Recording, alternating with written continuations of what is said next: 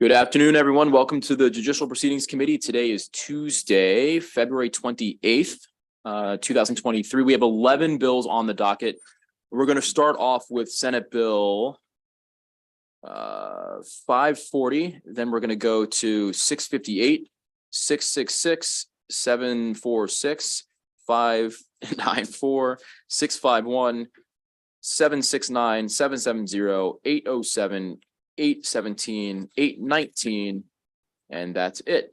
Before we get started, though, we have our Attorney General come up to the podium. I want to take an opportunity to welcome and acknowledge our newest senator and newest member of the committee, Senator Kelly. So we give her a welcome. Senator Kenny. Our committee is now complete with you in it. So thank you for everything and being here. Do you want to say anything? You want to say hello? You want to say anything? Hello. Thank you so much for the warm welcome. I'm really looking forward to working with you all. Thanks. Our hearts and our committee is complete with Senator Kelly. All right. Without further ado and delay, Mr. Attorney General, you're up. Senate Bill 540. Chairman Walt Stryker is not here yet. Members of the Judicial Proceedings Committee, it's great to be back. My second time before this committee, this session, and it's an honor to be able to testify in support of Senate Bill 540 with the proposed sponsor amendments. Yeah.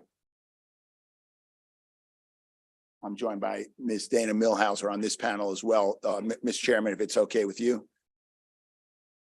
Now, this bill is one of the top two priority bills for me and the Office of the Attorney General this session. Not the only priorities, but two of the top priorities. And what the bill would do, it would authorize the Office of the Attorney General to investigate, prosecute, and remediate civil rights violations by private actors if the office has reasonable cause to believe that a person is engaged in discriminatory acts. This bill takes a very measured approach to these investigations and specifically does not give my office jurisdiction over governmental entities. We're talking about private entities. Nor does the bill create or define new categories of protected persons or classes, nor does the bill define or create additional practices that are deemed discriminatory. This bill will create a civil rights enforcement fund from any civil penalties, which would provide funding for enforcement actions and community education to better educate and protect all Marylanders. And many of you may know that in law today, I've got a similar fund for consumer protection. So obviously the goal here isn't to raise money, but to the extent that penalties are assessed and recovered, it goes into a fund which supports the investigations, the enforcements, the prosecutions, and just as importantly, the education of Marylanders as to what their rights are. Mr. Chairman, this bill provides the Office of the Attorney General with the authority to protect Marylanders from discrimination based on a long litany of categories, whether it's race, color, religion, or creed, sex, age, ancestry or national origin, marital status, physical or mental disability, sexual orientation or gender identity, as well as discrimination on genetic information in employment and familial status or source of income in housing.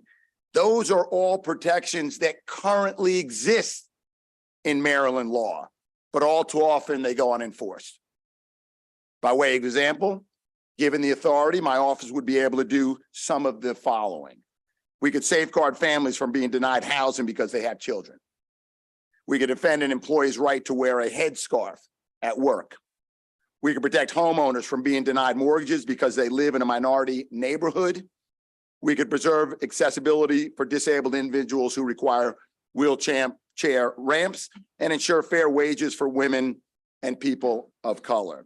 This bill will supplement, and I emphasize it will supplement the important and successful work being done already by the Maryland Commission on Civil Rights. For 53 years, The Maryland Commission on Civil Rights has been the only state resource for investigations into fair housing, public accommodations, employment discrimination, or commercial practices. The commission joins me in recognizing that this bill will help their work to combat discrimination by enlisting the additional efforts of the Office of the Attorney General. Nothing in this bill is designed to usurp or affect the functions of the Maryland Civil Rights Commission. Rather, this bill recognizes that the areas of expertise of the Maryland Commission on Civil Rights and the Office of the Attorney General are different. And the Office of the Attorney General has the power and the resource to handle large investigations and particularly egregious cases, complementing the work already undertaken by the Maryland Civil Rights Commission. Establishing civil rights authority within the Office of the Attorney General is not novel. It's a recognized best practice throughout the United States. At least 21 states have civil rights enforcement authority vested within their Attorney General's office. Virginia, Delaware, and the District of Columbia, all our neighbors, have similar frameworks. It's a model that the federal government uses when you consider the Civil Rights Division within the Department of Justice that complements the work of the EEOC and HUD when it comes to housing. Today, we also offer 4 sponsor amendments which reflect our continued work on this bill. We had to meet the bill filing deadline. We didn't stop working the bill. We listened to various stakeholders as well as members since the date the bill was introduced, and Ms. Mulhauser will be able to walk the committee through these amendments. So I want to thank the committee for your attention this afternoon, and I urge a favorable report of Senate Bill 540 with the proposed sponsor amendments. Thank you, Mr. Chairman. We also have Ms. Hughes on the sponsor panel. As Oh, well. okay. I Yes, apologize. No, excellent. Ms. Mulhauser. Thank you. The Attorney General talked about most of what I would cover, so I can be short and sweet. I want to talk mostly about these sponsor amendments. On this bill, they're pretty short and to the point. There are a couple of them that are designed to ensure our coordination with the Commission on Civil Rights, just some tweaking of language to make sure that we are covering what they are covering and that we're making sure that we're working cooperatively with them on that. We also had some very good concerns that were raised to us about how this would intersect with criminal prosecutions of similar topics. And so we took those concerns really seriously. And we have a proposed sponsor amendment to make sure that nothing in this bill would improperly exclude evidence from a criminal prosecution. So in other words, if there is a criminal prosecution of the same underlying conduct, we want to make sure that the protections that we are offering are coextensive with the Fifth Amendment, but not more so it wouldn't impede criminal prosecutions. And so we have some sponsor amendments with that, and we are happy to continue working on that. And the final sponsor amendment is to make sure that we have broadened and fully encompassed the language about governmental entities not being covered under this bill. So as the Attorney General said, this bill is only civil rights enforcement about private actors. And so we were a little worried when we saw the excellent version that came out of drafting that it didn't quite cover the landscape on exempting all governmental actors. And so we broadened that a little bit. So those are the sponsor amendments, and I will turn it over to Ms. Hughes, and I'm happy to take questions.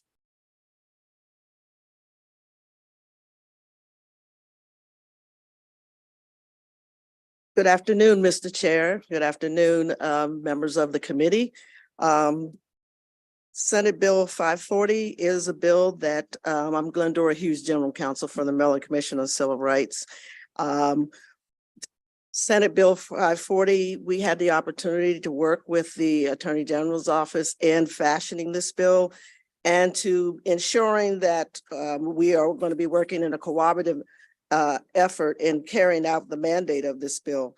The bill does not authorize the Attorney General to bring actions on behalf of an individual or, as previously stated, state or local governments, agencies.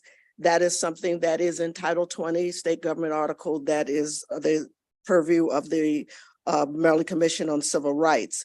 The bill makes it clear that it does not impair our power And it does, one of the amendments does specifically identify the sections of Title 20 that are the sole authority of the Maryland Commission on Civil Rights and what is going to be a part of the Attorney General's authority.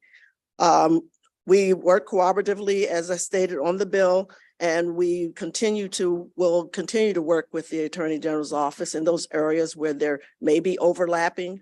And a part of that is the requirement in the bill that we promulgate regulations that will define how that relationship will work so that there isn't any confusion on how we would work in any case that's overlapping or in terms of referrals. So many times larger cases will come through with an individual complaint, and we, in the process of investigating, we determine that there is a larger scale, and that may be something that may be referred to the Attorney General's office, and vice versa. Someone may go to the Attorney General's office where it's just an individual complaint and it will be referred back to us. So this is a part of the scheme in terms of even with the federal government. We work with the federal government has a overview nationally in terms of state and local and federal government are partners. And in this arena, in the civil rights arena, we're now bringing to the state of Maryland a cooperative relationship and partnership with the Attorney General's office to address the scope of civil rights violations. Thank you for your time. Thank you, Ms. Hughes. Good to see you. It's always good to see you. I haven't seen you in a long time. It's been too long.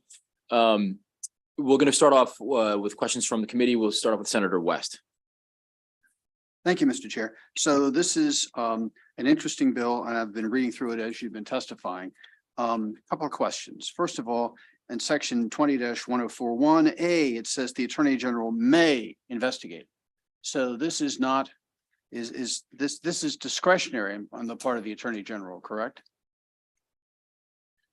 Yes, that's absolutely correct. And there will be times, of course, when for perhaps reasons where demand exceeds our resources, and we've got to prioritize what cases we can bring, or what cases we would then also refer to the Civil Rights Commission or any other entity that may be well suited to address the claims. So currently, the Civil Rights Commission looks at these cases, investigates these cases, and prosecutes them too.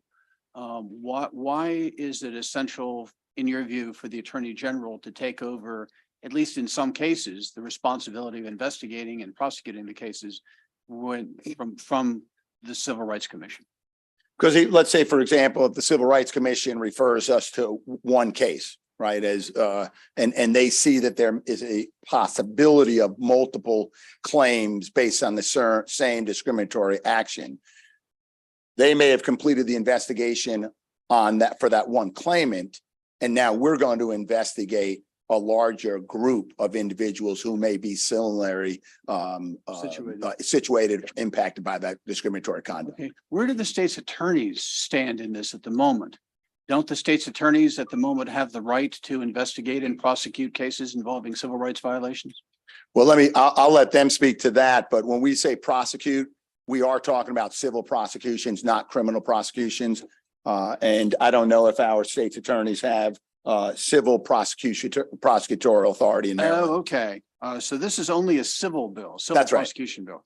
Okay. Right. And just I think maybe one of the sources of confusion was when, and Dan, who's a much more eloquent and clear speaker than I, but when she was talking about the difference or the amendment dealing with evidence obtained during our civil investigation and not interfering with potential criminal, just like every government entity that is doing investigations, whether the administrative, civil, or civil level, if you uncover potential criminal conduct, you may not have the authority to prosecute that, but you certainly have an obligation to refer it to the appropriate authority. So if we're investigating for a civil infraction, if you will, civil violation of a federal or state criminal statute, and we uncover criminal conduct, then we're going to refer that maybe to the state's attorney if it's at that level. Maybe it would be stay with the Attorney General's office, organized crime unit. It's hard for me to contemplate what that could be, or maybe to the U.S. attorney.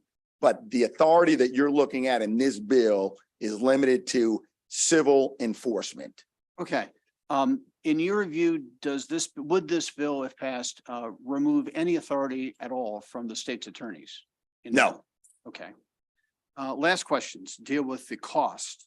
How many pins are you going to need in order to discharge the power given to you under this bill if the bill's passed? Sure, and we do have a fiscal note. We submitted it to DLS, and the request is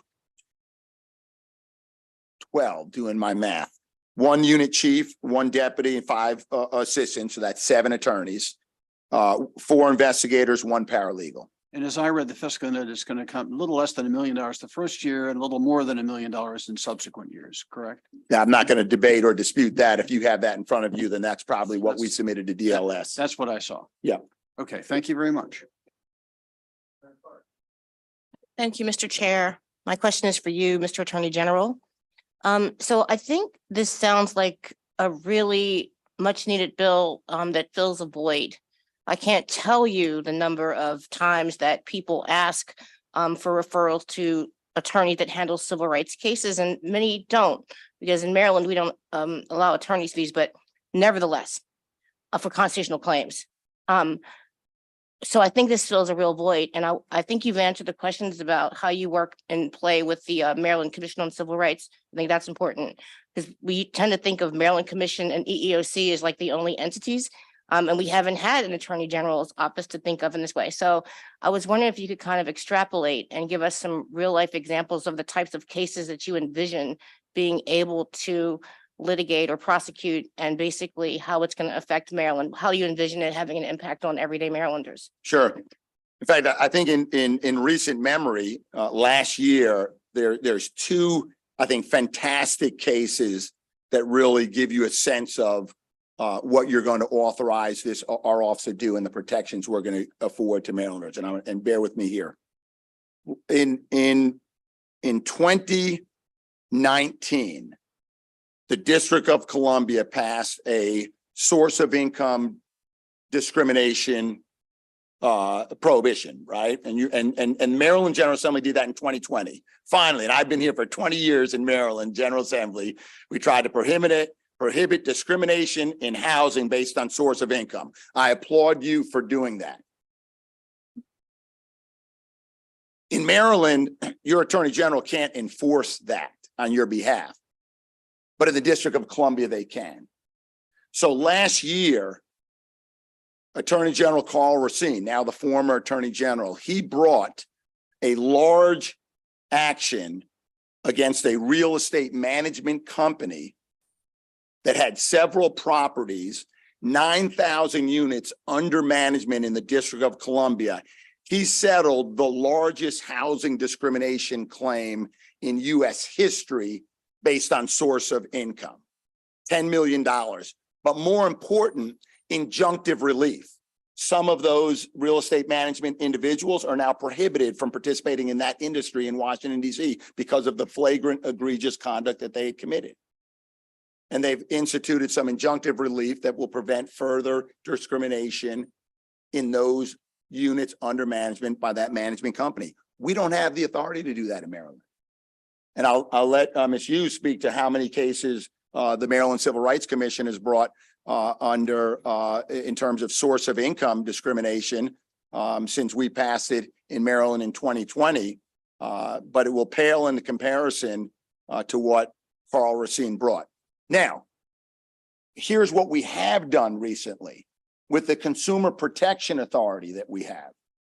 We investigated and filed an action against Westminster Management and settled a huge case last year for $3.5 million.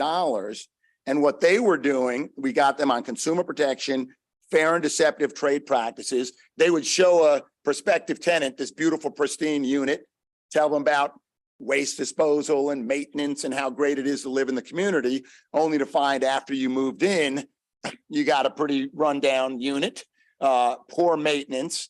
We were able to use our consumer protection authorities to achieve a $3.5 million settlement, injunctive relief, and restitution back to those homeowners. That's what the Attorney General's office can do when we have the authority to act. I can't use the Consumer Protection Authority in civil rights cases, but I only offer that as comparison. Give me the Civil Rights Authority and we'll show you what we can do to protect Marylanders. Excellent, thanks. Well, the example of the source of income was it's a really good example, and that we passed that in 2018, 19. The sponsor was a really good person too. Yeah, was a really good person. Great sponsors. Great sponsors. Yeah. No, And Mr. Chairman, I should also mention though that the federal government can't even bring source of income discrimination claims. So in Maryland today, the Maryland Civil Rights Commission that does great work is the only entity that could bring that.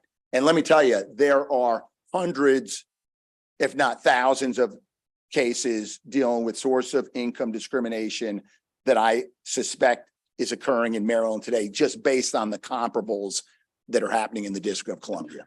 no, really, I was excited to see AG Racine take that action, so it was great. The question is actually I would build on Senator Carter's, which is, so we're all sitting here thinking, okay, you've got a couple of avenues, and this may be best for Ms. Hughes because you deal with this, but you know, you have a claim, you got, let's say you get fired, you get, you know, you've been harassed, you've been, you know, some sort of civil rights violations happen. You've got essentially you got 3 years to file your claim here. We are all used to thinking like the avenues are with your office or like an EEO complaint. And so with this, you know, you can't bring this on behalf of an individual, but, you know, just conceptually explaining so we all understand, you know, is this another place where we can, this is not somewhere that an individual is going to, another avenue that they're going to be able to kind of refer a case to or file with. The Attorney General's office is not going to receive these individual complaints. This is going to be, again, there's a scale issue here. And it's kind of like what the void that's being filled here is a issue of scale, not individual. Isn't that so? Or can you explain that to us? Thank you, Mr. Chairman. Yes, it is to fill a void that the Maryland Commission, there are other issues, other topics of civil rights that we don't have jurisdiction over, such as voting rights, abortion rights, trafficking, those kinds of issues that we do not, and we get people calling and asking, immigration, asking us about those issues. In terms of the relationship, we have work sharing agreements with HUD and EEOC. And as I stated before, there is a national plan in terms of making sure there's multiple avenues for persons to have their rights addressed. And in that venue, we work cooperatively with EEOC and with local governments to make sure there's no duplication, that if you go in that door, that's the door you stay. There are not multiple investigations taking place at all levels. And it would be similarly that in working with the Attorney General's office, that we would similarly be referring cases back and forth in terms of if an individual comes in with a complaint that is simply an individual complaint, their referral would come to us. If we are in the process of investigating an individual case and it expands, because sometimes it does, where a person that comes in and we find out there are multiple people, or we find out there's a systemic problem in housing, for instance, in that case of a management company that owns, or an owner that owns multiple properties, and that this is their method of operating, that would be something that we would contact the Attorney General's office and say, look, you may want to take a look at this. In employment, there may be a similar, we get one person comes in and we find out that their whole departments are being affected by the same problem.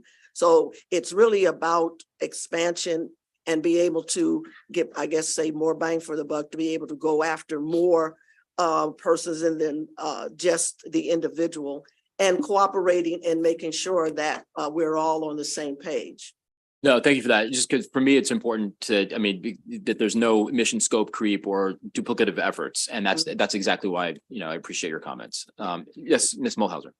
If you don't mind my speaking to this briefly as well, I think that's a really good point that we don't want to reinvent the wheel. And if you look at the statute, you can see that there is a mechanism in there to create regulations along with the Commission on Civil Rights, so that, you know, for instance, we are envisioning you would have an intake process, you would have a referral process, so that, you know, people wouldn't be trying to do the same thing twice. And this really goes back to Senator West's point initially about how this is a may authority, not a must authority, right? This is discretionary authority. So I started my career before I was a criminal prosecutor. I was a civil attorney at the Civil Rights Division first, and I did fair housing work. And we had a very similar relationship with HUD, where HUD would take these individual complaints and they would refer things to us, occasionally as a must, but here we're talking as a may, as a discretionary point, so that if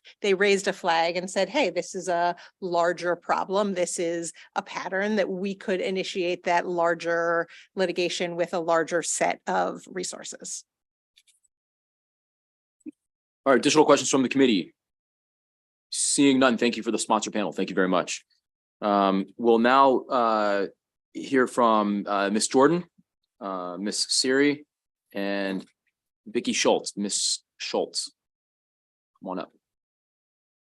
Good afternoon, Mr. Chair, Mr. Vice Chair, members of the committee. I'm Lisa Jordan with the Maryland Coalition Against Sexual Assault. We're here in support of Senate Bill 540. I have to begin my remarks by first saying, welcome, Senator Kelly. We are thrilled that you are here.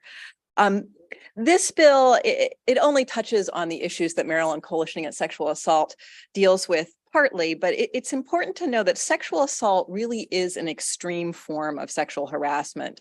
The United States Justice Department estimates that 8% of rapes occur while the victim is working.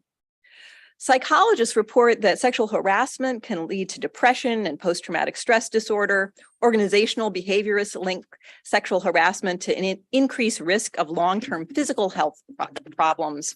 And sexual assault erodes women's short-term and long-term economic security. Women decrease their hours or leave jobs, and that reduces their wages, their ability to save and build wealth. Older women leave jobs and then often face ageism on the markets. These are serious and wide-reaching harms. Providing the Attorney General with authority to respond will both help ensure that public and private interests are served. And importantly, this bill provides the Attorney General with the authority to seek injunctive relief. And that injunctive relief is really key to ending sexual harassment and preventing future discrimination. For these reasons, the Maryland Coalition Against Sexual Assault urges a favorable report on Senate Bill 540. Thank you. Good afternoon, members of the committee. My name is Michelle Siri. I'm the Executive Director of the Women's Law Center of Maryland. I'll be very brief. I'm here in support of Senate Bill 540.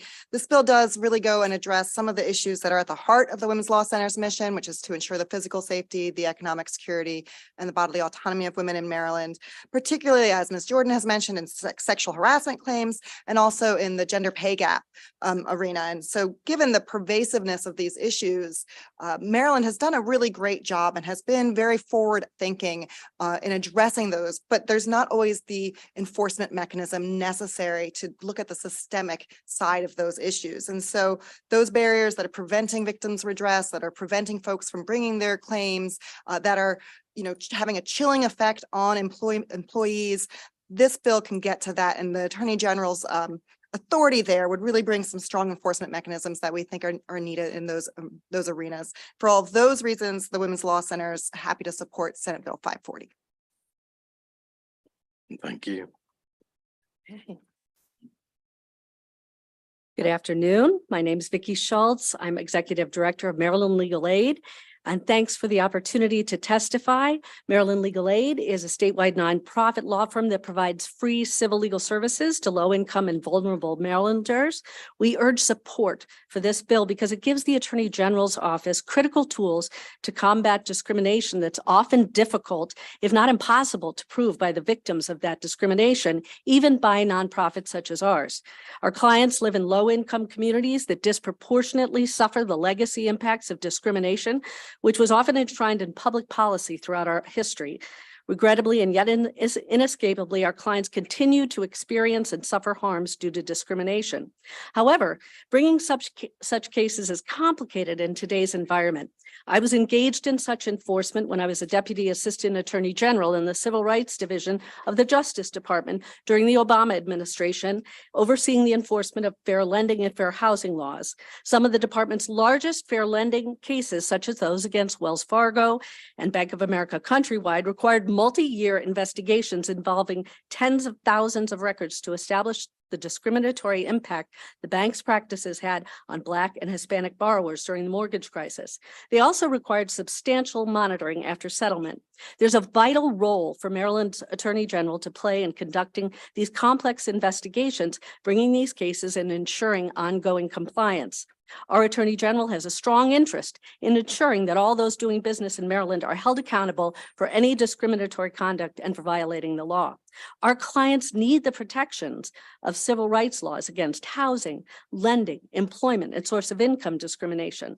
While our resources are often insufficient to bring these cases, we have insights and information to refer such cases to the Office of the Attorney General. Maryland Legal Aid urges a favorable report for SB 540, and with this bill, we've taken yet another step toward creating a more equitable society where all may live and thrive free of discrimination. Thank you. Thank you very much. Are there any questions for the second panel? If not, thank you very much. Call up our panel number 3, Willie Flowers, Jason Billingsley, Andrea Venuccio, Lisa Barkan, and Lauren Puritt.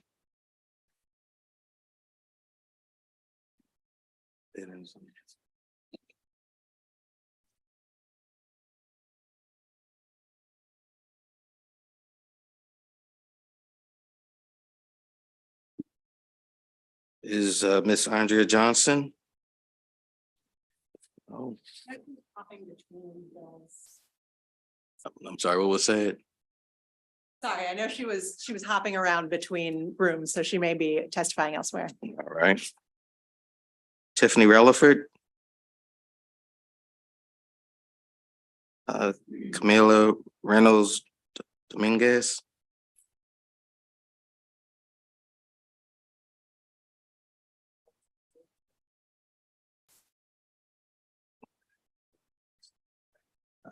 Whoever would like to go first.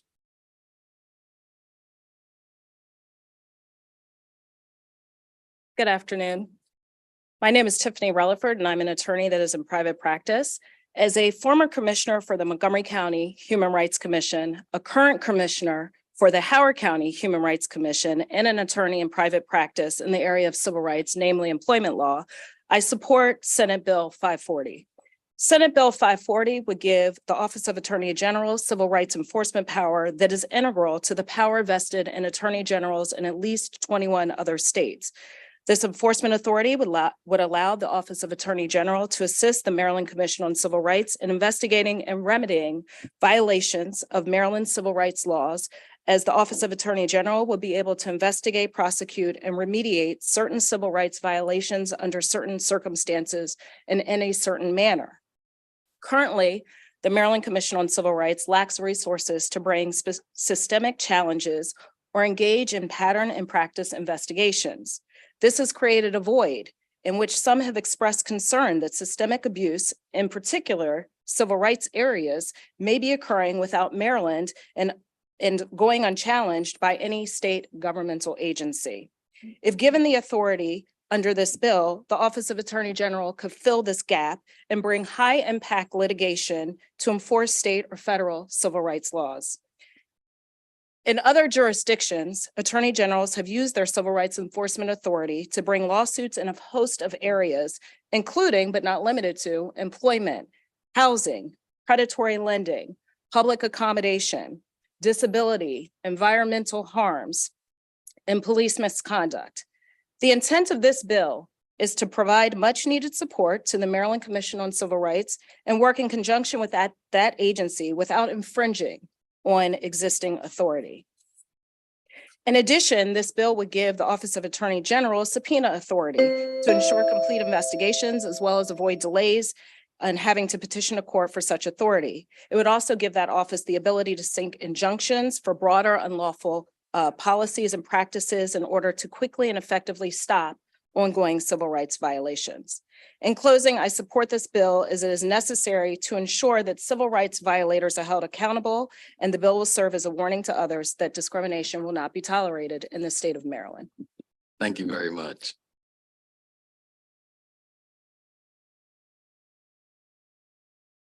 Good afternoon to the chair and the esteemed committee. My name is Camila Reynolds Dominguez. I'm a law student at the University of Maryland and a legal and policy intern with Free State Justice, Maryland's statewide civil rights advocacy organization for lesbian, gay, bisexual, transgender, queer, intersex, and asexual Marylanders. We provide pro bono legal services each year to hundreds of LGBTQIA+ Marylanders who could not otherwise afford an attorney, and we advocate broadly on behalf of our community. We're here today in support of Senate Bill 540. We think this bill is a good solution to a significant resourcing problem that impacts every Marylander who experiences discrimination based on their status as members of a legally protected class, whether they are LGBTQIA+ or otherwise. Every year, we assist many clients as they file with the Maryland Commission on Civil Rights after being discriminated against in their places of employment based on their status as members of the LGBTQIA community, despite the existence of several laws which prohibit this and other types of discrimination. So we know firsthand that the commission is overburdened because when it gets to our clients' cases, it often cannot investigate their claims as thoroughly as our clients would like, or take as aggressive an action against systemic violations as it otherwise could have if it had more resources. These bandwidth problems impact LGBTQIA+ Marylanders broadly, beyond just the employment context, as our community seeks recourse for the discrimination they experience in the housing, public accommodations, and commercial contexts. We support this bill because it helps bridge the state's civil rights enforcement gap, allowing the Attorney General's office to use its significant institutional resources and expertise in conjunction and partnership with the Commission to ensure every Marylander is provided sufficient protection against and a recourse for any civil rights violation they face as members of legally protected classes. We urge a favorable report on this bill. Thank you for your time. Excellent. Thank you very much. Questions on the committee? All right, seeing none, thank you all very much. Thank you all. So we have one last witness signed up in support of the bill who's joining us virtually. We'll have Ms. Sorig. Nancy, is she in? All right. Yep, I'm here. Thank you Hey, very much welcome. for the opportunity to testify on this bill. The League of Women Voters is a nonpartisan organization that believes that civil rights of all people should be protected regardless of race, color, gender, religion, national origin, age, sexual orientation, or disability. Residents of Maryland are often subject to unlawful discrimination for which they have no recourse. For example, a vendor may systematically discriminate against people because of their race. When this happens, an individual probably would not have the resources, time, or ability to investigate the vendor or to commence a lawsuit. And even if an individual had such resources and their lawsuit succeeds, this would not stop the vendor from discriminating against others. We believe that the Attorney General is distinctively able to carry out the provisions of SB 540. The Office of the Attorney General's staff and attorneys have broad experience in investigating complex cases of wrongdoing and handling lawsuits that result from such investigations. The special fund would provide them with the resources to do this. Therefore, the League urges a favorable report for SB 540. Thank you for their time.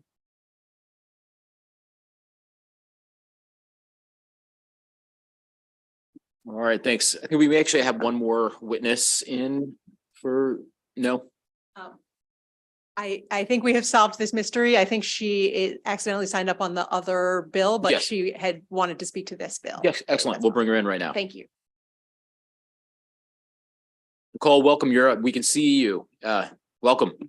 Oh, wonderful. Thank you so much for the opportunity to testify today. Should I just get started? Yes, you're live. Welcome. Okay, thank you. My name is Nicolene Zumale. I'm the Senior Vice President of Rights and Justice at the Center for American Progress. I'm also a former federal civil rights prosecutor, having worked in the Civil Rights Division in the Department of Justice to prosecute law enforcement misconduct. It's my pleasure to testify today in support of Senate Bill 685. Real public safety requires public trust and meaningful accountability between police and the communities they serve. If enacted, this bill would provide an important tool for the state of Maryland to hold its police departments accountable for systemic patterns of misconduct including racially biased policing ingrained in certain institutional policies and procedures that can't be remedied adequately without comprehensive solutions. While the U.S. Attorney General has had pattern and practice authority since 1994 and launched over 70 investigations during that time, the U.S. Department of Justice simply does not have capacity to initiate investigations into every department for which it might be warranted. There are approximately 18,000 local, state, and federal police departments, and there's increasing demand for these pattern and practice investigations. That's why a growing number of states, including California, Colorado, Virginia, and Nevada, have statutorily empowered their state attorney generals to do what we're seeking here in this pattern and practice authority in Maryland. Research suggests that police reform agreements that result from a pattern and practice investigation improves public safety and advance much needed systemic reform. For example, a 2022 analysis by the Center for American Progress of 10 jurisdictions with police reform agreements found that violent crime rates declined in all 10 analyzed jurisdictions following the reform agreements. So on behalf of the Center for American Progress, I urge you to swiftly pass and sign SB 685 into law to foster greater trust and accountability between police and communities and enhance public safety for generations to come. Thank you. Thank you very much, Ms. Dumoulet. Questions from the committee? Seeing none, thank you very much. Mr. Chairman, Oh, yes. can I just clarify for the committee that testimony was actually to the pattern practice bill that's coming up next. So it's not to confuse anybody about this. I think we got it right. Okay, here we go. So we switched back, but we got it. We understood. All right. All right, so that will conclude the testimony for the proponents of the bill. We'll now hear from Mr. Kroll and then we'll hear from Mr. McAvoy, who's joining us virtually.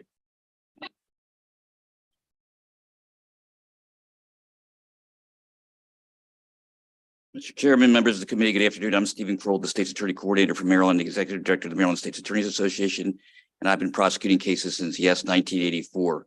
And I'm here asking for an unfavorable report on this Senate Bill 540. We are for civil rights. Again, repeat, we are for civil rights. We just believe we should be exempted from this statute, and let me explain to you why.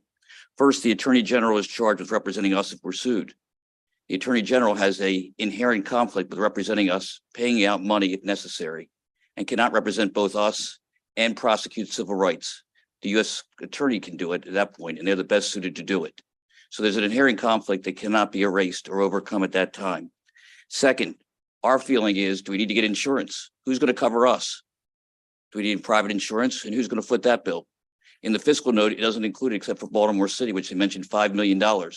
Who's going to cover that? We have enough trouble getting prosecutors today, thanks to the U.S. Attorney and the Attorney General who are taking some of our best candidates for their prosecuting teams. But we just don't know who's going to cover us insurance-wise. How can we get prosecutors in to prosecute cases when they're unsure as to what's going to happen to them if they're sued civilly by the Attorney General's office? We cannot hire prosecutors. Who will supervise the Attorney General's office? Who's supervising the AGs? Who is overseeing them when it comes to this?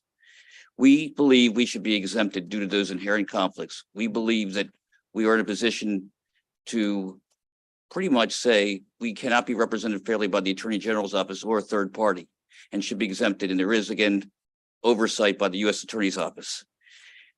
We are covered by line 12 and 13 on page 3, where it says the Attorney General can sue individuals. We are those individuals, either the state's attorney elected or an assistant state's attorney. How would you feel if you're an assistant state's attorney who they've gotten some statistics on without context on, and the next thing you know, you get a letter from the Attorney General saying, we've looked at your record.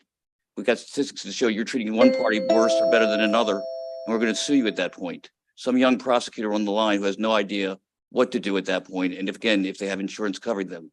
So for those reasons, and I'm sure I'll have some more questions I can answer more, we are asking for an unfavorable report as to Senate Bill 540, and I'm happy to answer questions.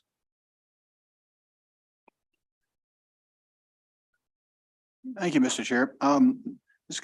This testimony comes as a bit of a surprise. I did not understand the Attorney General as intending to bring civil rights cases against Maryland state's attorneys. That's what you're concerned about. We are. we'd say we don't trust this attorney general, but the next attorney general, the next attorney general. And that window is open, Senator. It's open to be sued. We don't want that window to be open for us. I trust the attorney general to say he's not going to sue us. I do trust him, but I don't trust the next one and the next one after that. And the way this is written, it does not exclude state's attorneys. If he doesn't want to sue state's attorneys, then put it in the bill, exclude state's attorneys. That's his intent at that point. So if we added that language to the bill, you'd be copacetic with the bill, correct? Absolutely. Okay, thank you.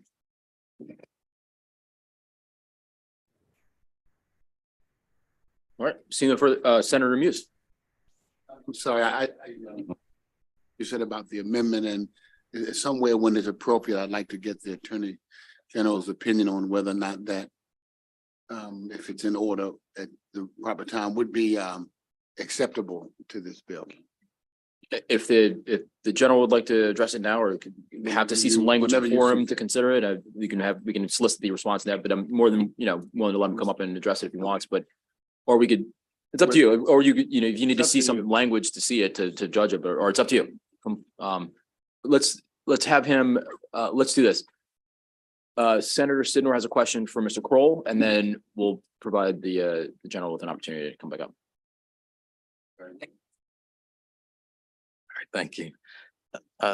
Good afternoon. I was along with Senator West. I was not reading you all into this, but you're coming here and testifying has raised an interesting question. So if you have prosecutors who are acting in a discriminatory manner, who addresses that? U.S. attorney. U.S. attorney. The U.S. attorney. Yes. And how does that get to the U.S. attorney? Someone files a complaint. Thank you. Okay, excellent. No further questions. Thank you very much, Mr. Kroll. And if the general would like to come up to address it, then we'll hear from Mr. McAvoy after. Yeah, all I can say, I mean, I'm a little confused. I was expecting the state's attorney to testify about wanting to be carved out of pattern or practice, which you're going to hear soon enough. On this bill, I mean, clearly on page 3, the attorney general may not bring a civil rights action under this part against the political subdivision. The sponsor amendments that Ms. Mulhauser mentioned even clarifies that further. Political subdivision, we clarified to say state or local government. So certainly willing to work with the committee, with stakeholders to further clarify, but I'm not really sure what we're taking out of the bill that's, if it's not already in the bill. But again, in the effort to be conciliatory and working together, love to work with the committee on that, because our intention, say it for the record, our intention is not to investigate, prosecute in the civil way, remediate in other than private actors, right? Not government actors, individuals or organizations. So we'll work with the committee to clarify if that's what's necessary. Okay, so then, I thought that was already in the bill, but when he brought that up, I thought that they were already excluded, but if they're not, and if they feel more comfortable, and it's the desire of the committee to make that language even stronger, it would not harm your bill, but it would also meet their expectations. I mean, meet their, desire. Sure, and we will, if we have not already, provided them MSAA with the sponsor amendments that we thought clarified it, and then see what language they have that may better clarify it. Thank you. Okay. All right, I'm looking at Mr. Kroll to try to get some inkling of a response, but excellent. That's fair enough. Fair enough. All right, appreciate that. All right, Mr. McAvoy, you're up. Thank you so much, Chair. Appreciate it. You and I, Chair, have seen a lot of bills. Your predecessor and I talked a lot about rights. Who didn't was the previous Attorney General who sat in your chair. And I just want to say from the outset, I want this to undergird the testimony I'm going to give. We don't have anything done for fathers' rights in this state. It's obvious that we have issues with our circuit courts regarding child custody and other issues. It's never been addressed. But I want to talk about the mailer I got from the Maryland Commission of Civil Rights. I get this every month. And there's talk about how no one's covering things. There's no recourse. Let me tell you the agencies that were there. Maryland Civil Rights Commission, Anne Arundel County Human Relations Commission, City of Annapolis Human Relations Commission, Baltimore City Office of Civil Rights and Wage Enforcement, Baltimore County Human Relations Commission, City of Cumberland. You get the idea. What your predecessor, the former Attorney General, said is that he has the largest law firm in the state, bar none. And he does. And this Attorney General does too. And it seems to me that if we can't get it done with the largest law firm, that we have a real issue. What was also said, and this bounces off Senator Carter's point about, well, we haven't heard this issue about throwing $1 million this way and buoying up what this nebulous sort of area of coverage that the President Attorney General cannot iterate. He's only been in office a little while, but when I hear there are protections that already exist, when I hear I can't really envision what type of case that would be, go back and listen to the testimony. That's what I typed down that I heard. Then I don't see that $1 million. And what Senator Carter had mentioned was something I heard in House from Brian Frosch saying that, oh, if I had $1 million, what I could do. This is a slush fund. We don't need it. It's an abuse. These things are already covered. And the nebulous nature of this seems that it is wide open to witch hunts, and though political entities are excluded, to actually getting into eventually penciling in political activism. Thank you for your time. Thank you very much, Mr. McAvoy. All right, seeing no questions from the committee, thank you for joining us. Thank you. And with that, that'll conclude the hearing and the testimony for Senate Bill 540. We'll now move on to Senate Bill 658. The Attorney General, welcome back. Thank you, Mr. Chairman, and joined with me is Dana Mulhauser on this panel as well. So members of the committee and Mr. Chairman, Mr. Vice Chairman, nice to see you today. And it's great once again to be back and testifying, and this time in support of Senate Bill 658, Human Relations, Pattern and Practices of Civil Rights Violations Remedies. Mr. Chairman, similar to what I said at the opening of my last remarks, this is one of the two top priority bills filed by my office this session that you and the committee will consider today. This bill would give the Office of the Attorney General, or in the case of when state entities are involved, the State Agency Accountability Council, authority to investigate and remedy patterns or practices of misconduct by law enforcement and others responsible for the custody or supervision of civilians.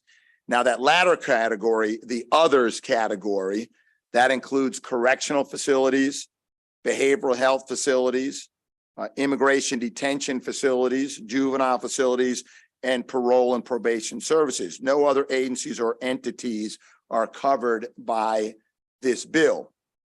To be clear, these investigations are not criminal in nature.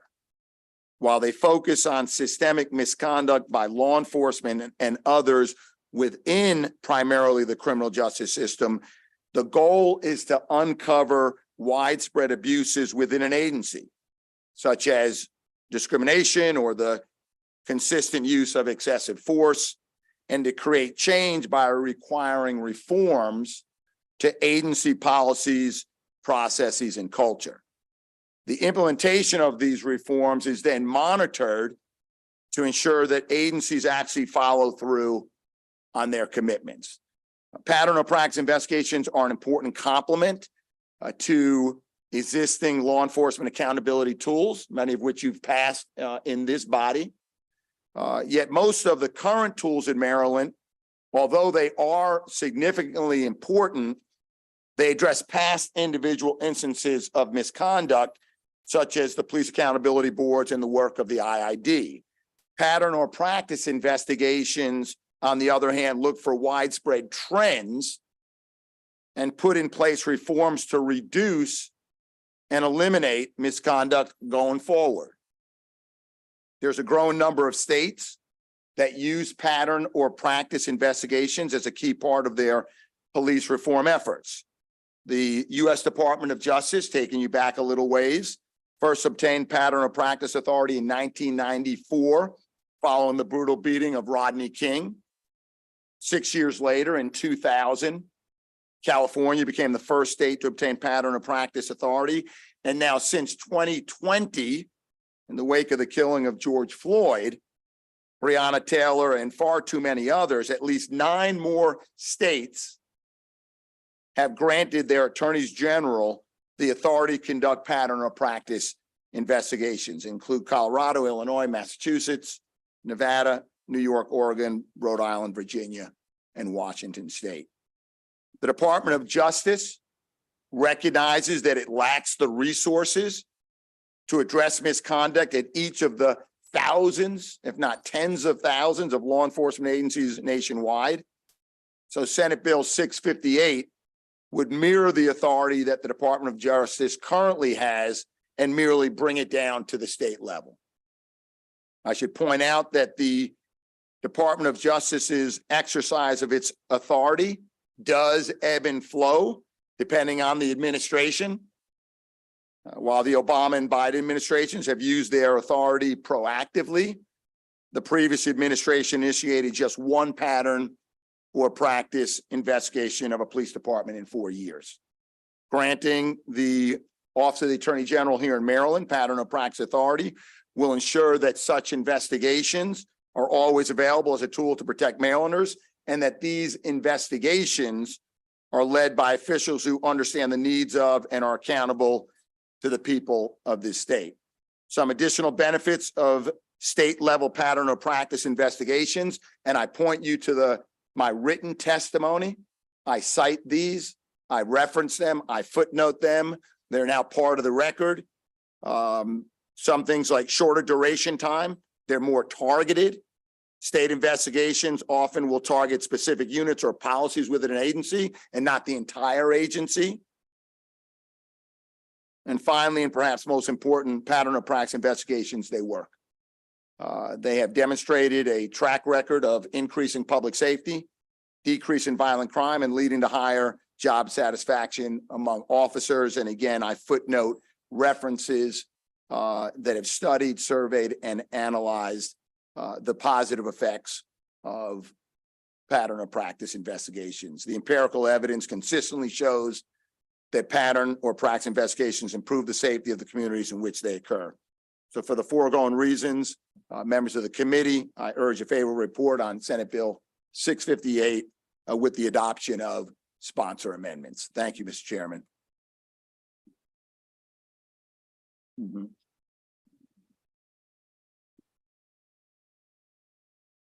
Good afternoon. My name is Dana Mulhauser. I'm the Chief of the Independent Investigations Division at the Attorney General's Office. I want to speak to a couple of more technical aspects of the bill. One has to do with the bill's breadth. As the Attorney General noted, there are 10 states that have passed similar authority, and the breadth of those bills range. So in about half of those states, bills cover every governmental employee who violates statutory or constitutional rights. And in about half of those states, it is narrower and it is only limited to police officers or corrections officers or a smaller subset. And what we did here is we chose a middle path. It is on the narrower side. It is closer to the more limited statutes in that it covers, as you all can see, police, correctional facilities, behavioral health facilities, immigration detention facilities, juvenile facilities, and parole and probation, because we really felt like those got at the crux of custodial and criminal issues that were covered by this bill. I would also like to point out that the bill does not authorize private enforcement or create a private cause of action or a private remedy. And finally, I would like to speak to a sponsor amendment because there is really a substantive sponsor amendment here. And it came out of very good questions that we had, which is how can the Attorney General both represent state agencies and also initiate these civil investigations into state agencies. And so what we did is we created a separate position that would address investigations of statewide agencies. So in other words, agencies that operate at the state level, such as probation or parole, such as other agencies that the Attorney General represents. And for those agencies, the bill creates a new position called the State Agency Accountability Panel, which is nominated by the Attorney General, which is approved with the advice and the consent of the Senate, but which serves independently and can only be removed. So the goal of that sponsor amendment is to remove that conflict of interest, which I know was the subject of several of the opposition letters, and we are hopeful that that change will quell that opposition. It does not increase the fiscal note, as the Attorney General notes, because it would be a division of the same investigative authority. Thank you. All right, thank you very much. We have a lot of questions here. So we're going to start off. It's all Muse, Sidnor, then Folden, and then we'll go across to Washington and then McKay. Thank you, Mr. Chairman. And again, thank you and welcome again. I want to preface what I'm going to say by what I want to ask by saying this is long overdue. I've been and commend you for doing it. I used to serve on a committee as a co-chairman of a committee, Fair Practices, Joint Committee on Fair Practices and Personnel, which was just a do nothing, give us a title, something to do committee that had no teeth. And I don't know if, I guess it still exists, but it gave no teeth in terms of actually being able to handle and deal with concretely those kinds of discriminatory situations. It basically just the committee set up to hear the agencies say how great they were and how they were doing nothing, and please don't do anything to oversee what we're doing or to hold us accountable.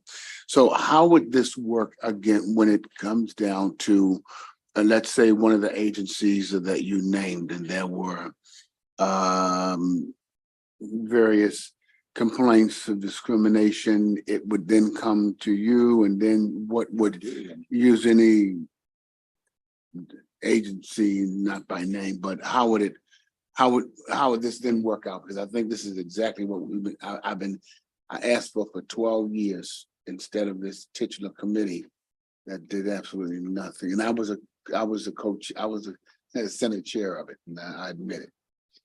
No, I'm happy to address that. And to make sure I understand your question, are you asking specifically about a statewide agency, or are you asking about any agency? In any agency. Okay, so it would depend on whether it was a county or municipal agency or whether it was a statewide agency. And so, but it would essentially be the same system on parallel tracks. And so the Attorney General's office would create some sort of intake process in order to take complaints and make sure that they were logged, so that you could see whether there was a pattern or practice, and you could see whether the same issues were recurring. And let's take, for example, an issue that occurred at a county or municipal agency. So one that would be directly under the Attorney General's authority. So in that case, if the Attorney General's office had reasonable belief that this was occurring, then it would have the authority to conduct a preliminary investigation, and it would have civil subpoena power so that it could get the documents that it needed and figure out whether there was in fact a pattern or practice violation. And then it could either enter into, it could decide that there was no violation, or it could enter into a consent decree, or, as a last resort, there can be a lawsuit filed as well. Thank you. Thank you very much. This is a great step in the right direction. And period. Thank you very much, Mr. Chairman. Thank you all for doing this. Thank you. Thank you. Thank you very much. Public Safety and Corrections, they've submitted testimony in opposition to the bill. But as I read through the letter, from what I can tell, you've probably, with your sponsor amendments, have addressed what their concerns are. So I'm curious if you've had conversations with them, because I'm trying to understand why it would find themselves opposing the bill while the governor's office supports this bill. Thank you, Senator, for the question. And I should say, it's my understanding that this may very well be the only non-Moore administration bill that Governor Moore has provided written testimony and support. So we're very pleased to be on a parallel track, shared values, shared goals with Governor Moore, recognizing the pattern of practice investigation is just an important tool to work with local police, build public confidence and trust, establish best practices, create safer neighborhoods. The governor gets it. He has a letter of support that is in your file. I don't know if the Department of Public Safety and Corrections are here to testify. I did have an opportunity to go through their written testimony. And the gist of it is that there would be a conflict of interest because the Attorney General, I represent the Department of Public Safety and Correction. So the concern is, well, if you're representing me, what do we do in this investigation? Is it in a conflict? And if you have to get outside counsel to represent the department, doesn't that cost money? Well, perhaps they didn't, maybe they submitted this before Ms. Mulhauser explained the sponsorship amendment. That's exactly why we created the State Accountability Council, right? I'm going to nominate. You all are going to appoint. Independent, fixed term, can only be removed for cause. So they will be truly independent. So when these complaints come in, for example, Senator Muse, that you're saying, they come in, it has to do with a state agency, right? Maybe the Maryland State Police, maybe the Department of Public Safety and Correction, a correctional institution, I don't know. It will go to that independent counsel that would then do the investigation. So I think with that, and I don't know if the Department of Public Safety and Corrections are here today, I would think that it renders moot their opposition. It seems that way to me. If I might ask Ms. Mulhauser a question, in listening to that sponsor amendment, I'm curious.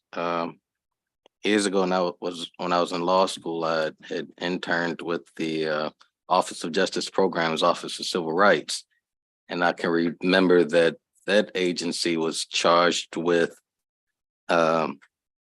essentially investigating, prosecuting jurisdictions that had federal money that were found to have engaged in this type of activity.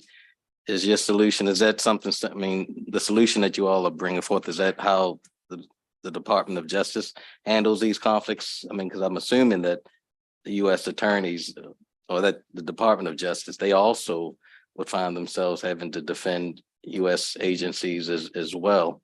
It is, I think, a similar way of getting at the same issue. And I think some of our panelists who worked at those offices will have additional insight for you on this. But it is the similar idea, both that when you are more closely allied, that there are things you can do, or that you need to recognize that conflict of interest and find a different way around it. So I think there are a few ways of addressing it, but I do think the important thing is to address it and make sure you're aware of that. And we are genuinely appreciative of the folks who brought that to our attention.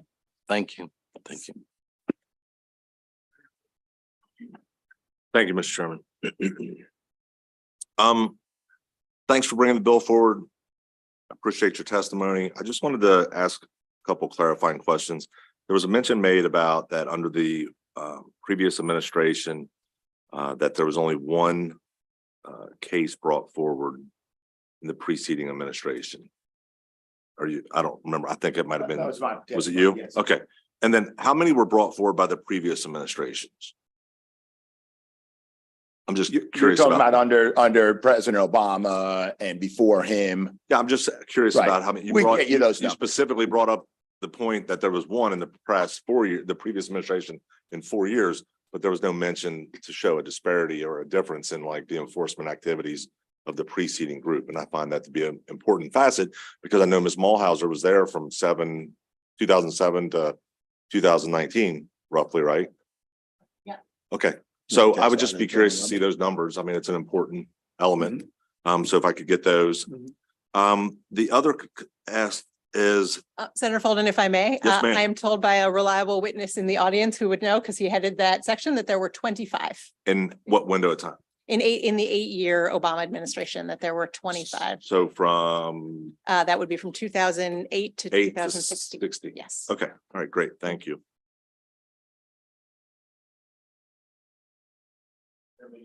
No, I'm not. I'm sorry. I'm just writing it. I'm scribing it down, Mr. Chair. So I do have a question for you, Mr. Attorney General, and that is when we're talking about, you brought forward a bill a couple weeks ago about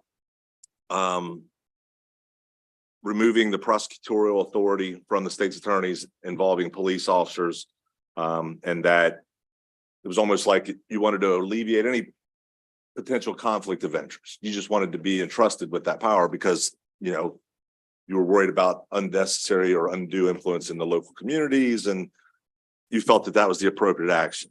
My question is, if that's the case, doesn't this seem like the exact same type of conflict because you're meant to represent state bodies and now you're also going to be potentially prosecuting them? And then in that same message or in that same vein of thought, you can sit there and say, well, we established this other organization or this other division, but it still falls under you. So they're still in the same office, and you're asking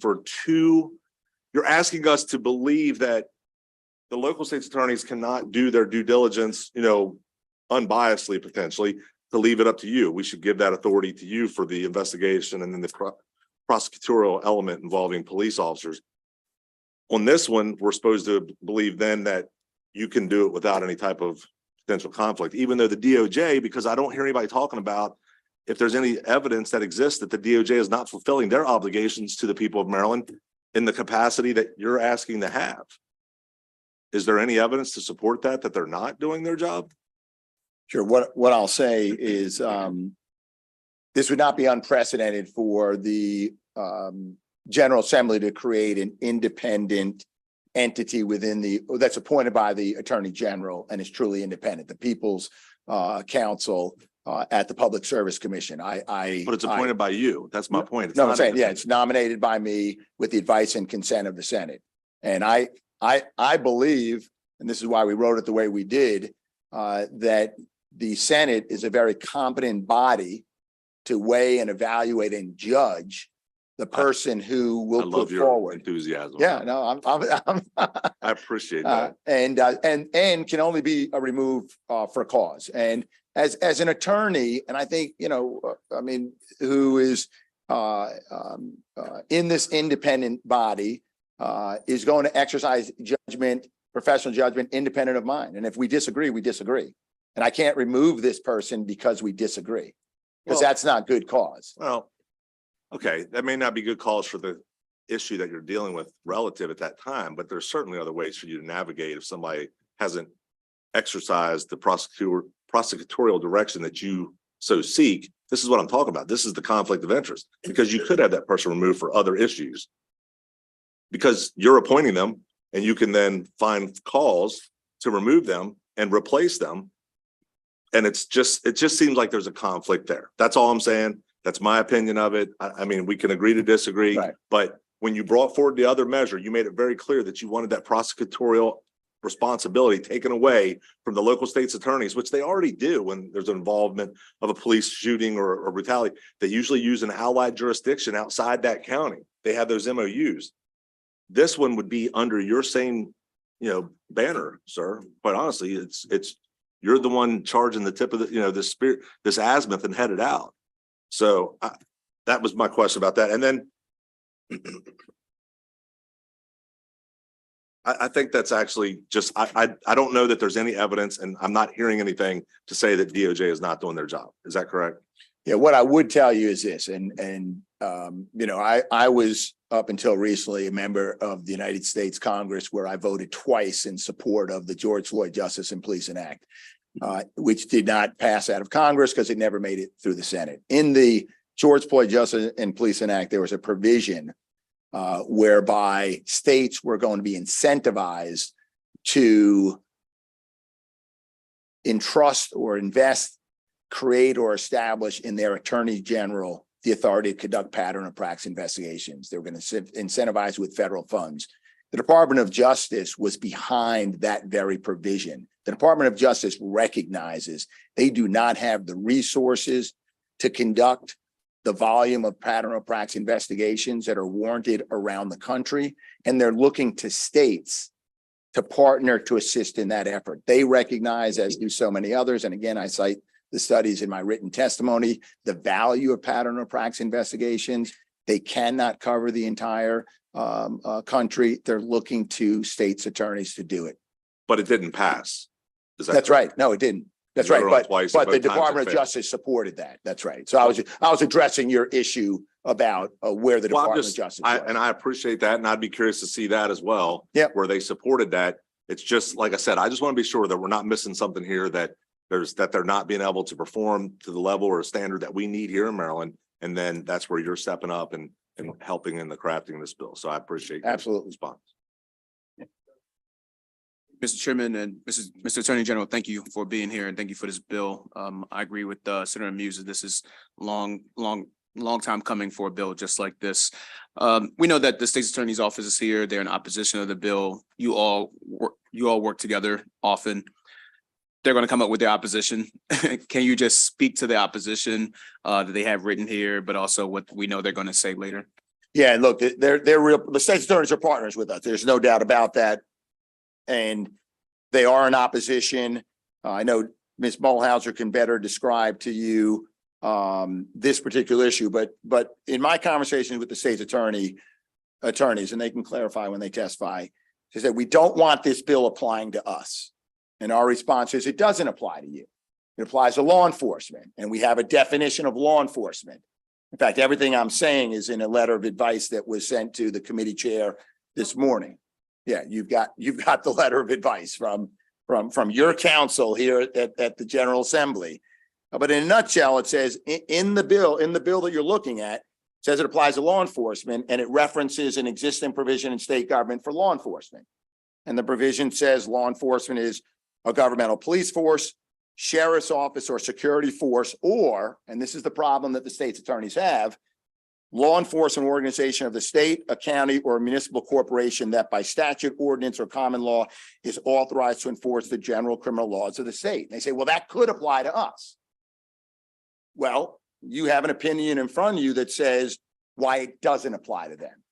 And it's really two things. Number one is the way that courts look at statutory definitions. When you have specific terms, and I just mentioned specific terms like governmental police force, sheriff's office, or security force, followed in a statutory provision with more general terms like law enforcement organization of the state, a county, or municipal corporation that by statute, ordinance, or common law is authorized to enforce the general criminal laws of the state. Typically, it's interpreted as comparable to the specific term. And I don't think anybody in this room would think that a state's attorney's office is comparable to a police department. The second point that is made in the letter of advice, it says the General Assembly, you know, when you want the state's attorney to be part of law enforcement. And why do we opine that? Because there are statutes where you've done that. In the health article, health occupations article, you specifically included state's attorneys when you were referencing law enforcement. And in a number of other articles in state law. When you want law enforcement to include state's attorney, you have put that in the law. You did not put it in the law in the definition that applies to this bill. We're talking about police, sheriffs, okay, security forces.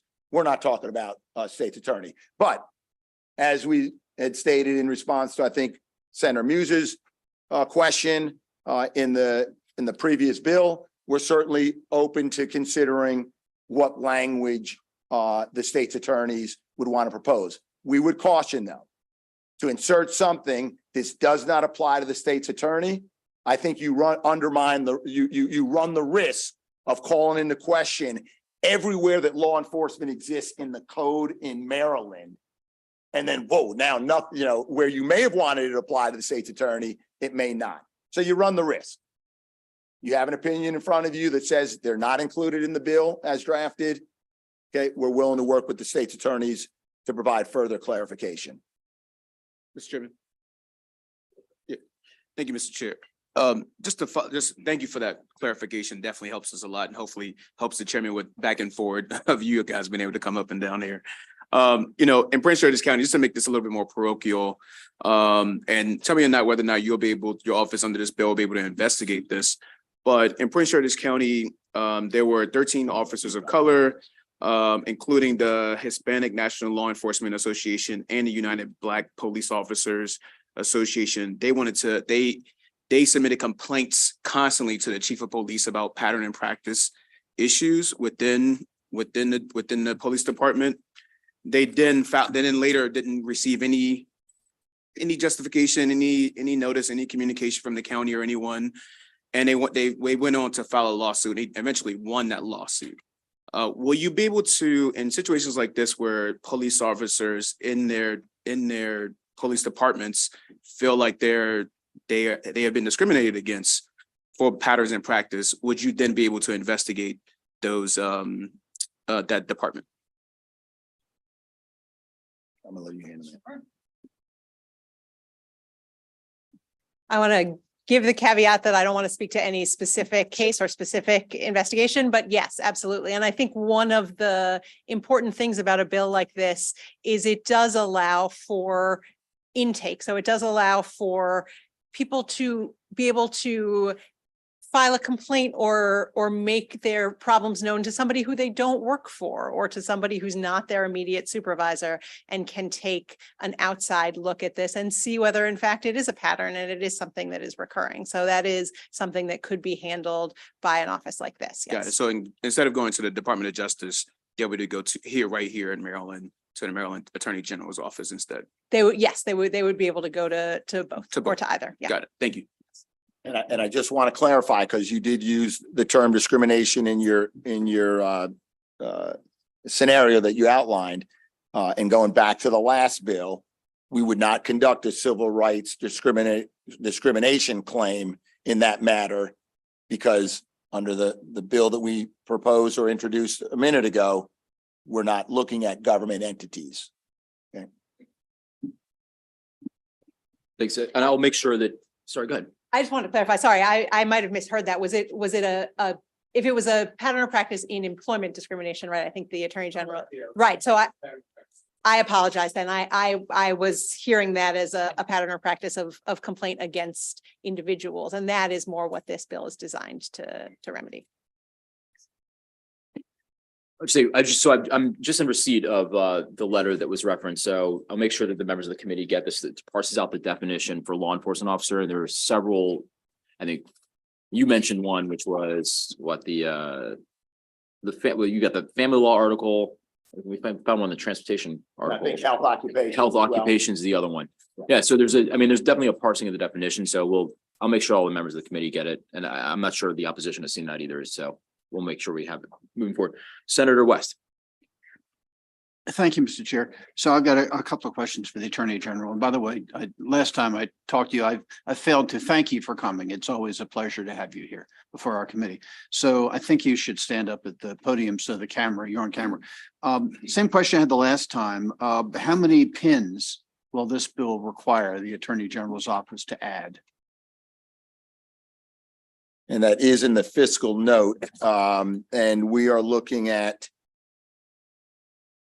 5 attorneys, which includes a unit chief, 2 investigators, and 1 paralegal position.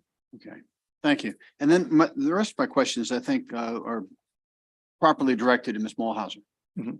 Could you get up to the podium again? I'm looking at the amendments. It's a page, almost 2 pages. And I can't find anything in the amendments which specifically describes the responsibilities of this new officer, the State Agency Accountability Council. Subsection F says the State Agency Accountability Council shall devote full time and may hire necessary staff to carry out the duties of the office set forth in subsection A. But then subsection A says there's an Office of State Attorney Accountability Council, period. And it doesn't set forth any responsibilities. What am I missing here? Sure. I will point you back to 2010-41, which is higher up in the bill. And if you look at provision B2, It says, if the state agency accountability council has reasonable cause to believe that a violation of Wait a minute. subsection I'm A. sorry, I'm looking at B2. B2 says administer oaths.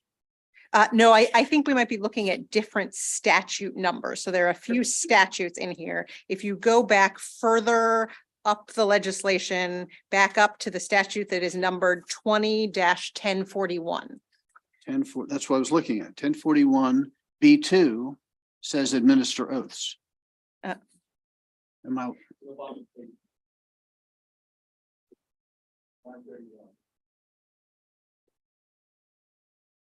So I'm sorry, I think you are looking at the original version and I'm looking at the version with sponsor amendments. So if you look and. Okay, I don't have that unfortunately. I just have the original. I And have the sponsor amendments. amendments are detailed. I don't know if you have the Attorney General's testimony. I They're have the in the Attorney amendments, General's which run 2 testimony. pages, but If you have that, okay, so here, maybe you could read out.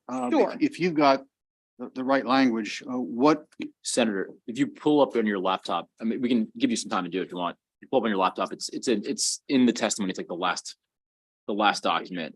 It's page 4 of the last document Okay. that she's referring to. yeah, if you look at the top, at the Attorney General's testimony at the very top of page 4. Sorry, I have this nice red line version in front of me. Senate Bill, what is this bill? 658. I'm sorry. Okay, so I'm now looking under committee testimony and I'm going to try to find something. What am I looking for? So you're looking for the Attorney General's testimony at the top of page 4, but I'm happy to read it to you as well, if that's helpful. Yeah, I'll try to find the written testimony later. Why don't you just read it? Sure. What are the responsibilities of the council? If the State Agency Accountability Council has reasonable cause to believe that a violation of subsection A, and subsection A is the one that lays out the violations and the obligation. Oh, thanks. If the State Agency Accountability Council has reasonable cause to believe that a violation of subsection A has occurred at a state entity covered by subsection A, the State Agency Accountability Council may take action set forth in subsection C. Okay, I think I understand it. So let me talk about in a private law firm. Frequently, the law firm will try to build a wall. And typically that occurs when the law firm's involved in representing a client and someone joins the law firm from another firm where the firm either has represented an opposing client or the attorney involved himself or herself has represented the opposing client. And in that case, a wall can be built so that the newly arrived attorney won't have anything to do with the people in the firm who are prosecuting that case on behalf of one of their clients. And the courts under those circumstances permit the law firm to stay involved in representing that client, even though there's someone in the firm who theoretically at least would conflict the firm out of the representation. So, but even under those circumstances, the person who joins the firm can't continue to represent the opposing client. You cannot have a situation where one person in a law firm is representing the plaintiff and another person in the same firm is representing the defendant. So by analogy, in this case, it would seem to me you have the attorney general representing one party to a lawsuit and the special counsel who is appointed by the attorney general and will look to the attorney general for his or her reappointment at the end of the term and who works in the office of the attorney general representing the other side. I don't think that works. Can try to persuade me that that works, that the courts are going to accept that kind of a situation. I will, and I'm actually very appreciative of how clearly you explained that, because what this is this is a step beyond that wall. So we had initially contemplated, and you can see from the original legislation, a setup that would look like that wall. And we said, no, we don't think that is enough exactly because of this. So what we did, and this exists not just, as the Attorney General said, in the People's Council and other entities within the state of Maryland, but this exists federally as well, that when you have a separate independent counsel who is only removable for good cause, that is an additional layer of protection beyond what you have in a wall and a law firm. And that person, once they are appointed, can tell the Attorney General to go pound sand, which I can't do, and other people who answer to him can't do. I guess my residual concern is the Attorney General under this bill would be appointing that person to begin with. And at the end of that person's, I think it's a 5-year term, would have the opportunity to reappoint the person.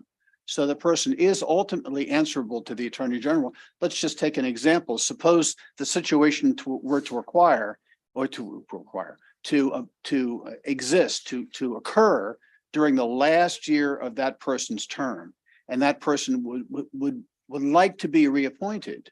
Wouldn't that create a kind of a situation where the person would feel constrained to try to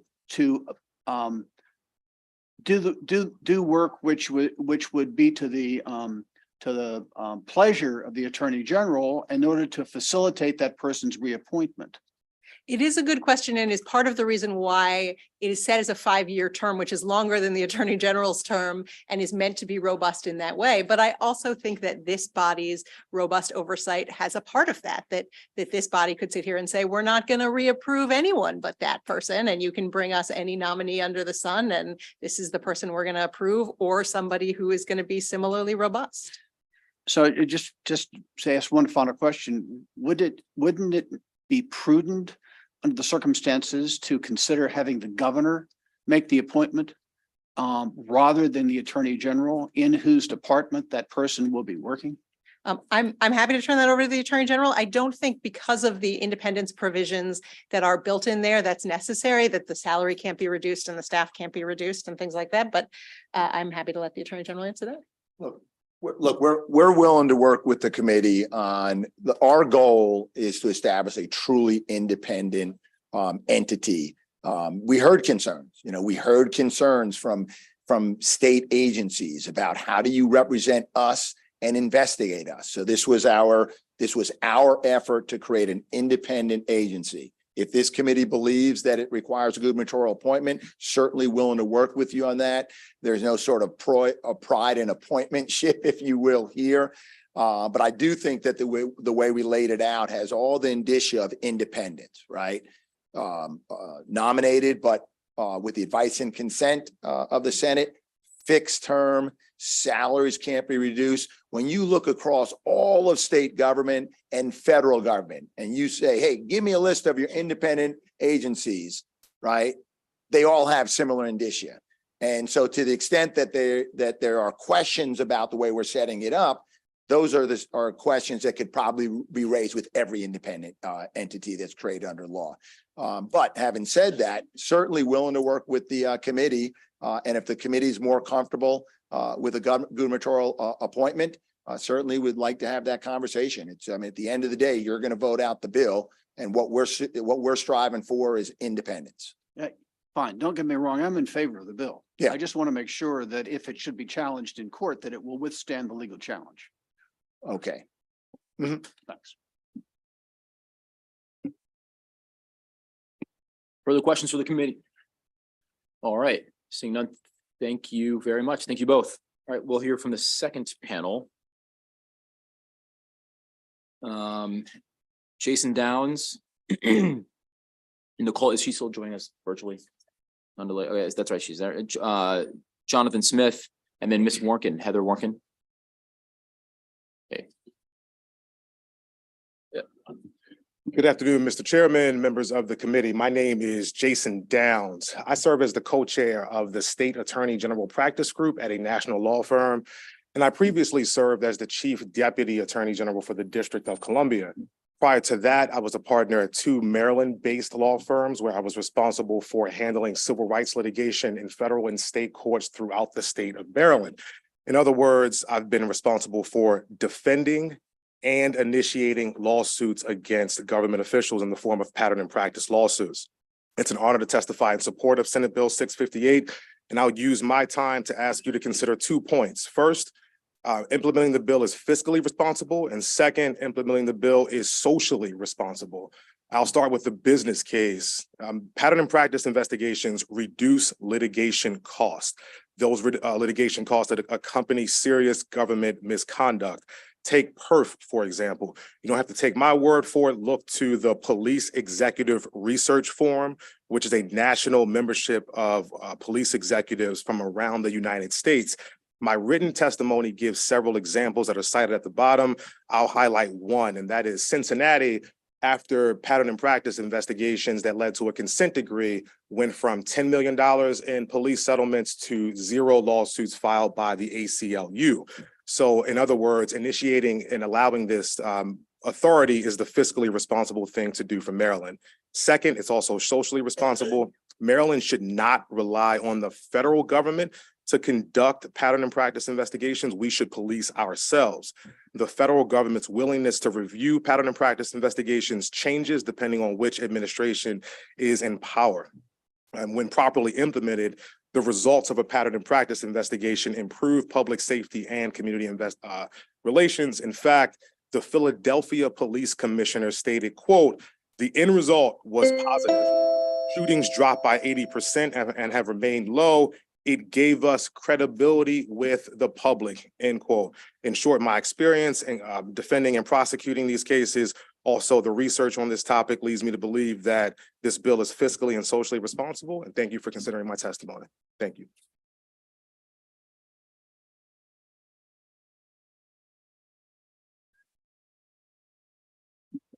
Good afternoon. I'm Jonathan Smith. I'm the Executive Director of the Washington Lawyers Committee for Civil Rights and Urban Affairs.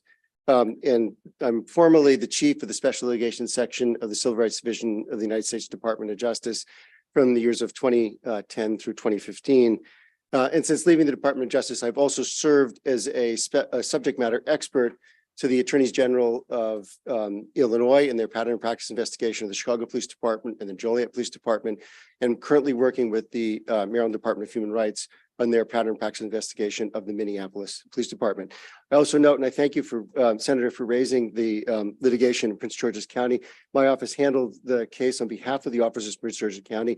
And while that was an employment discrimination case, one of the remarkable features was that the officers came forward because they recognized the impact of what was happening in the employment practices on the way the police service was delivered on the street. And they insisted in their settlement that the county impose a biased free policing policy and that discipline be imposed against officers who engaged in bias-based policing. And so I thank you for raising that issue. I've submitted written testimony and much of it repeats what has been said by some of the other witnesses. So I'm not going to repeat that here, but what I'd like to do is respond to some of the questions that were asked earlier of the Attorney General and others, and to see if I can be of assistance to the committee. One question was asked about the DOJ capacity. When I was in Chief of the Special Litigation Section, we submitted during that 8-year period, a third of the pattern practice investigation police departments that happened the entire period of time in which the statute existed. And that was 25 of investigations out of 18,000 police departments throughout the country. We need more capacity. This is a terrifically important way to create that capacity. The second thing is the way that we did not have authority to investigate federal law enforcement agencies, but that authority was invested in the Inspector General of the United States Department of Justice and in the Office of Civil Rights and Civil Liberties in the Department of Homeland Security. It was an independent authority that performed this function in the federal law enforcement context. I will respond to questions. I have, of course, a lot more to say, but I've run out of time.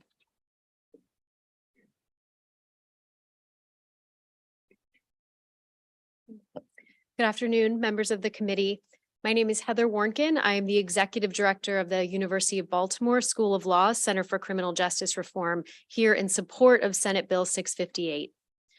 The similar power bestowed in the U.S. Department of Justice to conduct pattern or practice investigations and compel corrective action has been discussed in many places, been impactful in holding police departments accountable and in mitigating substantial harm. However, the reach and results have at times been slow and limited. We discussed the reasons why in our written testimony, including that the DOJ has the ability, I will add a percentage to this discussion, to investigate less than 0.02% of the country's law enforcement agencies each year. Our center firmly believes that placing the authority in the state attorney general is not only needed to expand the reach of this work, but will enhance the effectiveness of it as a tool for change. This change must be measured not in numeric counts of updated policies and procedures intended to correct systemic problems, but in the lives of residents able to say whether they actually did. The state AG is better positioned for ongoing collaboration with the community. Residents bearing the brunt of rights violations in particular are the most important voices in this process. They must continue to have a meaningful seat at the table in designing legally enforceable remedies and in the ongoing follow-through needed to implement, measure, and sustain real change. Unlike DOJ's leadership, who reports to the chief executive, the Maryland Attorney General is elected by the people and sworn to protect the rights of all Marylanders, thereby more insulated, relatively speaking, from shifting priorities that occur at the state and federal level. This tool also benefits public safety, as rooting out patterns and practices of rights violations is a significant part of the work of improving the community relationships needed to solve crime. We urge a favorable report. Thank you. Thank you, Mr. Chair. The first gentleman, yes, sir. Yes. Good afternoon, Thank you sir. for coming forward. I appreciate your insight. I just wanted to, you brought up Philadelphia PD and that their shootings had dropped by 80% according to what the commissioner had stated. Yes. Since enacting this do you have any idea what the time frame was, like how long it had been in place when that changed, and what the change was in the time frame? And excuse me for cutting you off. That's The site is at the bottom of my testimony. That is going to be on page 34 of Per's report. I believe it's 2016, but Senator, I would ask you to take a look at that site because I don't know the exact date. And so there's an entire report at the bottom of. And that was from the Philadelphia commissioner? That is correct. The prior police commissioner. And it's cited, it should be on page 34. Okay. So there was pattern and practice investigations that led to a consent decree. Okay. And then do you know offhand in that same report, without me trying to pull it up here real quick, but do you know offhand if they mentioned if that was a result of new policies like training standards that were put in, or at the same time, conversely, the number of, I'm assuming that was 80% shootings of police involved shootings, not 80% reduction in shootings within the city? The report was temporal. So the report was after the pattern and practice investigation that led to the consent decree, there was an 80% drop. I don't want to go as far as to say causation. It was temporal as opposed to causation. Correct. And then in that report, do you know if it mentions how many police officers in that same time frame while shootings maybe went down, was there any mention of injuries or number of officers killed in the line of duty? It does not mention. If that had gone up. It as does a not result of mention that. that, Senator. Okay. Thank you. I appreciate it. Thank you, Mr. President, Mr. Chair. Yeah. Old habits die hard. So could I talk to Mr. Smith for a moment? You didn't have much time at the podium, so I need to give you more time. I'm very grateful. Thank you. So here's my hypothetical. There is a patterns and practice piece of litigation being prosecuted right now in the Circuit Court for Baltimore City against the Department of Corrections. The Attorney General's office is defending the Department of Corrections. And each day there's testimony being offered on the stand. Right in the middle of the trial, the term of office of the State Agency Accountability Council concludes. And the Attorney General has to either reappoint counsel or appoint someone new. Do you think that there's any chance that the judge hearing that case would raise the issue of the wall and say, this just doesn't work? We cannot have one office, the same office, defending the agency while the head of that office is appointing the plaintiff who's bringing the case. Is that possible?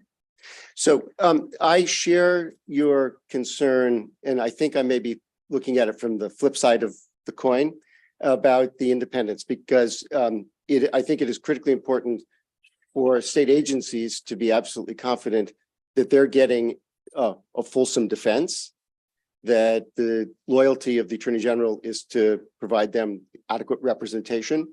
And you wouldn't want the case to be aborted halfway through and I because also, the judge says we can't do this. Of course, and from the other side and of grave concern is the need to be sure that there's integrity in those investigations, that they are thorough, complete, and that they're seeking an appropriate remedy. And so the concern that you raised, which I think is addressed by creating an independent body, and I think that creating the wall around that body to protect it, and maybe there are additional provisions about what you do when you get towards the end of the term. I mean, this is where you see, for example, during the last administration, presidential administration, there was a lot of controversy about the independence of inspectors general. And Congress has introduced legislation to try to do precisely the kinds of things that you're talking about, to provide more independence so that those inspectors general don't feel that their jobs are at risk under circumstances when they're making critical reports and taking critical actions against state agencies. And so I think the Attorney General has taken a very significant step in creating an independent body that to create independence, you need to have terms, you need to have adequate funding, you need to have only good cause removal. And I think that the way that the jurisprudence around good cause has developed provides a lot of protection under those circumstances. Maybe there's something you do at the end of the term to make sure that you protect the existence of ongoing cases. Maybe there's something. And the independence of this. And the independence. The independence, I think, is absolutely critical under those circumstances. If I might also very briefly, and I apologize for this, address the prior senator's question about the reduction of uses of force under other circumstances. That has been studied in several jurisdictions, and particularly in Seattle, New Orleans, and in Detroit, Michigan. In each of the cases was studied, the use of force by officers before and after the consent decree reduced by about 50%. And so there's a long record of being able to establish that these, by putting in the kind of new policy changes, training, supervision, and accountability systems, and I've say every one of the 30 cases or so now that I've worked on, accountability has been the core problem. That you create a system that has greater legitimacy and able to deliver public safety in a way that is better for the community. I'm sorry. No, that's fine. Thank you so much for your answer. Thank you. I'm actually glad Senator West brought that up because, the situation, although it would be extremely rare and unique, but, when we're hanging out in the hallways discussing this is exactly the type of hypothetical that would come up. And so my question then would be, is that how would you employ the use of outside counsel or, outside counsel? Would it be in rare situations like that, or how would that work? How does that work in this scope and world here? So I think it could come into play in two ways. And where I've seen it happen is generally in the other side, where you've got an enforcement agency that's responsible for the delivery of services, that outside counsel would be responsible possibly for the defense. If you had an attorney general that was, there was a sort of irresolvable conflict of interest, then the attorney general will be removed from the defense side and will continue to be able to have responsibilities on the prosecution side. Certainly there are states where they have, and you've seen jurisdictions where they have hired outside counsel to engage in the investigations. One of the reasons why I think that one would be extremely cautious under the circumstances is there's a level of expertise that goes into these investigations that is developed by the Attorney General's staff and the people that are responsible for working on these cases that is just hard to replicate on a one-off. And what you're going to see happen is that the Attorney General's office, as it staffs up to perform this function, is going to bring on a team of people for whom this is what they do, and they will learn essentially the systems and ways of approaching this. Who are the right expert witnesses? How do you conduct the investigation? What does a pattern look like? What are the statistical analyses that need to be done? All of this is a very sort of highly technical area, and you would spend a lot of money farming that out to a law firm to develop that expertise. No, I know it's rare, but I mean, that's almost the case with any instance in which outside counsel would have to be employed. I mean, the lack of expertise and time on target. So I understand that, but it's a question that's going to come up when we discuss it. So Sure. I'm Sure. just giving you the opportunity. It is an option to do that. I think that creating a very strong independent entity gives the state the greatest capacity to address this particular very real, very concrete problem. No, I appreciate that. Thank you. All right. Seeing no additional questions from the committee, thank you all very much. Thank you. All right. we will now hear from is Samil Trivedi and Jason Billingsley here. Is Jason here? Good to see you again. You're up. You too. How are you?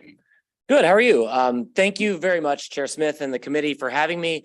My name is Somil Trivedi. I'm the Chief Legal and Advocacy Director at Maryland Legal Aid, the state's largest nonprofit law firm. We provide free civil legal services to tens of thousands of low-income Marylanders every year, but we don't represent criminal defendants. So you might be wondering, why are we here to testify on a law enforcement bill? And the answer is because what happens in the criminal justice system does not stay in the criminal justice system. Law enforcement misconduct has devastating and compounding economic and social consequences for people, their families, and their communities. We represent those people in court when, because of a questionable arrest or because prison has broken them instead of rehabilitated them, they are now faced with eviction or job loss or family separation. We're there when they lose their driver's licenses because of unpayable fines and fees. So now they can't get to work. Now they can't feed their kids. They can't take care of their aging parents. That is to say, we know the true cost of law enforcement misconduct and therefore the true value of accountability. And via the injunctive relief in this bill, the value of preventing those harms before they occur again. Now, we do abut the criminal justice system via our civil expungement work, where we've represented over 11,000 people over the last 5 years, sadly, and nearly 60% of them Black and brown. Far too many of these clients complain that police subjected them to illegal searches or thefts of property or outright excessive force. In fact, some of these clients who aren't ultimately convicted can receive early expungements if they sign a waiver promising not to sue law enforcement. And some of these folks actually don't want to sign. Instead, they beg us to sue the officers who wrongfully pulled them into the system. It's heartbreaking when we tell them we cannot help. In fact, even if all the nonprofits in this room today got together, we wouldn't be able to help everyone who needs it. I used to bring these cases nationwide for the ACLU, and it's whack-a-mole, as Heather and Jonathan have said.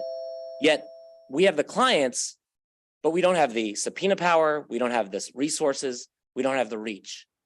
This bill would go a long way to remedying that, and that's why we support it. Thank you. All right, seeing no questions from the committee, thank you very much. All right. Well, let's have our public defender come up. I felt forgotten. You were never forgotten. Good afternoon, Chairman Smith and distinguished members of the committee. I am Natasha Dartigue, State Public Defender, and I am here in support of Senate Bill 658. Senate Bill 658 is a vital tool to bring about true reform and increased accountability at various levels of law enforcement. The people from low-income communities interact with law enforcement at a disproportionately high rate. Consequently, it is the poor and the Black and brown who are disproportionately subject to the mistreatment and abuse. Barring isolated actions of individual rogue officers, patterns of misconduct tend to target low-income communities. As the now infamous Gun Trace Task Force in Baltimore has shown us, officers who victimize people deemed unsympathetic or less credible feel empowered and commit escalating levels of abuse, and internal oversight mechanisms cannot sufficiently address deficient policies and practices arising from abusive culture and deeply seated corruption. At OPD, we hear regularly from individuals about accounts of police and correctional officer misconduct, and we see the injuries that they suffer. We hear these accounts with such a frequency that we know who the officers are and where and how they are empowered. I am here to amplify their voices. What I know is lacking is that there lacks any means of addressing these systematic problems that allow these patterns and practices to exist. The federal government, though, has the power. We know that is frequently too rarely enforced and takes way too long. It took, in fact, years for the Department of Justice to come into Baltimore to address these issues. And to be clear, it is not simply a Baltimore problem. These deeply entrenched patterns and practices continue to exist within law enforcement agencies throughout Maryland. Authorizing the Attorney General to investigate and bring civil action to eliminate patterns and practices of civil rights violations will be an important step forward for Marylanders to establish justice, fairness, and dignity for all. Thank you, and please enter a favorable report. Excellent. Thank you very much. Questions from the committee? All right. Thank you very much. Good to see you. Thank you. All right. We will now switch over to our Carl Bickle. Is Carl Bickle here? Oh, welcome. I think you're our last in-person proponent, and then we'll switch to our virtual panel. Good afternoon. I'm Carl Bickle from Frederick County, Maryland, and a former law enforcement official. All of the proposals that I have seen providing the Attorney General the authority to conduct pattern and practice investigations will have a greater success in bringing about meaningful police reforms than the others. These investigations do not focus on specific incidents of misconduct, but patterns and practices that suggest a routine use of excessive force, bias-based policing, or arrests that are unreasonable and/or discrimination. Attorney General Brown has made it clear that his goal for these investigations to support law enforcement agencies and to foster confidence and by promoting best practices in policing. A product of these investigations and agreements includes policies to prevent bias-based policing, stricter use of force guidelines, improvements in training and data collection, fair hiring and promotional processes, greater accountability, and increased community input regarding policy development. A pattern and practice investigation can help remedy persistent problems, increase trust, and bring about improved policing practices that are lawful, effective, and better meet the community's needs. It can ensure police officers have the policies, supervision, and training needed to police in a manner that provides greater safety for the community, as well as the individual officers that perform their duties. Providing Attorney General Brown the authority to conduct pattern and practice investigations will permit Maryland to join the Department of Justice and several other states in pursuit of improved police services through greater accountability. I'm here to ask you to provide our Attorney General with the tools to do the job if we are serious about meaningful police reform. Thank you very much. Excellent.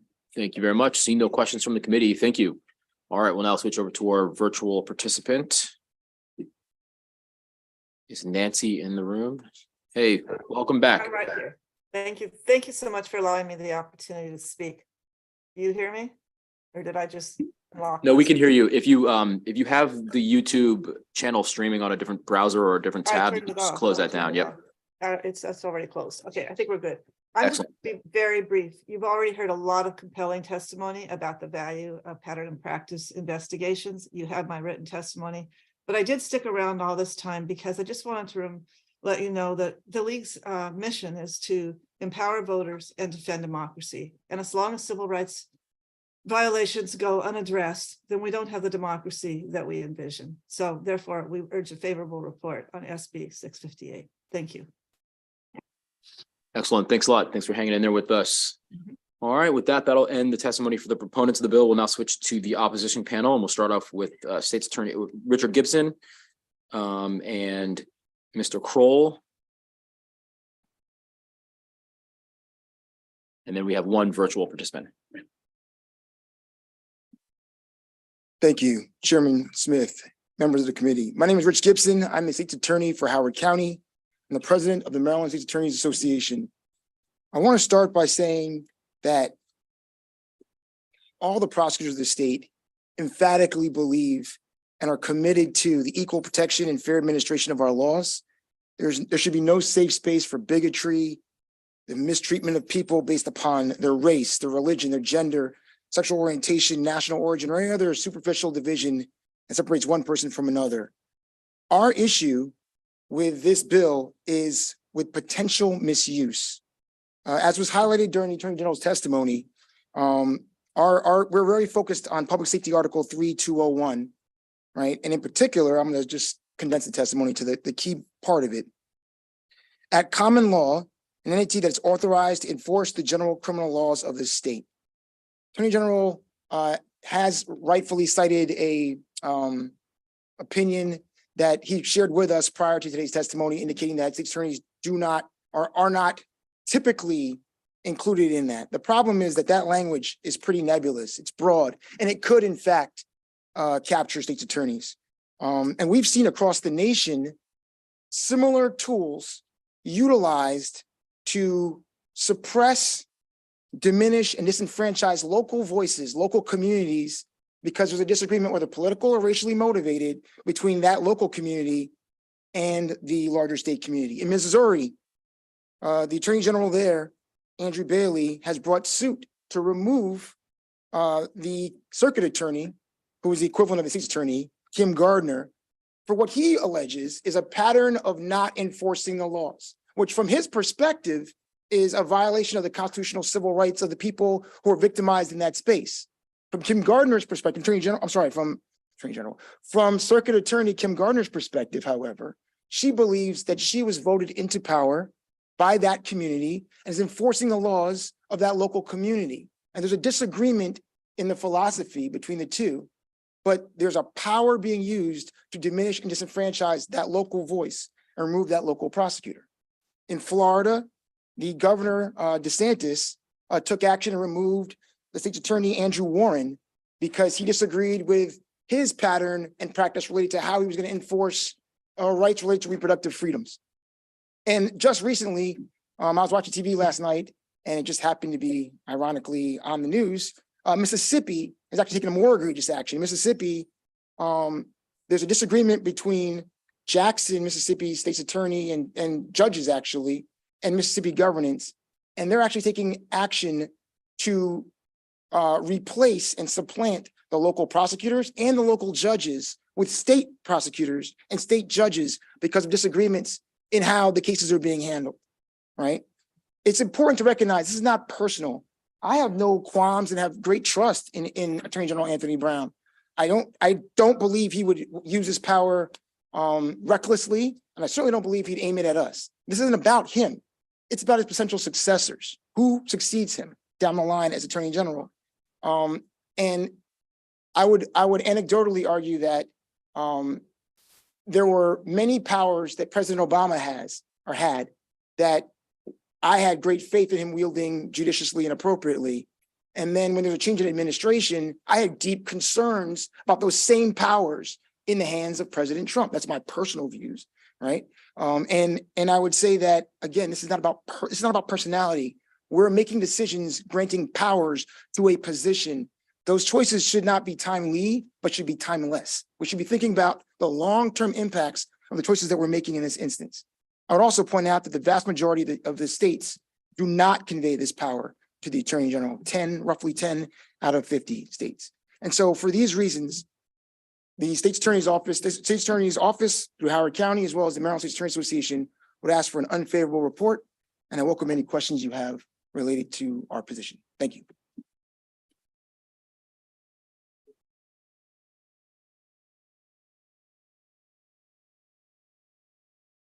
Chairman, members of the committee, good afternoon again. I'm Stephen Kroll, the State's Attorney Coordinator and the Executive Director of the Maryland State's Attorneys Association. And I've been prosecuting cases again since 1984 in opposition and asked for unfavorable report as to Senate Bill 658. Just to carry on what Mr. Gibson said, we thank Mr. Gibson for his testimony. When it says under 3201D, what the definition of law enforcement is, it includes ordinance or common law is authorized to enforce the general criminal laws of the state. So I got on the internet, which is actually truthful in this case, and looked at the Maryland Alliance for Justice Reform, headed by Chief Judge Robert Bell, truly an icon in the form and area of civil rights, and Judge Kroom, who this committee has seen many times. And it says Maryland prosecutors by state constitution and common law have discretion to exercise enormous power to control criminal justice process with minimal oversight by the courts. The point I'm making is they've included common law. Our opponents say we have that right, and we would be covered under this statute if you believe our opponents. So I trust the Attorney General. If he says he would not go after state's attorneys, I'll incorporate my testimony that you heard before in the prior bill and ask for unfavorable report as to Senate Bill 658. Mr. Gibson and I are happy to answer any questions.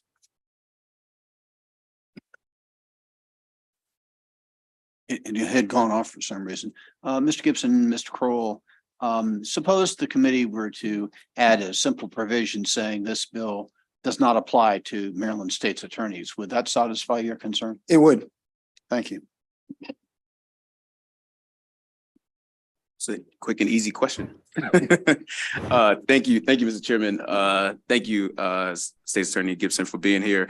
The cases that you mentioned in those different states, were they a practice or exercise of pattern and practice, or were they some other cases? So that this bill is working towards. So it isn't exactly pattern and practice. It is a similar mechanism whereby injunctive relief would be given to the Attorney General as it relates to state prosecutors' offices, right? And so our concern is not what you call it, but rather the result, and the result would be the same. Got it. Thank you. Thank you, Mr. Chair. Thank you guys for coming out today with your testimony. Just wanted to ask real quickly, I believe it was, and I believe Ms. Mulhauser had stated that there was like 10 out of 50 states that exercise this. I know you Either 9 or 10, I'm not sure which, but yeah. But she made a very clear delineation that of those 10, and I don't want to put words in your mouth, so Ms. Mulhauser, if I do speak wrong, please let me know. But that only 5 of those 10 actually have this latitude also to or conveyed to police pattern and practice. I believe what she said. If I say anything wrong, please correct me, Ms. Mulhauser. Yeah. I believe what she said, going off my memory, it was half. So roughly 5 had circumscribed or tightly circumscribed powers related to the exercise of this authority, whereas the others had broader. And I believe she said that they patterned theirs off of the narrower version of the 2. That's correct. So it's like a hybrid. We are on the narrower end. That's what I heard her say. Okay, that's perfect. Okay, thank you. I appreciate it. Got it right? Next time we'll just have the direct communications. We've got Ms. Mulhauser happens to be here. All right, no, sir. Senator Sidnor. And this is questions for either of you.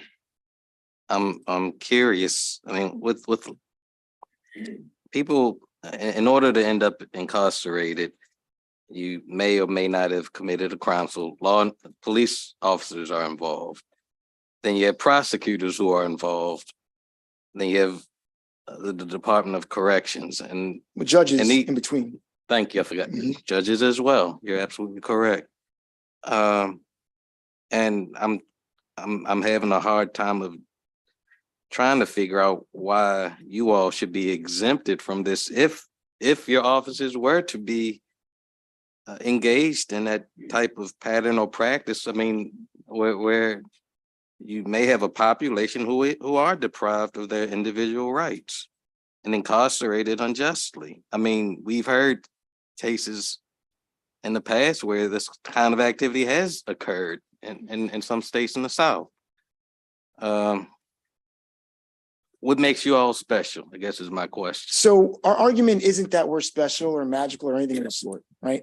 Our argument is that there are entities that should have the power to oversee us, and currently there are with the Department of Justice. And in theory, also the state prosecutor related to ethics and violations. And the community, of course, which we directly are responsive to, right? The issue is that this power has the potential for great harm, and it had similar power, right? Giving state agencies similar tools has been used to suppress and oppress minority voices. Those minority voices could be political minorities, they could be racial minorities, but the similar powers have been used. And we provided examples of that. When I cited Jackson, Mississippi, for instance, that is a majority minority city, and the state, and it happens to be democratically run, the state is a Republican jurisdiction, and they are actively right now trying to replace the local prosecutor and the local judges, because at the state level, they don't like the way justice is being administered, right? Their argument is that there's a pattern or practice engaged in that space that is violating the civil rights and liberties of the people to be free of the crime. However, that community voted for that prosecutor, and that prosecutor's argument is, I'm enforcing the law consistent with the values of the community that put me here. right? And so there is the power for state entities to oppress local voices. And that hasn't happened in Maryland before. And we hope it won't ever happen in Maryland, but we don't want to create conduits or pathways for it to happen. And so that's why we take the position we take today. So in the case of Jackson, Mississippi, that law was passed, correct? No, that's currently that I was watching CNN last night and it just happened to be timely. It was on the news. It's actively being debated right now. Currently, Kim Gardner in Missouri is being sued by, they're seeking an injunction to remove her from office. The attorney general in that state, his name is Andrew Bailey, I believe, is seeking to remove her from office right now. That's active. And if I'm asking a question that you don't know the answer to, please feel free to say so. But in the case of Jackson, say the law does pass, does the federal government have a right to then come in and address what the state has done? Absolutely. The federal authorities can evaluate that and determine whether or not they feel that state action was done in violation of the civil rights of the people of that community. But what you're also missing in that process, whether they come in or not, there's also a harm to the public trust, right? People in the community want responsive government. They want to make sure their voices are heard. And in those instances, you have government entity pitted against government entity. And that never ends well as far as the community's belief that the system is just and that, it almost puts people in a situation where they're like, I don't trust anything. I don't trust anyone. The whole system is just problematic. I guess I'm just, in my mind, I'm trying to balance what you're talking about and when you have government agency versus a population of people who are being, who this bill is attempting to help, who've been harmed. So that's what I'm struggling with when I hear you all do your presentation. I appreciate that, Senator Sidner. Thank you. Notwithstanding if the answers were to your satisfaction or not, but no, I'm saying, I think we're actually pretty close. So, I mean, I'd like, for everyone to get together, The friendly amendment sounds great from our perspective. No, I think that's close. So I think it's good. So appreciate it. Thank you, Senator. Thank you both. Thank you very much. Thank you, Your Honor. We'll be in touch soon. Yeah. Thank you all. All right. Do we have anyone? All right. We have Mr. McAvoy is here in opposition. Thank you so much, Chair and Committee. Appreciate this. If you look at the bill on page 2, I believe it is. Yeah, page 2, line 11. I'm going to get to that in a second. But one of the outcomes that can happen from pattern practice is consent decrees. And of course, we have one in Baltimore. I just want to assert, before I get to the other piece of this issue, that there's no one in Baltimore saying that we have a problem with the police being looked over with a fine-tooth comb. We are hearing daily about murders, deaths, carjackings, abusive behavior, and annoyances in the communities. That's what we're hearing. But I want to talk about with respect to Anthony Brown's predecessor, Brian Frosch, who amazingly said something I couldn't believe, which was something to the effect of, I'm not doing the job I was elected to, or I'm not doing my job. And the point that he was talking about was Trump. And when I look at line 11 in immigration facilities, I see the overscope of this bill, and not just what would happen, but what could happen. When you start to say in the bottom of 2, top of 3, subpoena witnesses, administer oaths, examine individuals, compel production.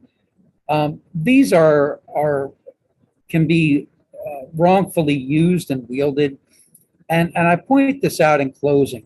The issue with immigration at that time was there was disagreement between Brian Frosch and Trump, and Brian Frosch saying, I know this isn't my job, but I'm entering to it. We have Article 4, Section 4, that says that the states are guaranteed federal protection. And yet we don't have a lot of attorney generals who are saying, yeah, that's actually what should be taking place. And we certainly don't have Maryland coming in on that.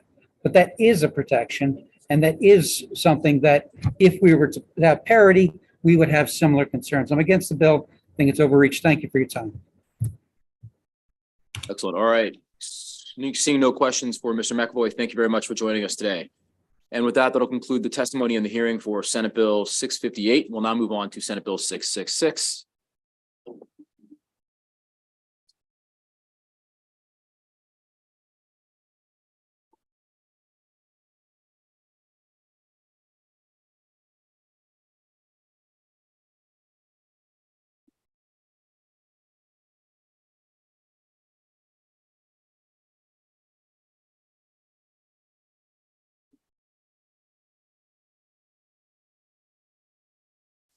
Good afternoon, Mr. Chairman and distinguished members of the committee. My name is Zach Shirley, and I'm the Director of the Maryland Medicaid Fraud Control Unit in the Office of the Attorney General. The Maryland False Health Claims Act is a key tool in our unit's mission to stop fraud in the Medicaid program at both the state and national levels. Fraud against state health programs is rarely overt and rarely ham-fisted. It lies buried in records, data, and documents that only its perpetrators know of. It is for that reason that enforcement agencies such as the Medicaid Fraud Control Unit rely heavily on whistleblowers to come forward with claims of fraud based on inside information and perspectives. These brave men and women risk their careers and reputations within the industry to stand up to wrongdoing. They are to be commended for assisting the government in focusing its investigatory resources where they can have the greatest positive impact. At present, the Medicaid Fraud Control Unit and its cadre of 3 civil attorneys handle over 200 active key TAMs filed in jurisdictions across the country. These investigations range from pharmaceutical manufacturers to medical laboratories, rest home chains to medical device distributors. Since 2019, the Medicaid Fraud Control Unit has recovered more than $56 million for the state from these unscrupulous providers. But those recoveries could have been greater had Maryland not been required to dismiss its claims in cases that it declined to take up. If Maryland's False Claims Acts mirrored those of other jurisdictions, the whistleblowers in those cases Maryland did not take up could have carried our claims forward on their own, and the state would have shared in any recovery. Simply put, it's a no-lose proposition for Marylanders. In addition, this bill would bring Maryland's False Claims Act into closer alignment with the federal False Claims Act. That's important. At present, because Medicaid is a jointly funded program, Maryland splits any Medicaid recoveries with the federal government 50-50. So that $56 million I referred to earlier was split with the federal government, $28 million to the state and $28 million to them. Under Section 1909 of the Social Security Act, a state with a qualifying False Claims Act is eligible to keep an additional 10% of its Medicaid recoveries, making the split 60-40. Since 2019, that extra 10% would have met another $5.6 million back to the state's Medicaid program. That's $5.6 million more dollars available for patient care through Medicaid.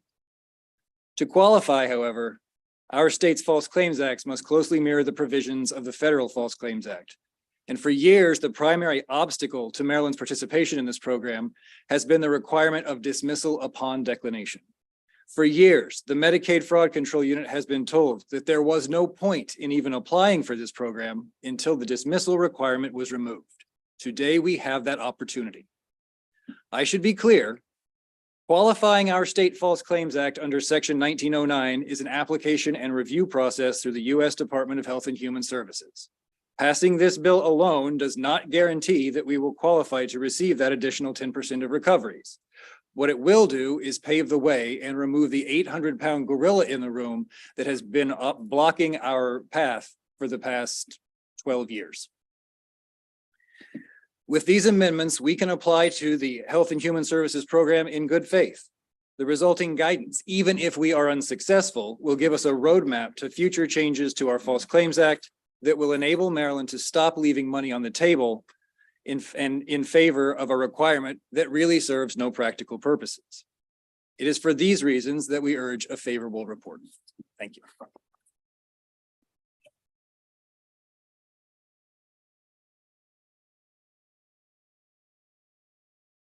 Good afternoon, Mr. Chair and members of the committee. My name is Shelley Martin. I'm the director of the False Claims Unit in the Office of the Attorney General. I handle all of the fraud and false claims issues involving every government program except Medicaid. Now, my colleagues in the Medicaid Fraud Control Unit have 3 attorneys and access to investigators, auditors, and subject matter experts on staff. For the other half of the equation, for non-Medicaid false claims, we have me, only me. There are no one else, no auditors, no investigators, no other attorneys. The state budget is in excess of $40 billion. So this bill is about an attempt to bring balance. One attorney versus $40 billion in spending is not balance. It means that every case that comes in alleging fraud, whether it comes from a whistleblower or from a state agency directly, is always competing with every other case for time and attention. What this bill would do is allow us in those whistleblower cases that we believe have merit and attorneys who are willing and able to carry them on without our direct investigation and supervision to go ahead and do that on their own. What we don't want is for a good case to have to be declined because we simply don't have the resources at any given moment to look into that case. What this bill does not do is create some sort of a blank check for there to be an avalanche of frivolous whistleblower cases. It still allows the government to serve an important gatekeeping role. It allows the government to request that the court dismiss a case, and there is no timeline put on that request for dismissal. It could happen either when the government is making its initial determination whether to intervene and pursue or decline after our initial preliminary investigation. But it can also happen later. If there is a case that we thought would have legs and 6 months into litigation with the whistleblower's attorney, it's clear that it doesn't, we could then withdraw that case at that time. We could also intervene at that time and take it over if we were dissatisfied with how the whistleblower was handling it. Thank you so much. Questions for this panel? Senator West. Thank you, Mr. Chair. So the MedChi has filed an opposition to this, and Steve Wise, who's represented MedChi for many years, was around in 2010 when the original law was passed. So here's what he says, and I want you to respond to it. He says, the current Maryland law, under the current Maryland law, the relator plaintiff, the private plaintiff, cannot continue the case if the state chooses not to proceed. The state, in effect, serves as a gatekeeper so that only meritorious cases advance. This was an important aspect of the original law adopted in 2010 that helps to prevent frivolous cases from being maintained by private parties and plaintiffs' attorneys. Senate Bill 666 would repeal this important check and balance. So from this, it sounds as if compromise was struck in 2010. There were people on both sides, obviously, at that point, and the decision was made in 2010 to allow these cases to proceed, but with the state serving as the gatekeeper. And if the state decided not to intervene, then the case would have to be dropped. It sort of sounds like to me that you're wanting to revisit the 2010 decision, but this time you want everything. You want to take away from the hospitals and MedChi, et cetera, what they gained in the compromise back in 2010. And so my question is, why should we revisit the 2010 law in order to give you everything you want and take it all away from MedChi and the hospitals? Well, I wasn't around for the 2010 negotiation, so I don't know yes. But I think to the extent there was a compromise, it's a compromise that's not working. And we're not talking about completely abdicating that gatekeeping role. There would still be the ability for the government to request dismissal of cases that we believe are not meritorious, or as I said, 6 months, 8 months, 9 months down the line, to say we still believe in the case, we're not thrilled with what's happening with the whistleblower, so we'll take it back over. And that was not the only compromise made. We're not completely throwing out the 2010 compromises. As compared to the federal law, we have lower damages, lower penalties. We have a smaller statute of limitations, differences with respect to whistleblowers' rights and alternative remedies.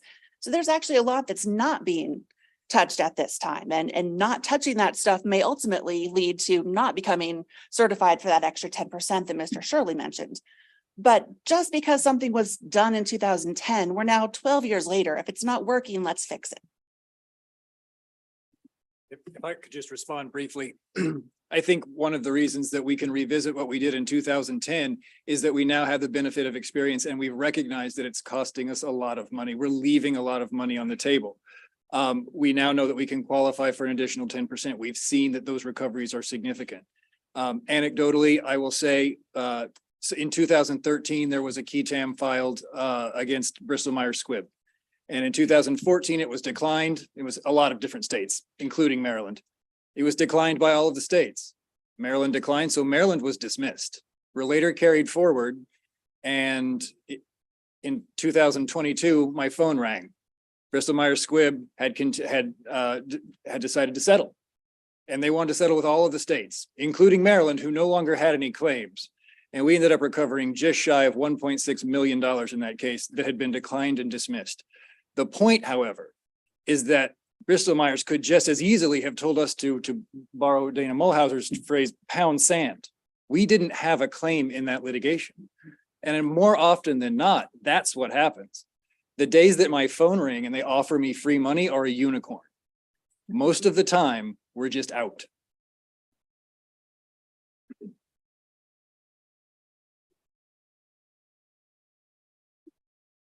All right, additional questions from the committee?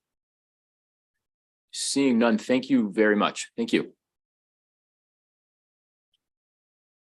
All right, is Ms. DeMar, Jacqueline DeMar,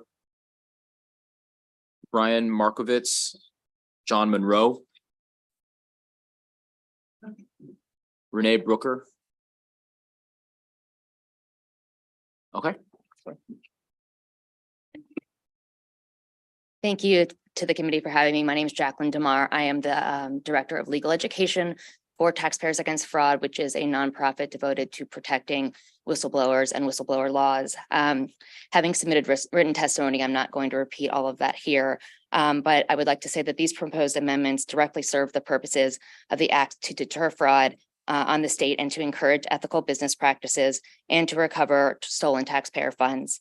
Our state of Maryland is the only state False Claims Act prohibiting relators from pursuing declined cases, creating a vast disadvantage for our state in fighting fraud, as all other states that have implemented False Claims Acts and the federal government have recognized. The very purpose of a key TAM statute is to allow private citizens to supplement the limited resources of the state in its efforts to recoup taxpayer funds. It's become increasingly clear that declined key TAM actions are crucial to rooting out and deterring this fraud against the government. The federal government recently announced that declined key TAM cases helped the government recover more federal funds than did intervening cases in this past fiscal year, with over $1.2 billion recovered in declined cases that last year alone. That's $1.2 billion of taxpayer money that the federal government would have missed out on if the federal statute had included the restrictions that Maryland's does. The large majority of relators in those cases are relators who see fraud leading to patient harm to the public, and outright thieving of taxpayer funds, and feel compelled to put a stop to it despite the risk to themselves, knowing that their case may be dismissed if the government declines to intervene despite the merits of their case, and their willingness to pursue their case on the state's behalf disincentivizes those with credible knowledge of fraud from stepping forward. The amendments also serve to promote and protect ethical businesses by deterring those who would commit fraud where the risks that they would be exposed and face legitimate consequences less real. The amendments help to level the playing field for honest healthcare and infrastructure providers, as well as other government contractors seeking to provide services to the taxpayers. Maryland should not stand as an anomaly in this fight against fraud and miss opportunities to recover taxpayer funds. We urge a favorable decision.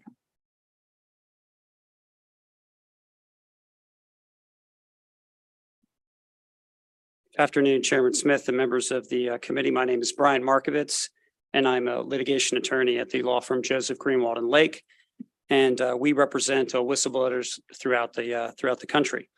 When this type of fraud happens, it's not localized. It harms everybody, all the taxpayers. I'll just go a little bit off script of what I was going to say. It's quite often that I have cases that are declined at the federal level. And just to sort of get to your question, Senator, and they will tell me they don't have the resources, but they want us to continue. I've had two cases where I've been successful representing people in decline cases that recovered $7 million for the federal government. And that would not have happened under Maryland's law. I've never had that conversation where the assistant attorney general has come to me and said, we'd like you to continue, because they can't have that conversation.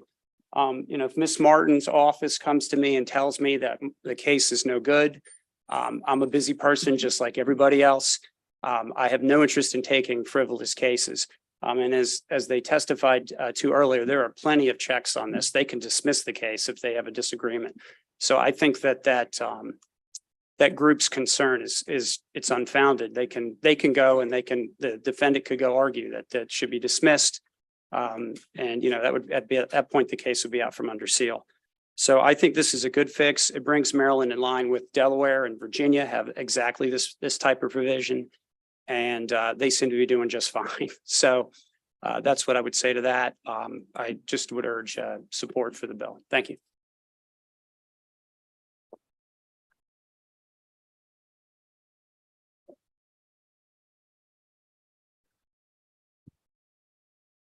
Hi, my name's John Monroe. I'm Executive Director of the Foundation for Fair Contracting Mid-Atlantic Region.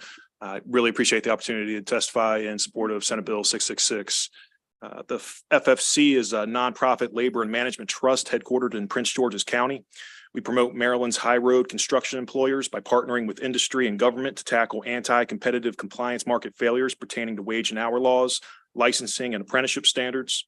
Since inception in 2014, our small shop has helped underpaid workers achieve more than $3 million in restitution, stemming from more than 100 wage theft claims. The FFC's funders include the National Electrical Contractors Association of Maryland, the National Electrical Contractors Association of Metro Washington, the Iron Workers Employers Association, and several local unions of the Baltimore DC building trades. Fidelity to workers, end users, and the taxpayer return on investment for capital construction are core tenets. The competitive value proposition that our high road employer partners afford Maryland's end users is second to none. In fact, a December 2022 study conducted by Independent Project Analysis titled Quantifying the Value of Union Labor in Construction Projects, using data from 1,550 capital construction projects in the United States ranging from infrastructure to office buildings and schools, both brownfield and greenfield, found projects that use union labor achieve 4% lower total costs than those that use open shop labor and are 10% more predictable. Due to entrenched anti-competitive compliance market failures, however, Maryland's high road construction employers are often underbid by non-credible amounts, losing work to unscrupulous primes and specialty subs who further subcontract down tier to entities who carry their water. Maryland's level playing field promises a hollow shell. Instead, it's cheap to compete. Maryland's False Claims Act is an arrow in our quiver, and the common sense improvements SB 666 afford are needed. Our valued partners in the False Claims Unit within Maryland's Office of Attorney General cannot and should not be solely relied upon for intervention on all meritorious key TAM actions. Bandwidth will always be a limiting force, not to mention political wins. SB 666 allows whistleblowers to proceed with claims where the OAG elects not to intervene. When the state does intervene, it should be authorized to serve certain subpoenas. Further monetary penalties should be sufficient for deterring fraud against our state. Necessary reforms to SB 666 are good. Excellent. Questions for this panel? Thank you very much. Thank you. We have one more witness that's going to be joining us virtually, Colette Mazzetti. Sorry. Is Colette here?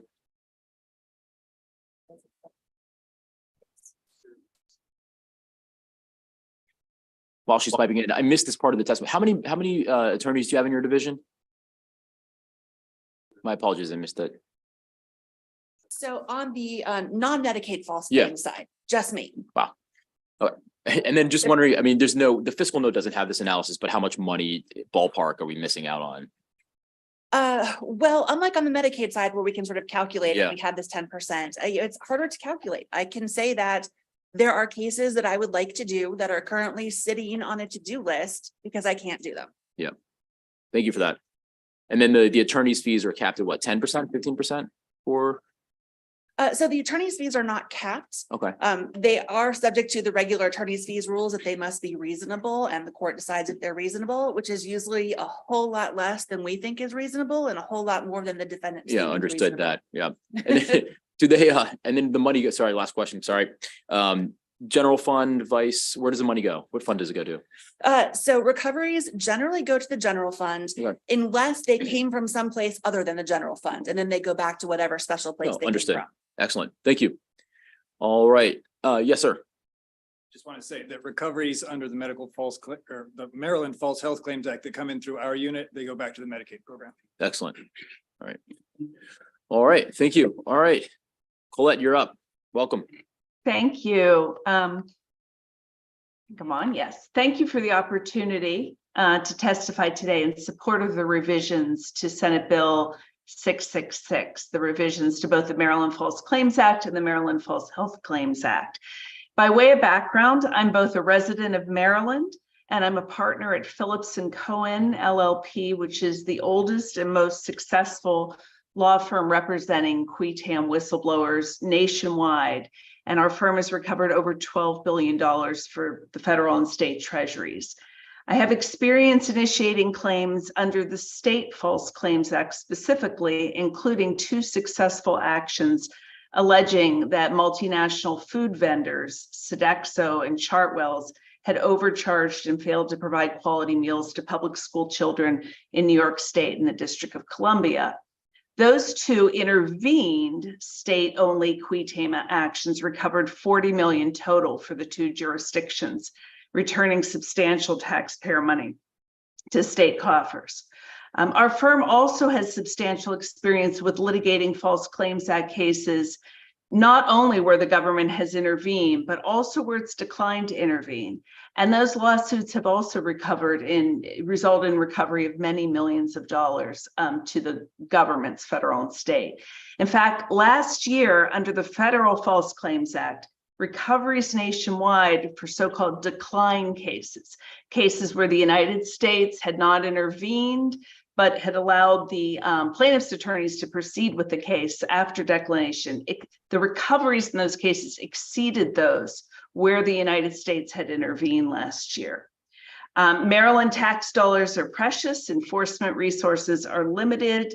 The statutes incentivize whistleblowers to come forward and incentivize law firms to invest substantially in these cases. And the amendments that are proposed are critically important in order for qui tam attorneys to have an incentive to bring a case forward, knowing that even if the state of Maryland declines to intervene, they can proceed and recover their fees and expenses if the government, if they're successful on part of the state. And it's important to remember that we work completely on contingency. We do not recover unless the state recovers.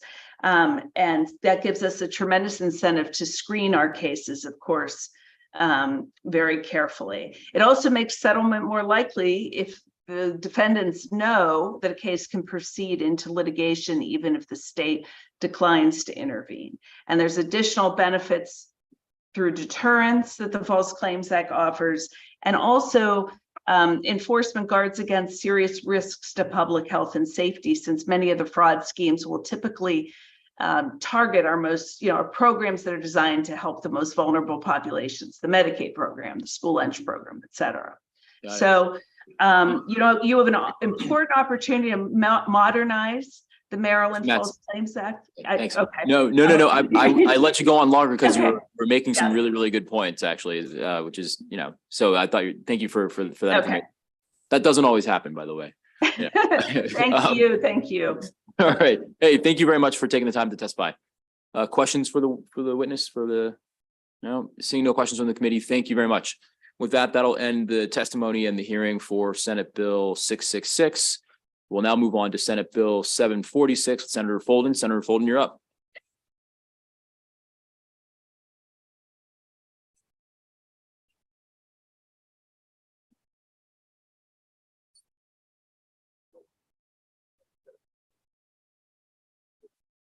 All right, to bring up my panel, sir.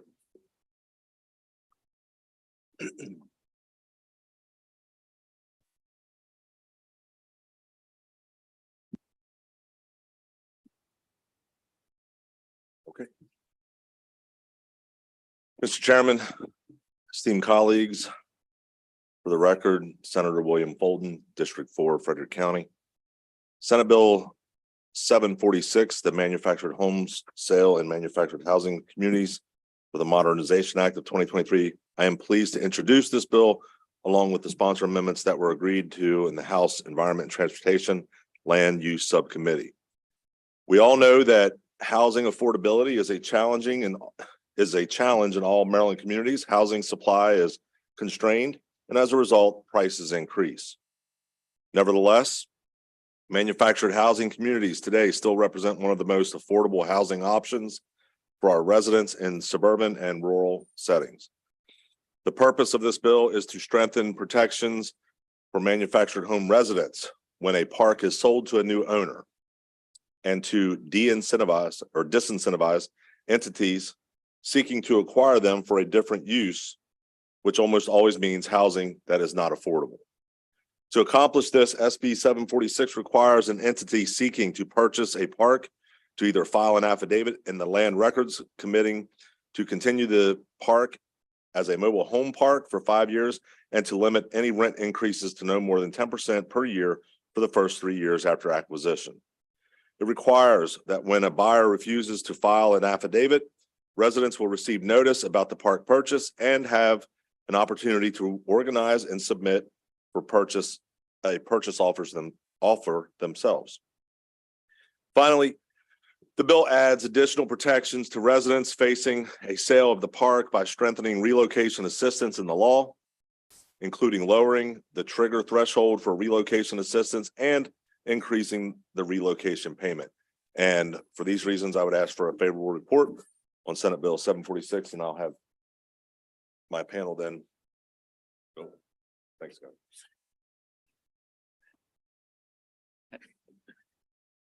Thank you, Mr. Chair, members of the committee, Bill Castelli, and I'm here today on behalf of Horizon Land Management Company. And they are a Maryland-based company. They own and manage mobile home parks in 20 different states. They have 10 communities here in Maryland. They are in favor of this bill with the sponsor amendments and believe that this bill really will provide strong protections to Maryland residents in these parks. And it does it by essentially saying, you know, what are your intentions? If you're going to acquire one of these communities, what are your intentions? If your intention is to continue it as a mobile home park, you put that affidavit into the land records. You agree to limit rent increases for the first 3 years to no more than 10%. And then if you're not willing to do any of that, then it kicks in the provisions to allow notice to the tenants so that the tenants have an opportunity to organize, and if they want, make an offer as well in terms of making this a resident-owned community. So the bill does a number of other provisions too. If that park does end up getting purchased by an investor, it also increases that relocation assistance and the trigger for that relocation assistance to again disincentivize the changes in these parks. And that's really the biggest threat that a lot of these communities have, is that someone's going to come in, make that purchase, then try to seek a zoning change or some other kind of change to make it something that's not a mobile home park anymore. And that disenfranchises these residents and it forces them to relocate. So we think these amendments are good, and we would encourage a favorable report.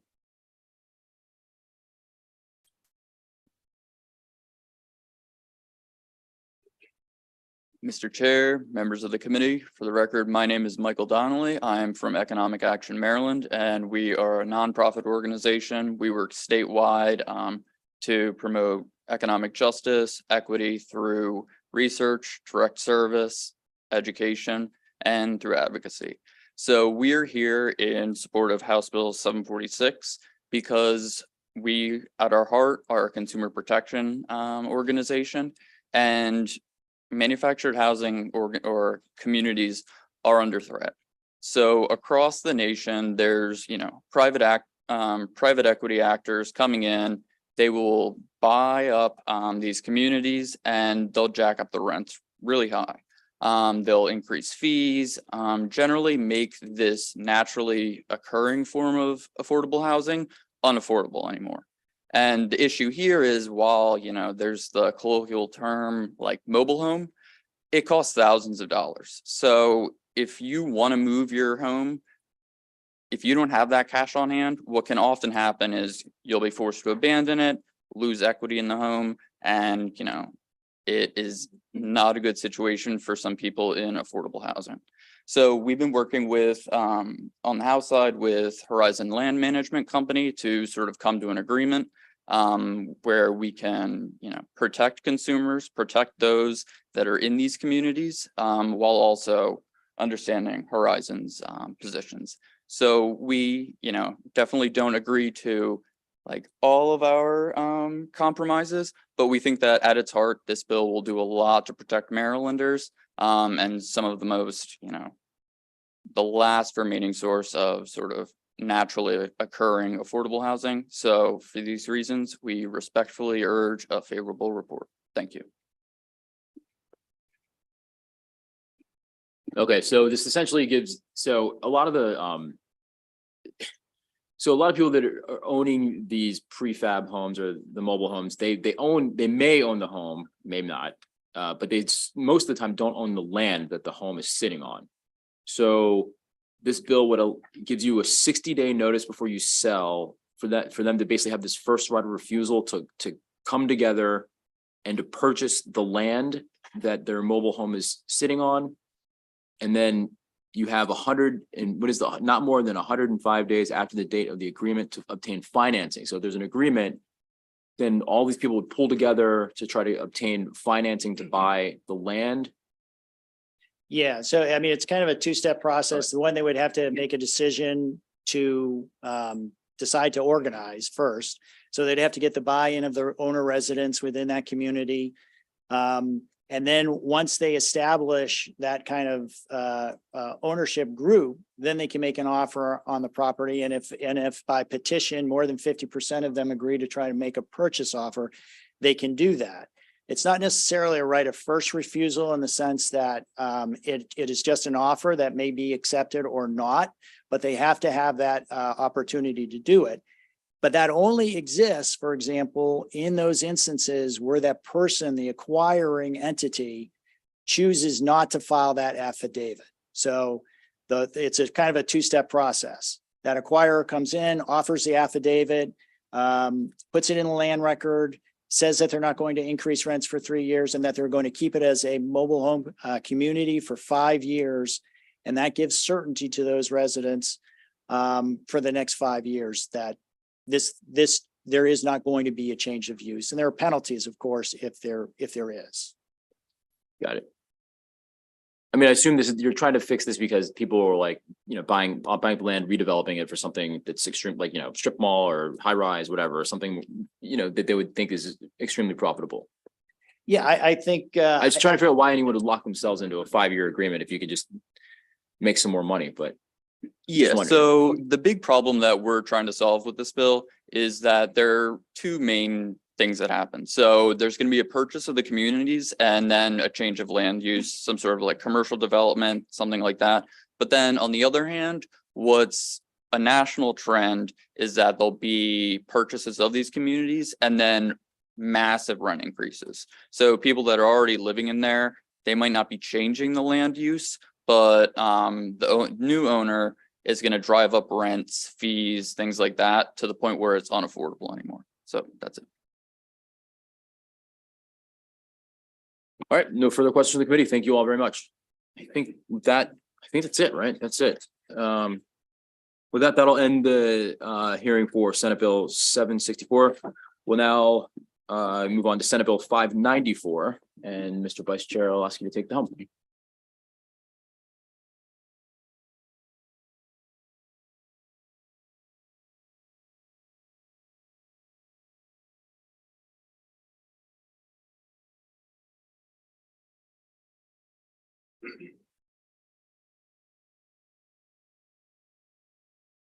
All right, good afternoon, Mr. Vice Chair, members of the committee. Senator Smith here to present Senate Bill 594, the Small Claims Enforcement of Money and Judgments. We've passed this bill out of this committee and out of the Senate. The House passed the bill out of the Judiciary Committee and out of the House. I think the governor vetoed it and we didn't have an opportunity to override the veto. Essentially, you've heard a lot of talk about this bill and what it's aimed to do. I just want to be kind of intellectually honest about how it works and the problem that we're trying to solve. Because remember, we had a lot of discussion on this bill last year. The bill is essentially aimed at ensuring that people effectively don't go to jail because they owe a debt in small claims court. So in district court, it's under $5,000. And the process by which this happens is actually not the underlying debt, but it's the failure to appear before court. It's a show cause order that's issued, then a body attachment's issued to get that person to show up to essentially prove and to fill out a form or to prove that they have the money or don't have the money that the creditor is seeking from them. And so the process as it unfolds results in people getting arrested because they missed a court date, but the underlying purpose was the genesis of the entire legal action was their small claims debt in district court. So essentially, what this bill does is it prohibits the district court from ordering an individual to appear for an oral examination or answer these interrogatories. Now, in your bill file, I'll make sure you have a copy of the form that the district court has. It's called a judgment debtor information sheet, which is what you would have to fill out if you've got a claim against you and you want to provide your bank account information, your assets, your name, social security number, address, all the like. So the problem is that when the creditor requests a show cause order or can request a show cause order, the judgment debtor has either one, you've ignored those written interrogatories and an order from the judge compelling the defendant to answer those interrogatories, or you've failed to appear for an oral examination ordered by the court. Now, if the judgment debtor fails to appear to court, or that triggers that show cause hearing, and that's what basically puts in place this entire process of someone ultimately getting arrested. Now, the reason why we bring the bill forward is that there are a multitude of different ways in which you can get the information from the debtor without involving a process that would end up with someone being actually incarcerated. So you can do actions that you can attach a lien to the debtor's property. You can garnish the debt, which we've had a bill on that a little bit earlier this session. You can garnish the debtor's bank account. You can collect the debtor's debtor information. So there are several actions that you can take apart from using this court mechanism that ultimately results in someone being incarcerated. I will actually rest there. The bill's pretty straightforward. It's, I think, a 2-page bill. You are intimately familiar with it. I can rest for, I'll be here for questions after the panel comes up to answer some of the processes for the 4 methods of collection of information from the debtor. But with that, I'll rest and I'll ask for a favorable report. Yep, excellent. Steve. Go ahead. Thank you. Good afternoon, Mr. Vice Chairman, members of the committee. Steve Sakamoto Wengel on behalf of the Consumer Protection Division of the Attorney General's Office. We're here in support of Senate Bill 594. As the chairman mentioned, this bill passed both houses last year and was vetoed by the governor. The House version has already passed out of Judiciary Committee and passed second reader today. So it's moving again.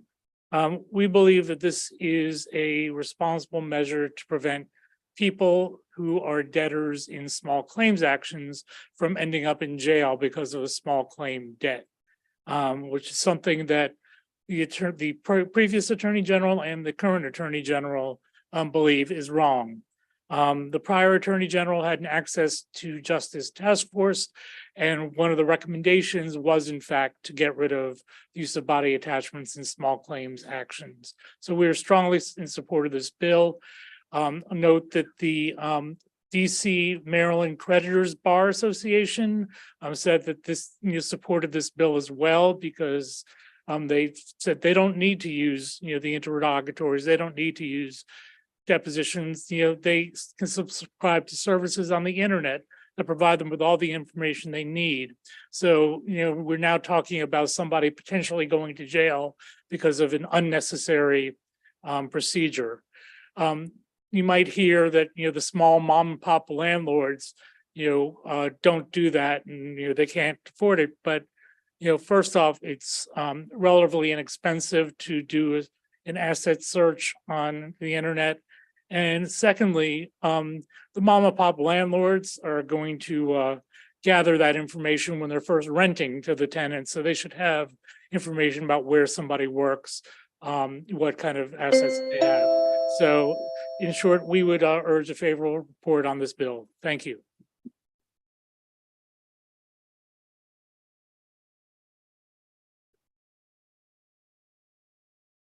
Good afternoon, members of the Judicial Proceedings Committee, and thank you so much to the chair for reintroducing this important bill. My name is Ioana Stoica, and I'm a policy advocate with the Job Opportunities Task Force, a nonprofit organization that advocates for the removal of employment barriers. We are strongly in support of this bill as a means to ensure that incarceration or the threat thereof is not improperly used to intimidate small-time debtors. Studies show that 1 in 3 Americans are referred to debt collection agencies. And as of right now, the way that the Maryland law is written, it allows debtors to be potentially incarcerated for failing to show up at show cause hearings, as you've heard. This is extremely problematic because a criminal record presents a tremendous barrier to securing and maintaining employment. 70% of employers in Maryland will conduct a background check on all of their job applicants and will deny employment on the basis of an appearance of a record, regardless if the individual was found guilty or not. For those who are able to obtain jobs, we know that they are paid significantly less, up to 40% less on average than individuals without a record. And those in Maryland who have a record are also prevented often from entering into business for themselves, for example, through obtaining an occupational license. The cycle of criminalization of poverty is thus perpetuated, and private debt essentially magnifies into a consequence that can impact all aspects of an individual's life. A fix for this loophole is sorely needed. This should not be a controversial bill. As you've heard, it had wide support. It had wide support last year and passed the House and the Senate. So we really, truly urge a favorable report as in the past. And thank you so much again. And thank you, Chair.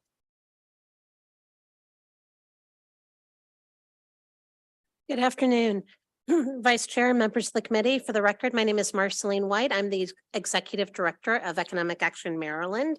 Economic Action Maryland advances economic rights and equity through research, education, direct service, and advocacy. And we're here in strong support of Senate Bill 594. And I want to thank Chair Smith for all of his work on this bill over a number of years. For those who are not as familiar with the process, you have my testimony and fact sheets, but I also sent some information this morning, a national report from the ACLU, a report from Professor Milliman at the University of Maryland, as well as our own report talking about this practice in Maryland and around the country. For example, for over a 3-year period in Maryland, 255 Marylanders had arrest warrants sworn out against them and 77 were jailed. But I want to focus on the issues with the current law. First, it's unnecessary. Creditors and consumers agree there are other ways to obtain this information. That's why the Creditors Bar has supported this bill. It criminalizes poverty. We found in our research several individuals were arrested and jailed that had income that was legally protected from garnishment, yet they were arrested multiple times for a debt to a municipality. They also experienced job loss. If you're in jail for a weekend, you can't go to your job and you can't pay off your debts. It's an imbalance of power. There's disparate impact. A paper found that 5 zip codes with the highest number of body attachments in Maryland were comprised of 81% people of color, and it serves no constructive purpose. It endangers public health, people in our pandemic being jailed because of a low-cost debt, and it does not use taxpayers' money well. Our sheriffs do very important work, and they can spend their time doing other things than picking people up for a debt under $5,000 and also jailing them. So this bill eliminates that process. Again, the Creditors Bar supports it as well, and we believe it's a reasonable solution to making sure that no one is jailed in a de facto modern day debtor's prison. So for all of these reasons, we urge a favorable report on Senate Bill 594, and I'm happy to answer any questions. Thank you. Thank you, Ms. White. Any questions for the sponsor, Senator Sidnor? Or the panel, of course. Right, for Ms. White. Thank you. Just to get some clarity for those who have not heard this bill in this committee. Would this bill mean that individuals would be able to get away debt-free and not pay their debts? No, there are lots of ways for people to be able to collect that information. In fact, Accurate is a service that is people can subscribe to that's $25 a month. And that's actually less than it costs to take out a warrant. It costs about $31 just to take out a warrant. So people can get the information that provides what they need to answer those questions. That's why the Creditors Bar supports this. Otherwise, it would put them out of business. They need that information. And so that is one way. And there are other ways, as Mr. Sacramento Wingle said, for people to be able to get that information. So debt collection isn't impossible. Debt collection is not impossible. In fact, I can give you two specific examples. In 6 states, they've eliminated the use of these debtors' prisons in the same way that we have in terms of eliminating the use of arrest warrants for interrogatories. Missouri was one of the last ones in 2019. And I was born in Missouri, and I go back and I can guarantee you they are still collecting debts in Missouri, and they still have access to the information they need to do so. Another example, in Maryland, this body passed legislation in 2021 on medical debt protection. And in that medical debt protection bill, it was in finance and the House bill was 565. In the Medical Debt Protection Act, which Senator Kelly remembers because it went through her committee, we banned the use of debtors' prisons for medical debt. And again, I can guarantee you that hospitals still continue to collect debt and pursue judgments against people, and that debt is still being collected. So it does not stop people from collecting their debts. But I thank you for that question. And how does this bill affect smaller businesses? It's a great question, and I know that's come up as a concern, but there are ways for smaller businesses to collect this information. And again, it's more affordable in many ways than it is to take out an arrest warrant. So from our perspective, with the DC creditors and bar supporting this bill, it wouldn't be in their interest to do so if they weren't able to get those questions answered. Thank you very much. Thank you very much. I appreciate it. Thank you. Seeing no further questions for the proponents, we'll move over to our opponents. Darren Margolis.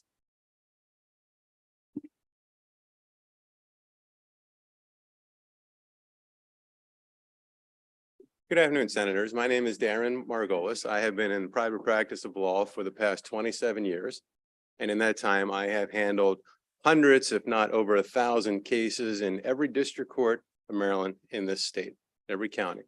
And I have represented small business owners, not the big banks, not the big credit card companies, not the big hospitals with their billion-dollar endowments, or the slumlord landlords from out of state who own, hundreds of units.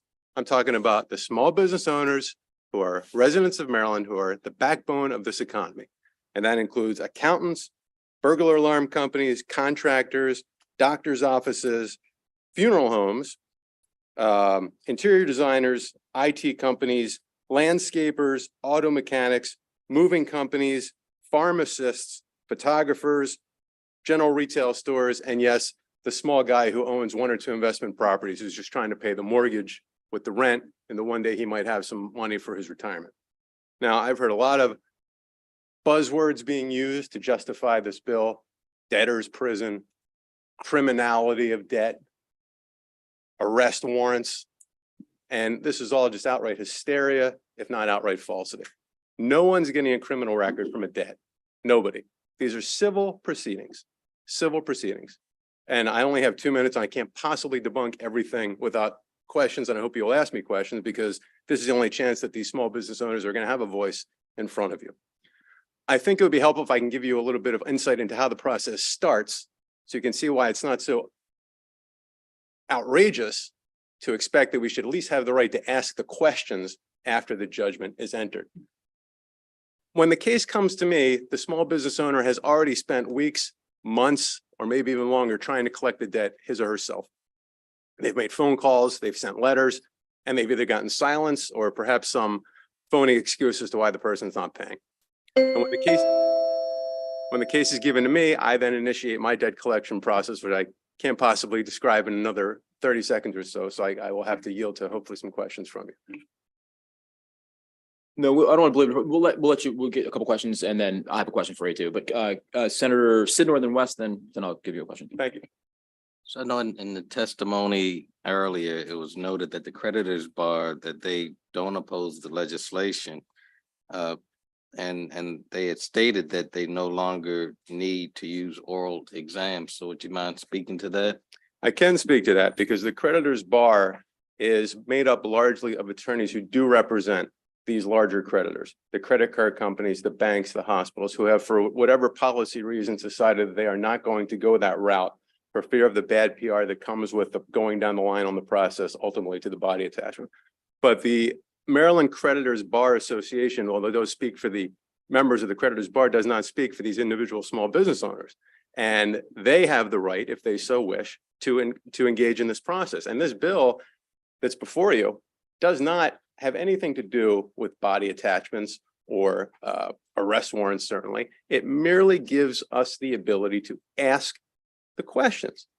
Now, I don't know why that's so unreasonable that someone who has gone through this long process to try to collect this money that they're owed for goods or services that they gave with full expectation of payment shouldn't be allowed to at least ask, hey, do you have a bank account? Do you have income? And the excuse that, oh, you can get this information from other places, no, that's not accurate. Thank you, Mr. Chairman.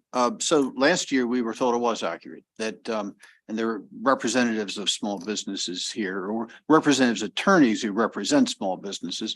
They said these days, the credit reporting agencies are so good and they're relatively inexpensive and they're far less expensive than trying to go through lots of court proceedings to try to get someone to submit personally to a deposition or to answer interrogatories. And those answers are always unrevealing, at least in my experience. What do you have to say to that? Isn't it easier for people like you just to use a reporting service and, and put in a name and get the information spewed back out into your computer? Ideally, that would be correct. And I don't know what small business attorneys you spoke to. I know there's certainly attorneys who handle the larger companies, as I said. Having been doing this now for the past almost 3 decades, I can tell you none of those services are foolproof. They're far from 100% accurate. I wouldn't even put it in the 50% range. You have to understand the information easily goes out of date. We get information from these database type companies that say, here's where the person's employed, and it's no longer good information. Or they can't find any evidence of employment because their source of the information are certain payroll companies. And if the employer is not using that payroll company, it's not going to show up. Same with bank accounts. They may have had a bank account at one point. They no longer do that with another bank. Or it says we can't find a bank account. And through diligence and persistence, we may be able to find that. So why should we not be allowed to? And if the purpose here is to extinguish the ability to do body attachments, which I understand has been tried before, and the judiciary objected to their power being taken away, that's a whole separate bill. This bill says nothing about body attachments. This bill says simply that you are not allowed to ask the questions. And I think we have a right to ask those questions.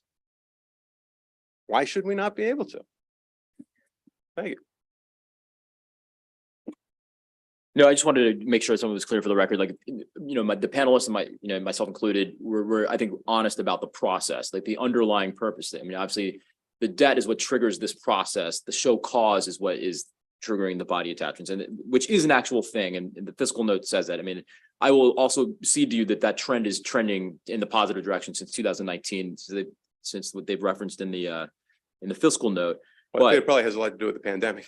That's also true. Yeah. I mean, but small claims cases, show cause orders issued, 1,500 last year and resulting in 27 body attachments. So that's, I mean, it is a thing. It does happen. Well, let me just speak to the body attachment. No, I get it. I understand it's the court process, not the debt. But so, I mean, no, but I want to specify something about it, which I think is important, which you may not realize. But I want to make sure that just for the record that everyone on the panel was intellectually honest about how things worked and what triggered what process. And I appreciate that. I want to make sure you're aware of there's an additional trigger point that may not be brought up here.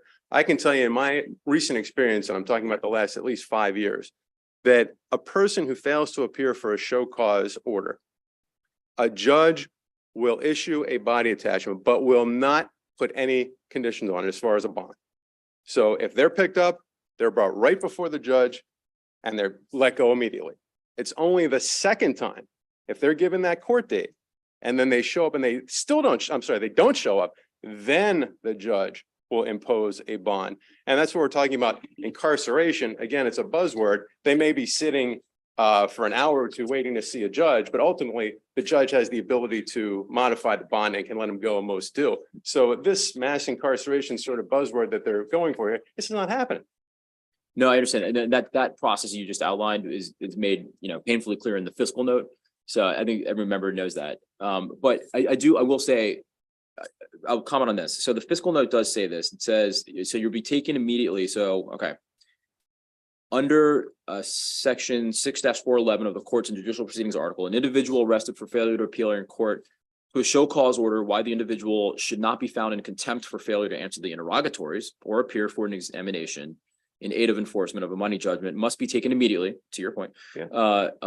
One, if the court is in session before the court that issued the order that resulted in the arrest, or two, if the court is not in session before the judicial officer of the district court for the determination of appropriate conditions of release to ensure that the individual's appearance at the next session of the court that issued the order that resulted in the arrest. If the judicial officer determines that the individual should be released on the status other than personal recognizance or without additional conditions, the judicial officer must impose the individual the least onerous means, which I remember we argued about, and so rules changed some years ago.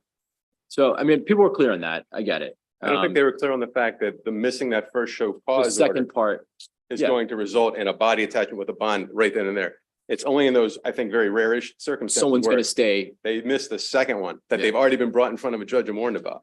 No, I understand. But Okay. my point for outlining this is that there is a judicial efficiency and there's an efficiency for your business model too, bottom line. I mean, this is a lot of work and a lot of money on the system, but then also on your part. And it just seems to me that if there was, as we had the discussion last year with the attorneys that came in, that represented small shops, said, look, like there are lots of easier methods of getting this information that's less invasive and a lot more efficient, even for your own bottom line. And that's what I'm asking, like in earnest, because I don't do this in real life. So just again, to underline Senator West's line of questioning, is that not the case that there are better methods to collect this information? Because this seems, and I understand that I'm sympathetic, I get it. It just seems very onerous on not only the judicial system, but also for you. Well, again, this bill is merely prohibiting the asking of the questions, which is not onerous on the judicial system or me, because these are form questions. Right, but this bill doesn't. Okay, this bill isn't. All right, but to your point, and to what I said to Senator West, yes, there are alternate methods out there. Are those methods reliable? No, they're not reliable. They may be sometimes, but I'm not going to get 50%. I'm not going to get certainly anywhere close to 100%. I'd be lucky to get maybe 30%. That would be a good result if I ran 10 names. If I got 3, I'd be shocked, quite frankly. So there is still the need to have this mechanism, which is not very onerous, just asking questions and finding out if the people, now look, if the people say, I cannot pay because I am on Social Security or I'm retired or I have a disability of some sort, then that's it. There's no further pursuit. It's just a matter of being able to find out the information in the first place. And as I said, we have, before we got to this point, made plenty of efforts to voluntarily get that information from them or give them the opportunity to come forward. And quite a few do. I mean, in the cases that I handle, I'd say, well, I don't know about most, but I'd say a good portion of them, they do on the process before it gets to a judgment, come forward to make a payment arrangement or provide some kind of proof that they can't pay. If it's gotten to the point where we have a judgment, I can tell you a good portion of that is going to be people who just don't want to pay. Not that they can't pay, they just don't want to. Without the last bit of editorializing, I appreciate your response on that, but this has been helpful. Thank you very much. Seeing no further questions, thank you for your time today. Thank you. Thank you. All right, with that, that'll end the hearing and the testimony for Senate Bill 594. We'll now move on to Senate Bill 651. Senator Carter. Senator Carter, you're up. I think you've got the next 3 bills. Then we've got and then we've got Senator Washington's got the last 3. So go ahead.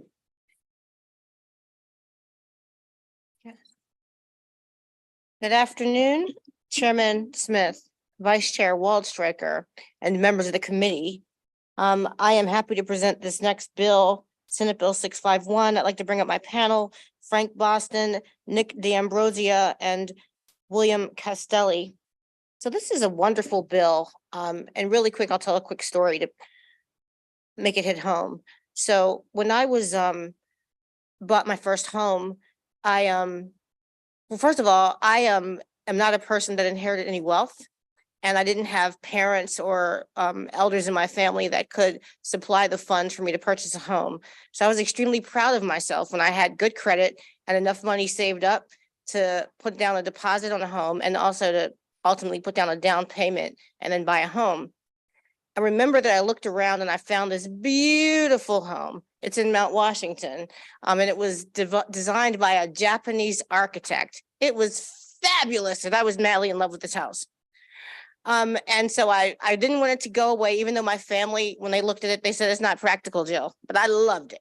So I put down a deposit on it, but then because it didn't pass the inspection. Now, in my situation, I was lucky. I didn't have any trouble getting my deposit back on the house. And then I bought the house that I live in now, which I still dream about that other house, okay? Even though I didn't care if it didn't pass the inspection, like I wanted that house.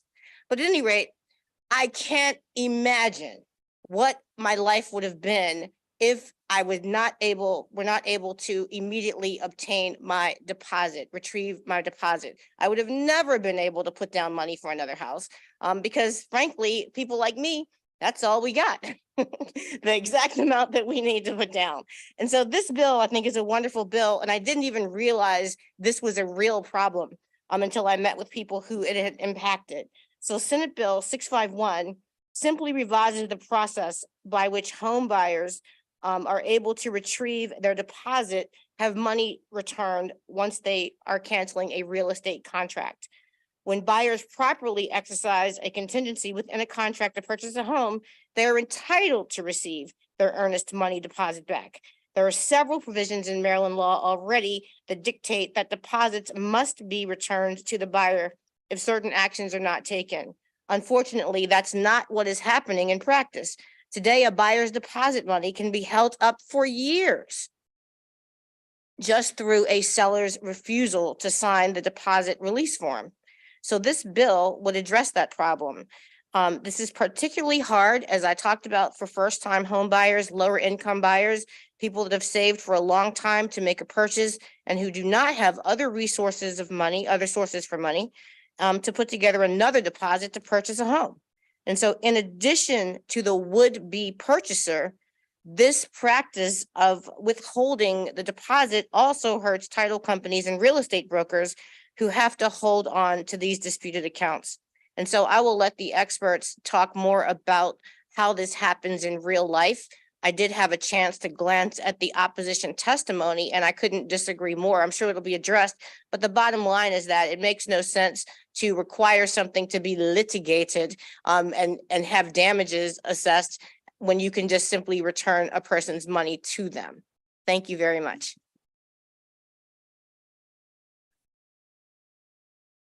It was good, Justin. It was really good. Good afternoon, Mr. Chairman, members of the committee. I'm Frank Boston. I'm here on behalf of the Maryland Realtors Association, and we support this bill. We want to thank Senator Carter for putting the bill in. Thank you very much. The senator explained it perfectly. That is exactly the issues. The provisions of Senate Bill 651 would apply when a buyer cancels a real estate transaction because one of the contingencies in the contract failed. For example, a bad inspection or a low appraisal that doesn't support the mortgage amount. Two good examples. In these cases, the buyer should receive their earnest money back. But often what happens is the seller is upset because the buyer canceled and they won't sign the release form. The broker is left holding the money in escrow because, they can't decide or they don't have the power to release it sua sponte. The important point here is that for many people, this is their hard-earned money. You know, this is the money that they've saved so that they can have the deposit for the house. And now it's all caught up. This bill corrects that situation and says that the holder of the deposit money must return the deposit money within 30 days upon written request from the buyer. The bill is named after the Anthony Mormon Act after a friend of former Delegate Chanel Branch. And he actually died, but he was in a tough situation, saved all of his money, wanted to get into a house, you know, for one of the contingencies, it fell through, and therefore he could never get his money back. One last thing is you will hear from the opposition about interpleader. But if you have to hire a lawyer, that can be more money than you put into the deposit. So that puts a potential buyer who's trying to experience an American dream in a very tough situation, and they have to make a hard decision. For that, we ask for a favor. Thank you.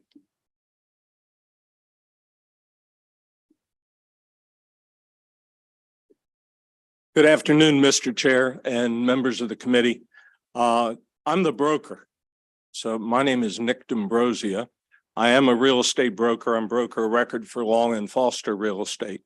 I've been in real estate since 1973. I currently have 108 licensed offices for the state of Maryland, about 5,000 agents for the state of Maryland. We also do business in 7 other states plus Washington, D.C.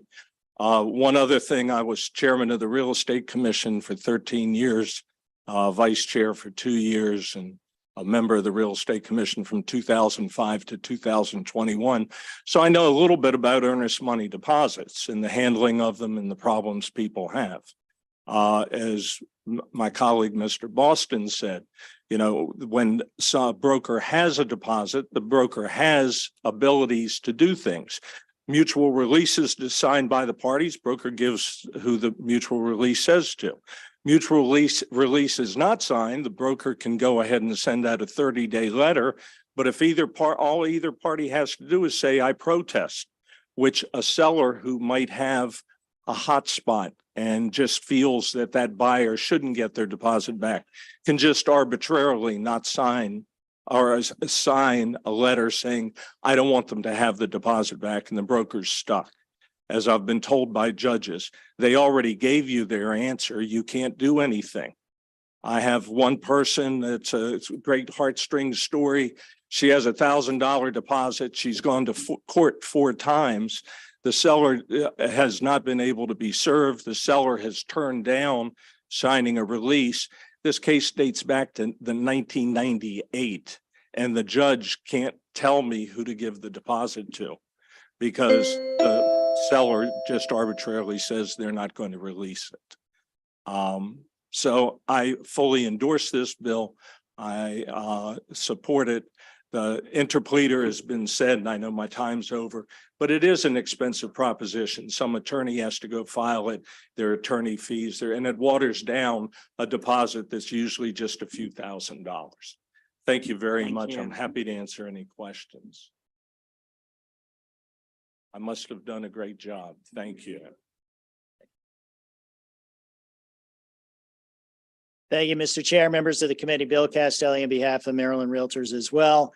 And I think the panel has described it. This is the buyer's money. So if they have properly executed a contingency under the contract or law, they should get their money back, and they're not. And that's why this bill is in place. But I do think it is important to also address the fact of what this process is. This is an easier process for everybody. Once that buyer exercises that contingency, they give notice to both the holder of the escrow and to the seller and says, I want my money back. At that point, that kicks in a 10-day period. And if the holder of the escrow money, whether it is a real estate company, a title company, or some other company holding that escrow money, doesn't receive any kind of communication from that seller in that 10-day period that says, one, I've filed a case with the district court to get damages because I feel the buyer has breached their lease, or 2, I've received communication from that seller saying I've filed for mediation. If they haven't done either of those things, that money can be returned. That is much easier than filing an interpleader. It's much easier than going through a process that the Brokerage Act has in terms of a 30-day letter. So I really do think this bill sets up an easy process for everybody and ultimately makes sure that these buyers who need this money, particularly those first-time buyers, get an opportunity to get their money back and move forward with another real estate transaction. So for that reason, we do encourage a favorable report. Thank you, Mr. Castelli. I think we're gonna, before we take questions, I think we're gonna take our virtual testimony if that's okay. So Delegate Branch.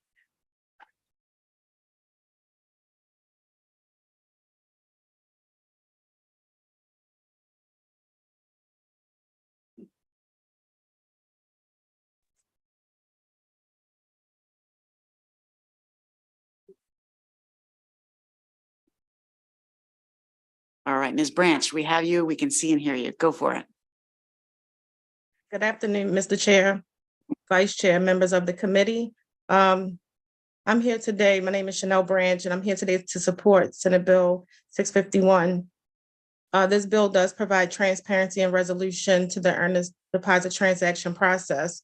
The earnest money deposits are also known as good faith deposits, and the funds are collected to protect the seller if the buyer backs out a purchase of the home. It's typically about 1 to 3% of the sale price, and it's held in escrow until the sale is complete. So if the earnest deposits are put in place to protect the real estate, if the earnest deposits are in place to protect the seller in the real estate transaction, what contingencies do we have to protect the buyer? How can we be sure that the buyer will receive their earnest money back in a timely manner if a home has certain unresolved deficiencies? House shopping is already expensive enough, so without losing the money from a failed real estate transaction of no fault of the buyer, it's important to have the necessary protections in place to resolve the matters such as what we're speaking now. I believe this bill fairly does just that. Releasing the funds to the releasing the funds should be rightfully returned to the buyer would allow them to move forward with a new transaction if they desire to do so. In the event that a dispute does arise over the earnest money deposit between the buyer and the seller, both parties should have the right to settle them in court. I know that they'll have a lot of opposition about this, but the bottom line is most of the buyers who we're talking about are first-time home buyers who are going to court, and then their money is being ate up by legal fees. So today I'm just asking for your consideration of a favorable report for Senate Bill 651. Thank you. Thank you. Questions for Ms. Branch, the sponsor, or the first panel? All right, seeing no questions, we have no testimony, oral or virtual, against the bill. So that concludes the hearing for Senate Bill 651. Thank you all. Thank you. Chanel, please tell your father we said hello.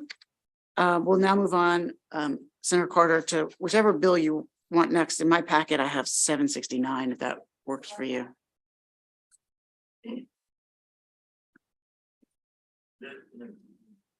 Okay, let's hope that I stay to this trend of easy breezy bills. This one should be also, you guys, a simple bill. Senate Bill 769. I'd like to bring up my panel, Dan Ellis, Deputy Mayor Justin Williams, and Michael Leary.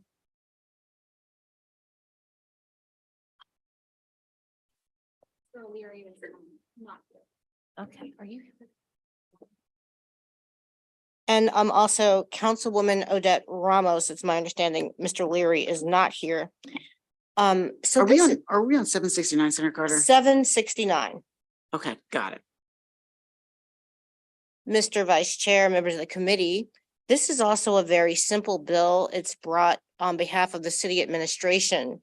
I think it's just a fantastic bill. When I think about the number of vacant and abandoned properties in Baltimore, I think this bill is one step in many steps to address that problem. So basically, Senate Bill 769 would allow for property to be transferred to heirs prior to liens being paid. Typically, all liens must be cleared before a transfer of property can occur. In this case, heirs can inherit the property, but still need to work through payment of a lien after the transfer.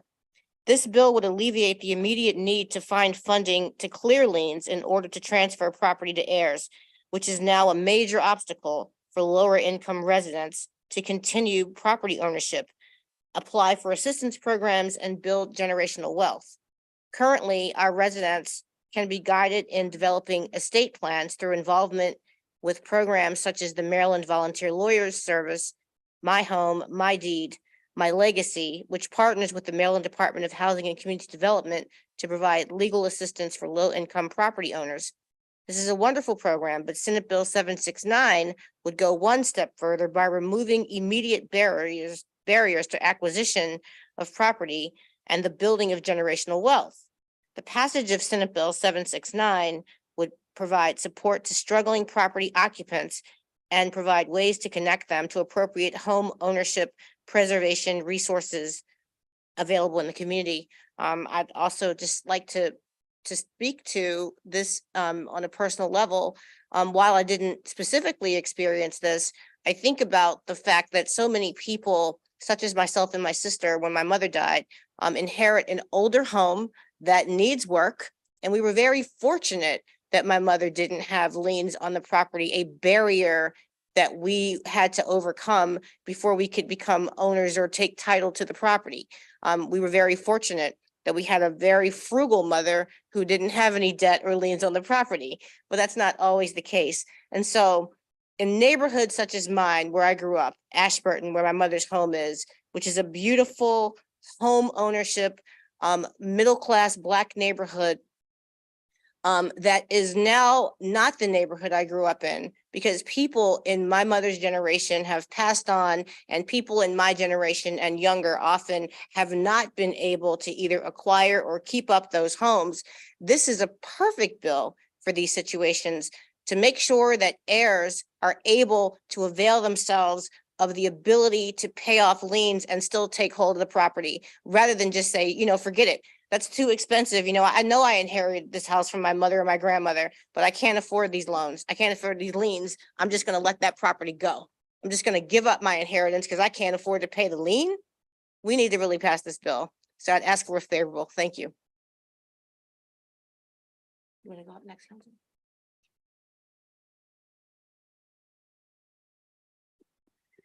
Thank you, Senator Carter. Mr. Chair, members of the committee, my name is Odette Ramos. I am the councilwoman for the 14th District in Baltimore City.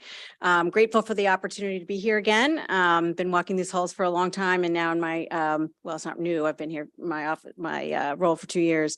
I'm grateful to have the opportunity. I'm also grateful for the leadership of Mayor Scott and the administration on this bill and a couple other tax sale bills. Just as the senator said, this would greatly help us prevent vacant properties in Baltimore City. We have a lot of vacant properties now, many of them because when an elder passes and someone inherits the home, there may be liens, and yet they're going to just leave it because they weren't able to, because right now the system is such that you have to pay off the liens before that house can be transferred in somebody's name.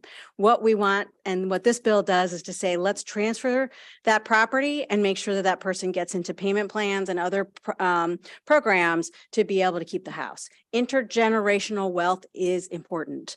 We have absolutely not been able to do that in some of our neighborhoods because of this obstacle. So we're asking for your help. We're asking for a favorable report. Thank you very much.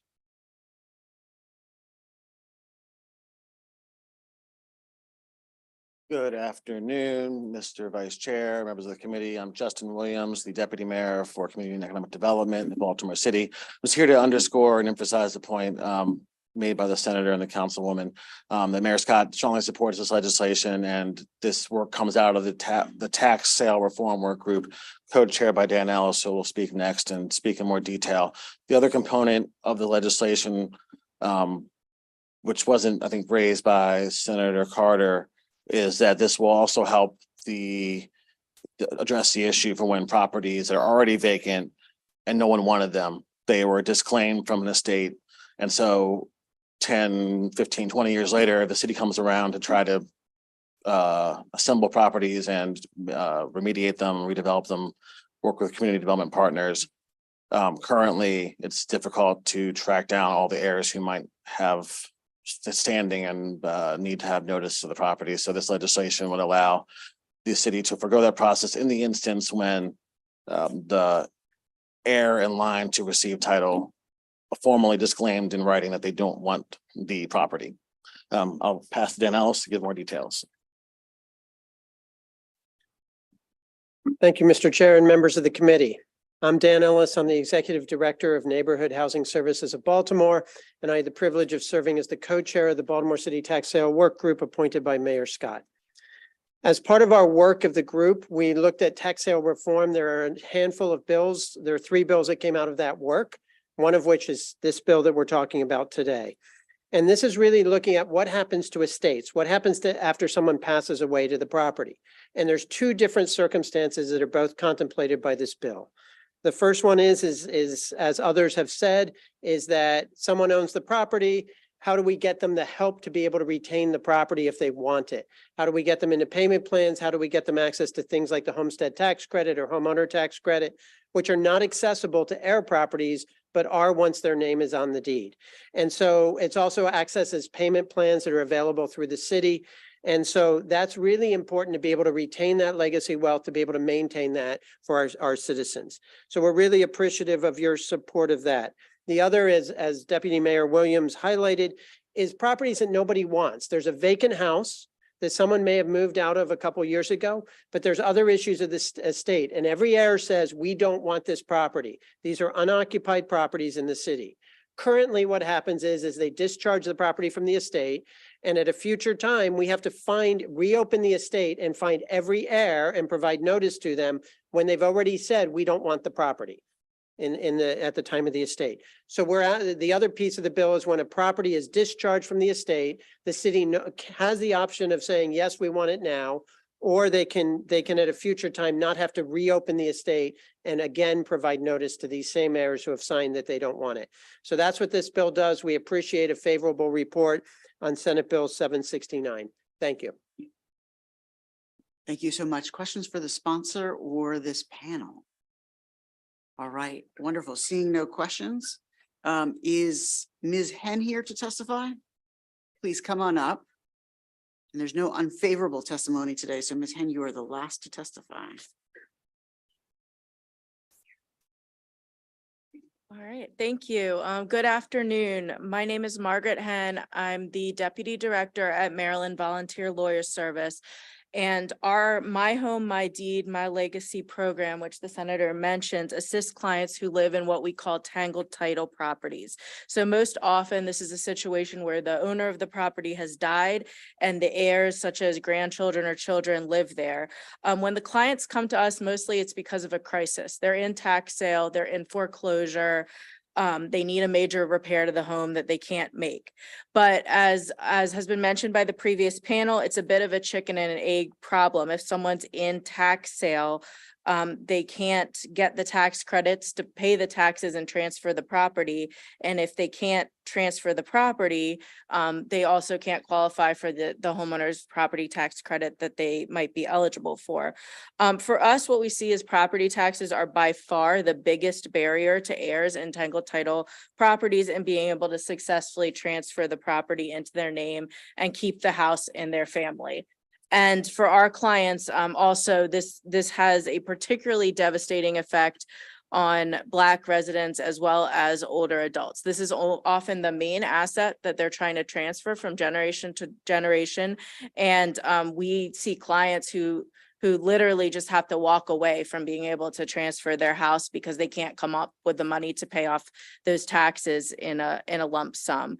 One of my clients, when her mother got older, she had to quit her job, move on in with her mother, and her mother left her the house in her will when she died. But her mother had been receiving the homeowner's property tax credit. And when she died, my client was no longer eligible for that because the house was not in her name. She found herself in tax sale. She wasn't able to transfer the property.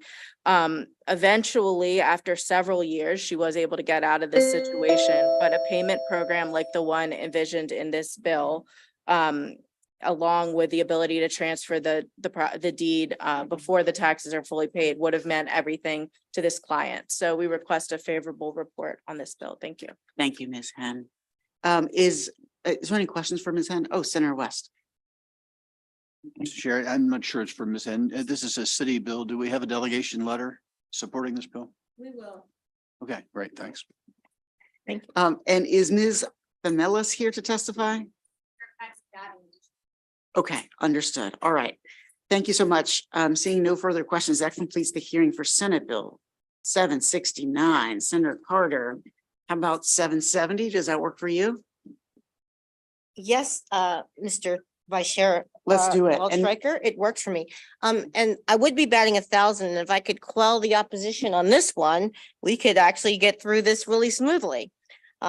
Senate Bill 770 is also a bill brought by the city administration, and I have members to testify, Evan Helfrich and Stephanie Murdoch.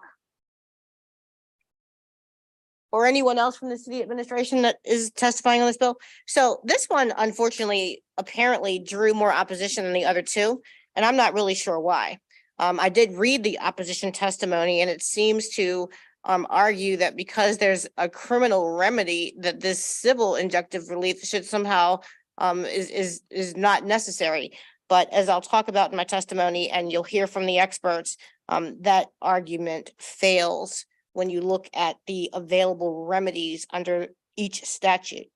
Senate Bill 770 would amend the Courts and Judicial Proceedings article to allow emergency civil injunctive relief for district court in Baltimore City public local law, which prohibits illegal eviction and constructive eviction of tenants. Proposal would also harmonize the public local law with the state law prohibiting unlawful evictions. This would provide for a more effective remedy for tenants. Illegal eviction in Baltimore City is currently a criminal misdemeanor punishable by $500 fine and up to 10 days in jail. When tenants are locked out of their apartment or their utilities are turned off, the tenants usually want emergency relief to obtain new keys to get back into their apartment. They want to get electricity or water turned back on. They want to get their personal property returned. None of these is a potential remedy under the current criminal statute under a criminal case. Additionally, criminal cases are set out at a minimum of 6 weeks from the date of filing, and that's for these housing court. We know that other criminal cases take much longer. But at the time, by the time the case comes to trial, the tenant is often without any recourse. Almost all criminal cases filed under the current law end up being dismissed or with a not guilty verdict. The cases are extremely difficult to prove because there is no police investigation and there are usually no witnesses. In the few cases that where a guilty verdict is obtained, the result is a small fine and probation. Currently, injunctive relief is not authorized by the illegal eviction statute, and tenants are often left with only a breach of contract remedy, which doesn't adequately address the harms caused by a sudden loss of their home. Adding injunctive relief in district court would create a remedy that would more effectively address the harms that the public local law is designed to prevent. Many situations that end in illegal, actual, or constructive evictions already have cases pending in rent court, cases which are exclusively heard in district court.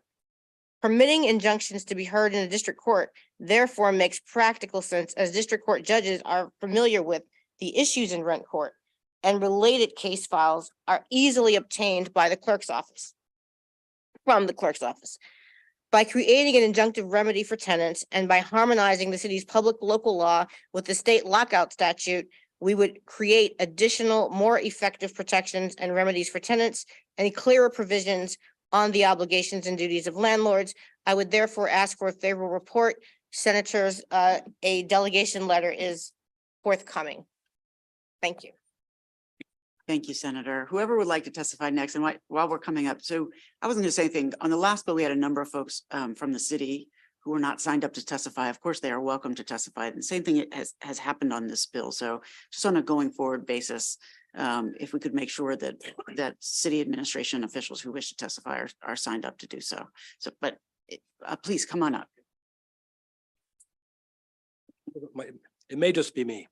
So good afternoon. My name is Evan Helfrich. I am an attorney with the City Housing Department. I'm also cross-designated as a Special Assistant State's Attorney.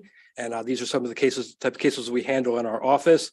Typically, what the situations we have is there's a dispute, either it's a personal dispute or a rent dispute between the landlord and tenant, and the landlord will take action. The tenant will come home from work or from shopping or whatever, and they will be locked out of their apartment. All their belongings will be inside, or the tenant will be in the apartment, and all of a sudden they come home and there's no heat, there's no water, there's no electricity, and so currently the remedy is they have to go. They send them to the commissioner's office, and they write out the statement of charges, and then 6 weeks later there's a court date, and we see whether we have service or not and all that. But what we're asking the legislature to do is to change it to give them an injunctive remedy to provide them with actual relief for the harms that are being caused, rather than trying to punish down the line the poor conduct.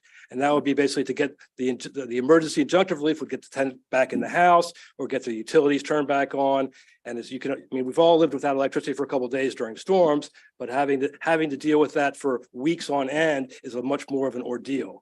And I think we're trying to basically create an actual remedy, an emergency remedy, so that the tenant will basically be availed of their rights to basically have eviction cases heard in rent court, and kind of put us and basically create more of a penalty for the self-help evictions, which is what these are. And so I think the current system really doesn't work very well, because there aren't witnesses. If your furnace turns off, I have to prove that there's no malfunction, and that the landlord turned off the heat. And it's very difficult to prove unless there's a text message, which some people do. But for the most part, the cases are impossible to prove because there aren't witnesses, and there aren't the. So we ask for a favorable ruling.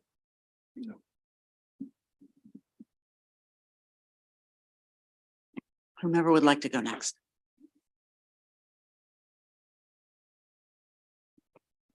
Thank you, Mr. Chair. Stephanie Murdoch, Legislative Liaison for Baltimore City DHCD. I don't have anything to add, but we are standing by for questions. Got it. Okay, that explains why you weren't signed up. I apologize if I was misled earlier. I apologize. Senator West. Thank you, Mr. Chair. My first question is, it seems you've discussed this as if it's a Baltimore City bill.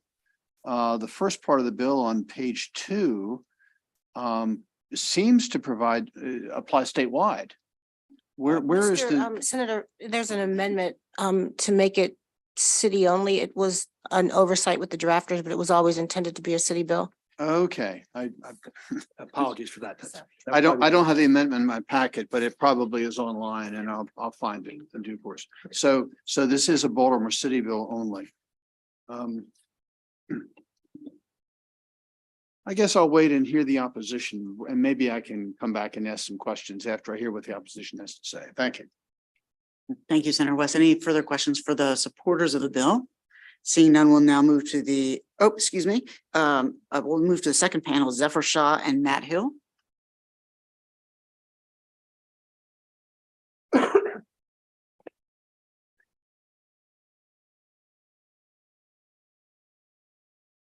Hey, good afternoon, Vice Chair Waldstreicher, members of the committee. For the record, Zephyr Shaw, Assistant Director of Advocacy, the Access to Counsel and Evictions program at Maryland Legal Aid. We urge a favorable report on this bill, believing that it did have statewide application. That makes our support even stronger. Even as a city bill, it would be badly needed for the reasons that were stated. But I do want to draw attention to much similar circumstance to what you just heard, but far away from Baltimore City. Last summer, Maryland Legal Aid represented a client in Kent County in an eviction case in which we saw that the notice to vacate was defective. The client was advised not to vacate, and immediately thereafter, her electricity was disconnected without warning. The landlord never filed a lawsuit to evict our client in order to get a judicial remedy. So they had no eviction order for their action. And we advised our client to contact the sheriff. The sheriff said, we don't get involved in civil matters. And so then we sent a demand letter to the client, to the client's landlord and their attorney, and that they did not respond despite our demand to restore possession of our client to the property. So that next, we filed a small damages claim under 8-216, believing, well, that'll put some pressure on the landlord to let our client back into the property. Of course, that didn't happen. We have trial set out 3 months later. And in that meantime, our client had no power, running water. Her food went bad. She couldn't take care of her 5-year-old grandson anymore. She couldn't take care of her pets anymore. She had to move into a motel, again, paying out of pocket. And at that juncture, when she left temporarily, she was then locked out. She could not have access to any of her personal belongings. All of this would have been avoided with an immediate power of the court to provide injunctive remedies such as restoring access to the property. We did prevail on the damages action, but that did not really compensate our client for the harm endured. So we urge your favorable report. Thank you. Thank you, Mr. Hill. Thank you, Mr. Vice Chair, members of the committee. My name is Matt Hill. I'm an attorney at the Public Justice Center. I'd echo everything that my colleague, Mr. Shaw, said, and really thank Senator Carter and the administration for bringing this bill. It's an incredibly important bill. We see it all the time. I can't tell you how many tenants have called our office or just shown up in tears because they have been illegally evicted by their landlord. And as Mr. Shaw said, it's often out of a retaliatory motive. You know, I'm complaining about the leak in the roof, the furnace, and what happens next? Suddenly I come home and I'm illegally evicted. One thing I'll just add is that there's a real potential for violence in those situations, right? The tenant is really upset. And if they run into that landlord, there's going to be a violence. And I've served on a jury one time. They picked me one time. They didn't know I was a landlord-tenant lawyer. It was a confrontation between a landlord and a tenant that ended up in a battery. So this happens, and it's very real, and it really impacts folks' lives. And I'll just say that the way you diffuse that violence is that you give people a remedy, right? And that's what this bill does. It gives them the power to seek injunctive relief in the district court, and they can't wait for a criminal trial. The state can't necessarily prove beyond a reasonable doubt exactly what happened. But if they can get in district court quickly and get back into the property, get their belongings back, that's the way to resolve this issue. And so I really support this bill. One amendment is that I would ask that the committee amend the bill to require a hearing within 7 days of filing so that you're actually getting this in front of the judge as quickly as possible. We do this in other areas of landlord-tenant court where there has to be a hearing, for instance, in a failure to pay rent case. Right now, it's within 5 days of filing. So I think 7 days is reasonable. You're still going to have to get personal service on the landlord, which is going to be difficult, but doable. And the last thing I'll just point on the second page of my testimony, the American Bar Association endorses exactly this kind of approach, which is this is like in their top 10 tenants' rights that they want to see states pass, which is to give tenants that immediate remedy. Thank you. Thank you so much. I'm surprised they let you stay on that jury. So questions for Mr. Shaw or Mr. Hill? Senator Washington. Thank you, Mr. Chair. I don't know if this is for this panel or maybe the bill sponsor. I do like the bill to be a statewide bill because it sounds like a great bill. Why just Baltimore City? Why should it be just Baltimore City? Maybe that's for the sponsor. You know, once a bill comes to this committee, it becomes the work product of the committee. So I would suggest that it would be the will of the committee, but frankly, it was just a city administration bill.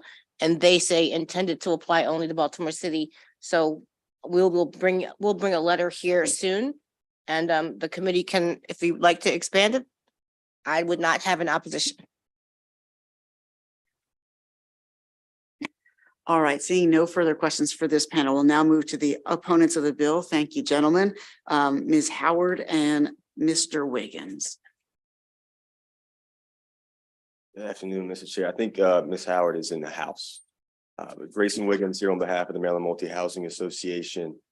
We are in opposition to the bill, unfortunately. And so if you look at the bill, turn to page 5, the effective provision is on line 20, which seems to apply to the entire section, which also includes statements and representations made in things like summary ejectment, tenant carry, what the city calls tenant carrying over, what is commonly referred to, I think, at the state level as tenant holding over. Remember, that's when the tenant overstays the lease and effectively squats in the property. And so there's some concern here that these injunctive relief filings will be done simply to delay the repossession process. We met with the city. They couldn't really give us an answer on that. What they did tell us is that they get about 250 to 300 of these a year, 95% of which are dismissed. My understanding is this primarily for lack of evidence. I would also note that the city informed us, actually the attorney who just testified for the city informed us that when a tenant comes in, they are directed to a certain nonprofit legal entity. I'm not going to name the entity, and where tenants are instructed to file these criminal complaints for, quote, leverage against landlords. I took that to mean landlord-tenant cases. And the example that the city gave us was a tenant who filed criminal complaint against their landlord after 4 hours of a power outage. And so when we talk about, why we're opposed to the bill, candidly, it's because when we met with the city, we were informed that the vast majority of these are dismissed for lack of evidence, and that there seems to be some kind of situation where tenants are filing these for, quote, leverage in landlord-tenant cases. And so there's concern that expanding this to the civil aspect of the bill, or the civil concept, will just encourage more filings for, quote, leverage. Senator West. Thank you, Mr. Chair. On page 4 of the bill, subsection B says a landlord may take possession of a dwelling from a tenant or tenant holding over only, 1, in accordance with a warrant of restitution issued by a court and executed by a sheriff or constable, or 2, if the tenant has abandoned or surrendered possession of the dwelling unit. Is that a correct statement of the current law, or does that advance tenant interests against landlord? So my understanding is that provision is a restatement of what is currently in state law. I think the concern here is that the provisions below that are in current law indicate and reference provisions dealing with summary ejectment and other types of actions involved in the repossession of a property. For instance, a tenant hasn't paid their rent, a tenant has breached their lease, or a tenant has overstayed the lease. And so there's concern that these injunctive relief filings will just be filed to delay that process. When we asked the city about this, they couldn't really give us an answer. We asked what happens does this delay the failure to pay rent process? Does this delay a breach of lease process? And there wasn't a clear response from the city. I believe we got some kind of a response in the nature of, and don't quote me on this, but in the nature of that'll be up for the court to decide. And that the process is involved. And so we weren't able to get a direct answer from the city on that. Well, Mr. Hill suggested that if we pass this bill, it would be helpful to require the court to hold a hearing within 7 days.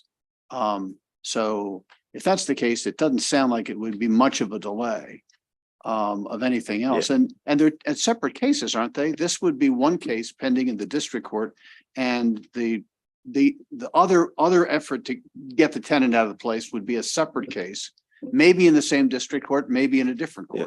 So the first thing to the first question, I would say that, as Mr. Hill noted, current law states that a failure to pay rent case has to be scheduled in 5 days, but we have jurisdictions where it's scheduled 5 or 6 months out right now.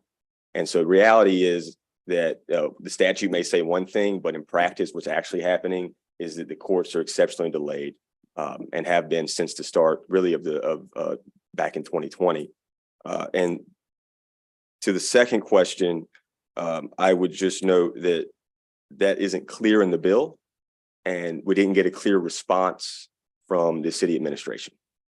Well, the 7 days suggestion was just Mr. Hill's suggestion this afternoon, so it's not in the bill, right? No. The second question, my understanding was the second question was regarding the separate actions. Would they remain separate, or would they be? Oh, right. Okay. Yeah.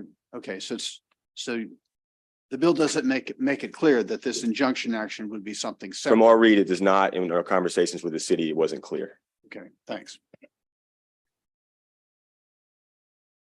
All right, Senator Muse. Thank you very much, Mr. Vice Chair. And what you're saying is that the statute says one thing, but that's not always followed by the city. Is that because of administrative or lack of resources? Why won't the city follow the law? It's a great question. It's not just the city, so it's other jurisdictions Okay, too. okay. Yeah, so like Prince George's County, for example. Yeah, we're about to change that. We've seen cases, failure to pay rent cases in the last couple of years that have extended out beyond a year. Okay, well, if the amendment gets on that says within 7 days, I think that's fair for everyone, and I would support that. I would encourage, if we look at that, to also look at some form of enforcement mechanism if it's not happening within 7 days. Because if we put it in the statute and in practice it isn't happening, there's really no enforcement mechanism. What do you mean? So for instance, in current law, you have to have the failure to pay rent within 5 days, but that's not happening. And so there's no enforcement, there's nothing that can be done to make a court hear the case within 5 days. It's getting scheduled when it gets scheduled. And so that's the concern. That helps me to perfect it for Prince George's County, but thank you. All right. Senator Carter. Mr. Wiggins, your testimony, for the most part, is speculative, this concern about floodgates opening up or delay tactic. But the bill, my understanding of this bill is limited to two types of situations where there's an illegal eviction or where there's a denial of services. And so in the example you gave, for example, where someone's, I guess, electricity was out for a few hours, I would argue that this couldn't apply because of the fact that injunctive relief is immediate relief. And so even if we were to do an amendment to make this be available in 7 days or a hearing in 7 days, I guess that I disagree with you that it could be all of the cases or everything imaginable, because it's really limited to when there's a service denied and a tenant at this moment and under current law in Baltimore City has no recourse. There's nothing they can do to get it fixed immediately without this. Well, okay, so I guess the first part of the response would be that it seems to, as I read it, apply back up through the rest of the current text that's already law, and which involves things beyond diminution of services. And so there's concern that in fact would be applicable to other types of actions. And then to the second part, there is something that a tenant can do. They can file a criminal action in the city. And now my understanding is that the city wanted to start using this or transition this somehow to the civil side, is what we were told, but they don't actually remove the criminal penalty aspect. And to your point, it wouldn't apply when a tenant's power goes out for 4 hours, but they were still, they filed the criminal complaint. It was likely dismissed, but I mean, many of these injunctive actions may be dismissed, but many could be filed and delay the process for a reason that isn't realistic or relevant in that situation. And so there's concern that if we transition this to the civil side, we'll get what the city is already telling us. And again, we can call it speculative, that's fine, but it's not my words. This is what we were informed of in a meeting with the city, is that this is being used for, quote, leverage, and that the vast majority of these are being dismissed. Thank you. I won't belabor this, we can talk offline, but I just feel like if it makes sense what the city has testified to, that criminal remedies are inadequate for these situations that are emergent, when you can't even get into court for weeks and weeks. And if you are denied a service or you are illegal evicted and you are deprived of your property, you ought to have something more immediate, a remedy more immediate than that. Wouldn't you agree? What would be your suggestion? I mean, we could look at potentially making this very clear and where it applies and to what actions it applies. I think there's an open to have a discussion on that issue or that factor. But again, just based on the meeting that we had with the city, where a lot of this was unclear still in the discussion with them, and we were hearing this information about leverage and 95% of cases being dismissed, that became extremely troubling for my client. Thank you, Senator Carter. Thank you, Mr. Wiggins. I believe that's the final question for this bill. Thank you so much. We'll now move on to Senator A. Washington with Senate Bill 807. And feel free to bring your panel. Come up. All right, my first bill hearing in this room. I know, right? At least as a senator. I've been over it before. And Senator Washington, whomever you'd like to bring up for your panel, please feel free to do so. Yes, I mean, if you're here to speak on SB 807, just come on up, have a seat. Thank you, Mr. Chairman, members of the committee. For the record, Senator Alonzo Washington here to speak on behalf of Senate Bill 807. Colleagues, under current state law, a group of individual tenants in the same apartment complex are not able to collectively file action against a landlord for suffering through substandard living conditions. Instead, they each must individually file action and are often doing so without legal representation. SB 807 addresses these issues by enabling tenant groups with the same landlord to collectively file a single rent escrow case that would address all participating tenants' issues. The bill also provides for damages and attorney's fees so that landlords found liable under this proposed law are directly held accountable and required to be reimbursed and reimburse renters. This is also a question of access. Many residents in low-income communities have a hard time getting to court, whether because of physical disability or inability to leave their jobs. Often, those in most need of rent escrow actions are not able to file. Collective action would ensure that everyone has a right to access court. Additionally, SB 807 increases court efficiency by compiling conditions, issues related to a property owned by a particular landlord into a single proceeding and provide for attorney's fees so that the tenant groups can obtain counsel to manage their collective cases. Mr. Chairman and members of the committee, I've seen this myself. I've been contacted by multiple tenants and multiple constituents in my community where I've knocked on their doors and they've welcomed me into their homes to see the substandard conditions that they live in. And you see leaky roofs in multiple apartment complexes and multiple units within one apartment complex. You'll see rodents, rats, and mildew within that same apartment complex. These tenants are low-income tenants. Sometimes they're immigrants that are here. Sometimes they're Black and brown people who work multiple jobs and can't afford to or don't know how to put an escrow in or create an escrow account for it, or sue the landlord for the things that they go through every single day, the substandard conditions that they go through. This bill here allows for them to not only do it, they can already do it as individuals, but if they have the same conditions as their nearby neighbor that has the wherewithal to actually do this themselves and collectively work together and organize together as tenants within their apartment complex, this can resolve many issues that we see today, that we see in Langley Park, that we see in Montgomery County, that we see in Suitland, that we see in Baltimore City, and every other place around here in the state of Maryland. You know, I urge a favorable report because my family also went through these substandard conditions growing up in poverty, living in homeless shelters. I've seen it firsthand. And it's because of these reasons I asked for a favorable report for this bill, because our tenants deserves these rights. Thank you.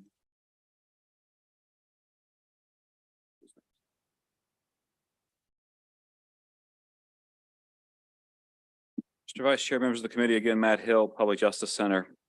This bill is about tenant access to the laws that protect safe, habitable housing and judicial efficiency. At Public Justice Center, we see this most often in the context of a rodent infestation in a large building, or the lack of heat, or flooding in a building. And, you know, you're asking one tenant essentially to try to get remedy for themselves, but what about the other 99 tenants in that building? This bill is extremely simple. It allows that lead tenant to file a rent escrow action, provides notice to other tenants in that building, and a 30-day period for those tenants to opt in to the action.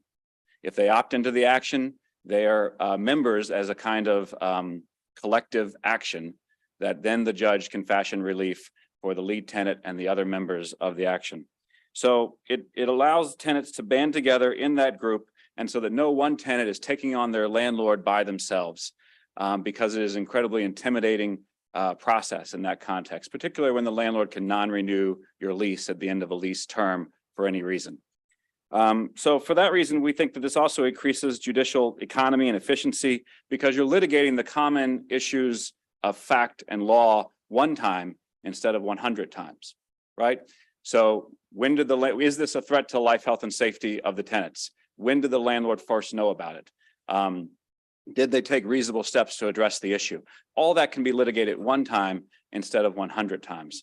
And so that's why this too increases judicial economy. I think that for those reasons, we strongly support the bill. I know I'm running out of time, but I'd be happy to address the judiciary's testimony if anybody wants to ask me about that. Thank you.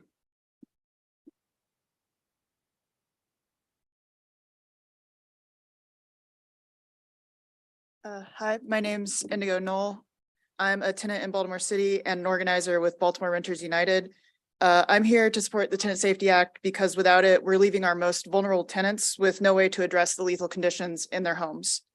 In my times as an organizer, I've seen every elderly tenants on oxygen who can barely get out of bed being told that the only way to fix their severe rat infestation in their apartment is to take a bus for multiple hours, go to the courthouse multiple times, and continue this process for months on end before it can get resolved.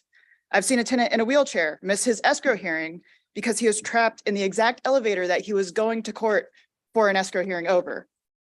I've seen elderly tenants in a building die of heart failure after dragging themselves up 10+ flights of stairs in the July heat because they couldn't get repairs done to their elevator. I want to repeat that. Several of our elders, among the most vulnerable in our community, are dead now because they were told they could only get relief if they could do it alone. This happened in a building where tenants were trying to organize, but after they did a comparison, they realized that most of them could not access rent escrow and it would not be effective. The escrow process was never a real option for these tenants. The TSA would create a way for other tenants facing the same issues to advocate for their vulnerable neighbors, and tenants with time and ability could go to court to protect those who couldn't. Recently, I also saw a tenant on assistance fight to make it to all the hearings. He won a case, and he even managed to get to court each month to pay into escrow, only for none of that to matter because the amount of rent he was able to withhold was less than the cost of the repair, so his landlord ignored it. The TSA would also help tenants like this by allowing them to group together and substantially increase the cost of doing bad business for these slumlords.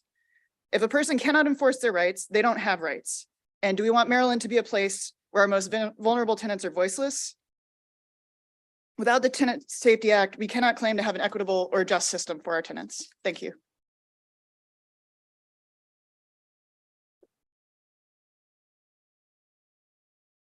Good afternoon. Again, Zafar Shah for the record, Maryland Legal Aid. We urge your favorable report on the Tenant Safety Act, Senate Bill 807. And I want to bring attention to a second important facet of this bill in addition to the opt-in injunctive remedy for repairs. This bill also codifies the warranty of habitability, which is a long needed element in our landlord tenant laws. So the warranty of habitability is implied in every rental housing agreement by virtue of the fact that there are housing codes in all of our jurisdictions. And so that contract, when it's formed, is imbued with the promise that the property lives up to those housing codes. And yet, in likely because of the rent escrow statute not stating that there is a warranty of habitability, it is routine in district courts all around the state that judges will not hear and will not give countenance to any defense or, short of an affirmative action that is based on this idea that their rent should be offset by the amount of economic harm caused by violation of that implied warranty. And so this bill, along with the other innovations, is also a correction. It provides that explicit language that there is an implied warranty of habitability, that it can be raised affirmatively as a money to seek a money damages remedy, and that it is not going to require tenants to pay money into escrow in order to assert that set off or that damages claim. All of these things are exceptionally needed, and we know this based on hundreds of client cases that we've done. Just this Saturday, a client contacted legal aid and we reviewed their case. And a supervising attorney asked me, what's the best defense? I said, clearly it's implied warrant compatibility.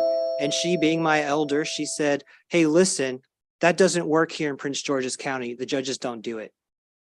That's my testimony. Thank you. And I hope you'll support this bill.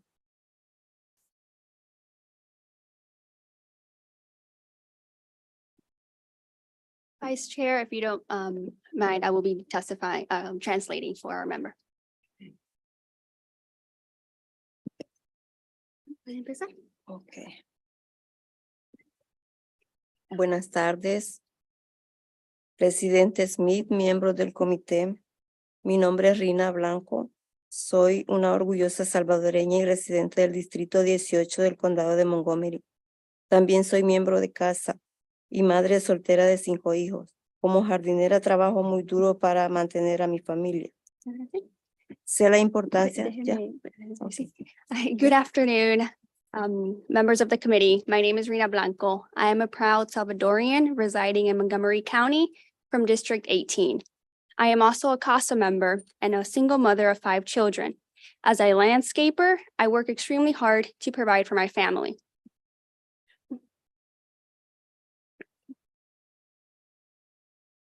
Sé la importancia de tener un techo estable sobre la cabeza. A pesar de pagar siempre el alquiler a tiempo, mis vecinos y yo seguimos teniendo problemas generalizados relacionados con el moho, infección de roedores y problemas de plomería. Sin embargo, a pesar de nuestros mejores esfuerzos, muchos de nuestros reclamos e inquietudes quedaron sin respuesta.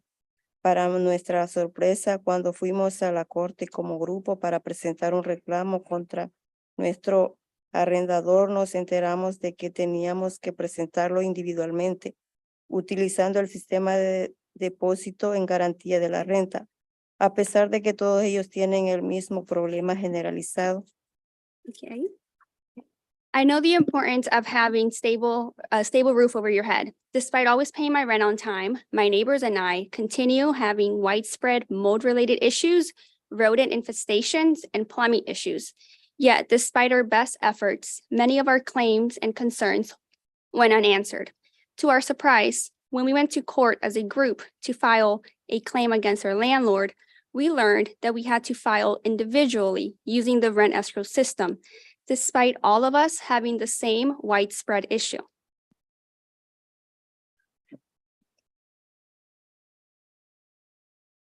Así que hoy les pido que apoyen la seguridad del inquilino, que permitiría a un grupo como nuestra asociación de inquilinos responsabilizar a nuestro arrendador por las reparaciones que tanto necesitan, al igual que los propietarios esperan que cumplamos con nuestras obligaciones contractuales y no dudan en llevarnos a juicio. Deberíamos poder hacer lo mismo cuando ellos no cumplan con las suyas. Gracias. Yes. And so today I'm here asking you to support the Tenant Safety Act that would allow a group like our tenant association to hold our landlord accountable for much needed repairs. Just like landlords expect us to oblige by our contractual obligations and do not hesitate to take us to court, we should be able to do the same. We ask for your support in favor of SB 807. Thank you. Thank you for your testimony here today. Any questions for the sponsor or the first panel? Senator West. Yes, let me ask Mr. Hill a couple of questions. So we have a rent escrow process right now. And why, in a case where it's just not one tenant that's experiencing, say, a rodent infestation, but the whole building, why couldn't every tenant in the building put their rent in escrow in order to force the landlord who's not getting any rent to fix the problem? Right. I mean, hypothetically, I think you could, Senator West. I mean, this exists, right? If you know, in a class action context, anyone who's been illegally charged certain fees could each file individual claims in order to recover all those fees. In the context of a collective action, where that's, you know, the Fair Labor Standards Act workers could individually file claims for their unpaid wages. But in those situations, the courts have created different mechanisms to allow the persons who have been wronged to come together and seek relief collectively. Well, let me interrupt because if you have a rent escrow where everybody in the building is escrowing their rent and the landlord is receiving no money until the problem is fixed, I would assume that the landlord would be impatient to get the problem resolved. Yeah. So the money starts flowing again. By contrast, with a class action lawsuit, this can go on for years. Yes, so to be clear, Senator, this is not a class action. We're not trying to establish a class action mechanism, but it is a group action. I was just using that as an analogy. And while we're talking on that, though, I want to be clear about that. You cannot file a class action in a rent escrow case. Okay, class actions are only in the circuit court.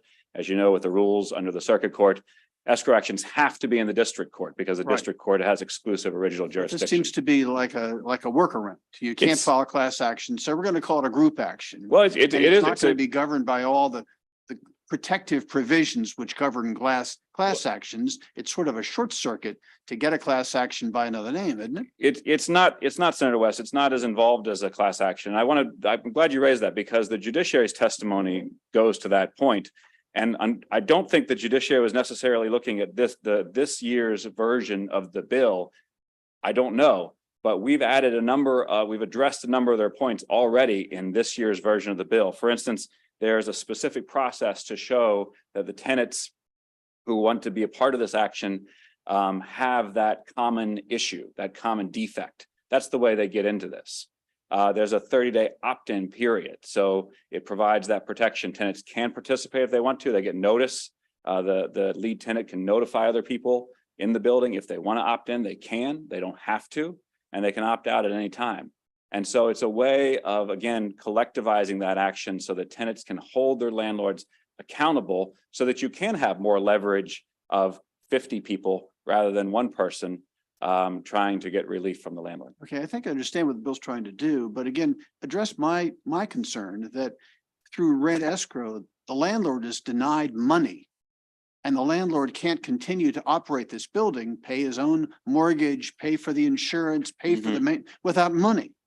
So, and therefore the landlord is put on the spot and necessarily has to respond quickly to all the tenants putting their money in escrow and not paying it to the landlord. With one of these group actions, ultimately, when it goes to court, you have to prove facts. There may be some discovery needed in order to establish the facts. We're talking about a process of months, maybe more than a year before finally you get a resolution of your group action in court. Wouldn't it make more sense to try, if there's a problem with the escrow procedures, to try to fix them, which was a result in a quick resolution of this, rather than start a lawsuit, which is going to go on a long period of time before it gets resolved? We're not starting a different type of lawsuit, Senator. So all the normal rent escrow laws are going to apply here.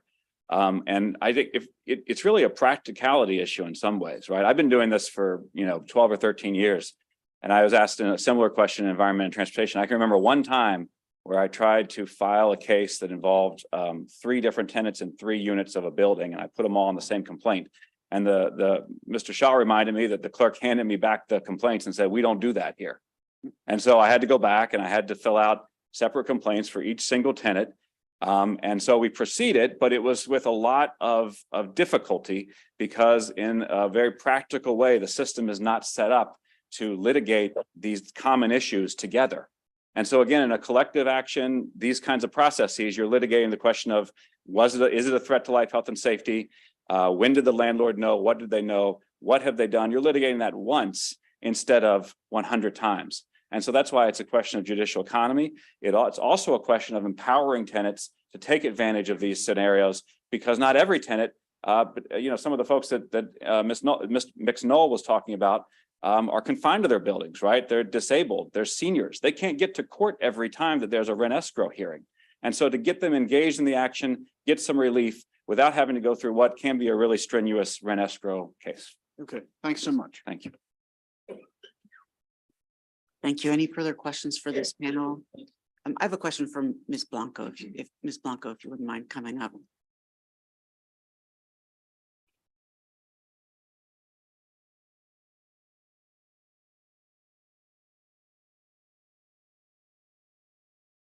Good evening, Ms. Blanco.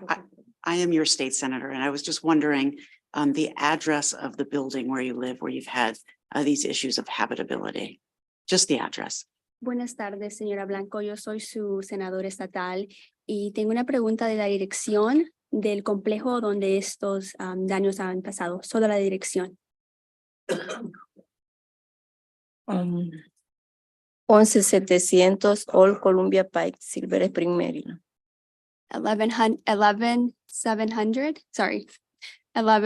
700 Old Columbia Pike. Silver Spring, Silver Spring. Maryland. Thank you. All right, seeing no further questions for this panel, we'll move on to the next panel. Alex Vasquez, Maria Enriquez, Danesha Rucker.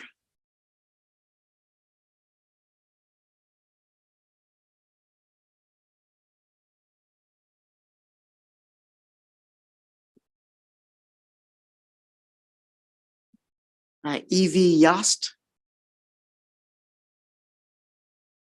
Please go ahead when you'd like.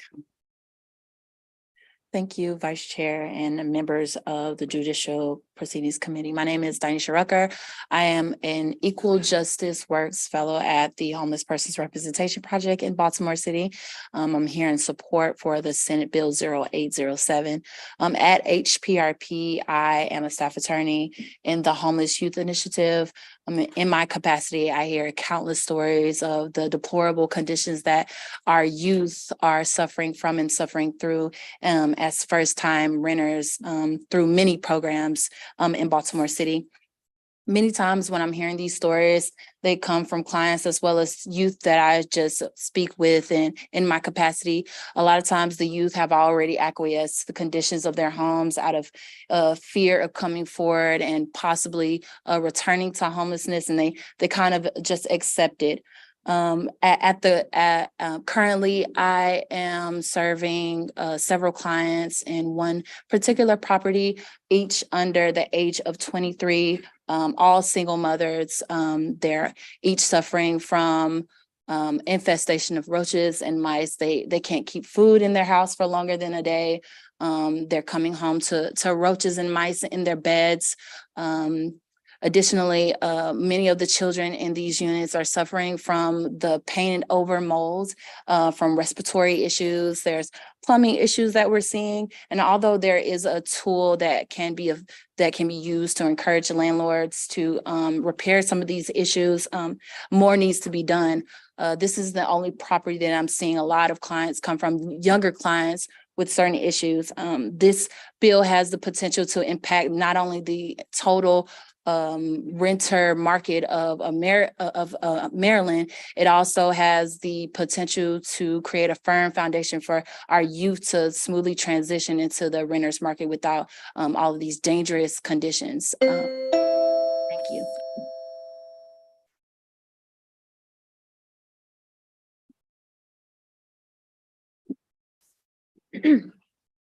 Good afternoon, Vice Chair and Committee. My name is Evie Yost. I am an attorney and Equal Justice Works Housing Justice Program Fellow with Disability Rights Maryland, the federally appointed protection and advocacy agency for the state of Maryland, mandated to advance the civil rights of people with disabilities. To achieve our goal of ending unnecessary segregation and institutionalization of Marylanders with disabilities, our housing and community inclusion team works to expand opportunities for people with disabilities to live in their communities in accessible and affordable homes. As is laid out in my written testimony, people with disabilities are disproportionately forced into substandard housing, often living in old properties needing expensive and extensive repairs, which their landlords simply do not make. Too often in my work, I see people with disabilities living in unsafe and hazardous conditions, but they're unable to address these conditions with their landlords without additional support.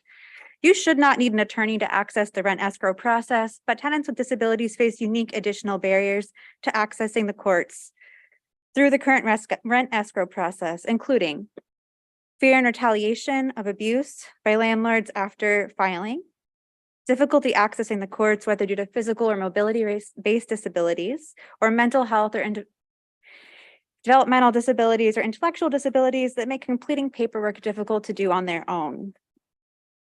As you've heard from my colleagues, currently the individual ESCO remedy is simply not meaningfully available to tenants with subsidized tenancies, especially tenants with highly or fully subsidized tenancies, as their landlords are simply not incentivized to make necessary repairs when tenants pay low amounts of rent into escrow. A collective process would allow such tenants who pay low or no rent themselves to access the same remedies as their neighbors paying fair market rent. We support Senate Bill 807 and urge a favorable report because it would enable disabled tenants facing dangerous conditions and accessing justice through the rent escrow process and enforcing their rights as renters to live in safe and habitable homes. Thank you. Good evening, Senator. I have a request to make this evening. Unfortunately, our member Maria Enriquez and our organizer Alex Vasquez were not able to make it today. Maria had a family issue to attend, and I am requesting if I could read her testimony on her behalf. Please do. Alrighty, so she wrote, my name is Maria Enriquez. I am a Mexican immigrant, a CASA member, and a proud mother of a beautiful daughter. I am also a Montgomery County resident from District 20. I am here today because all tenants deserve safe, affordable housing access. A few months ago, after our landlord failed to listen to our concerns and complaints, filed dozens of times, we formed a tenant association of over 178 households. Despite our best efforts to address the dire concerns that included mold, rodent infestation, ceilings collapsing on people, we took legal action. We filed 10 successful rent escrow cases against the management company. It took 3 to 4 months in court, but ultimately we resolved our issues. However, as I sit here today, dozens of my neighbors still have the same problem. Still, due to fear of retaliation or lack of the inability to take time off work, they cannot file rent escrow and instead are at the mercy of our landlord.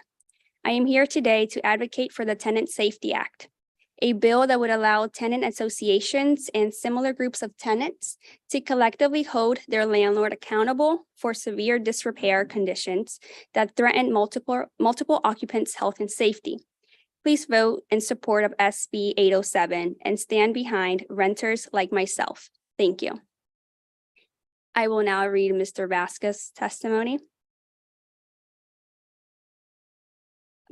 Good evening, Chairman, Vice Chair, and members of the committee. My name is Alex Vasquez. I am the Montgomery County lead organizer for the CASA organization.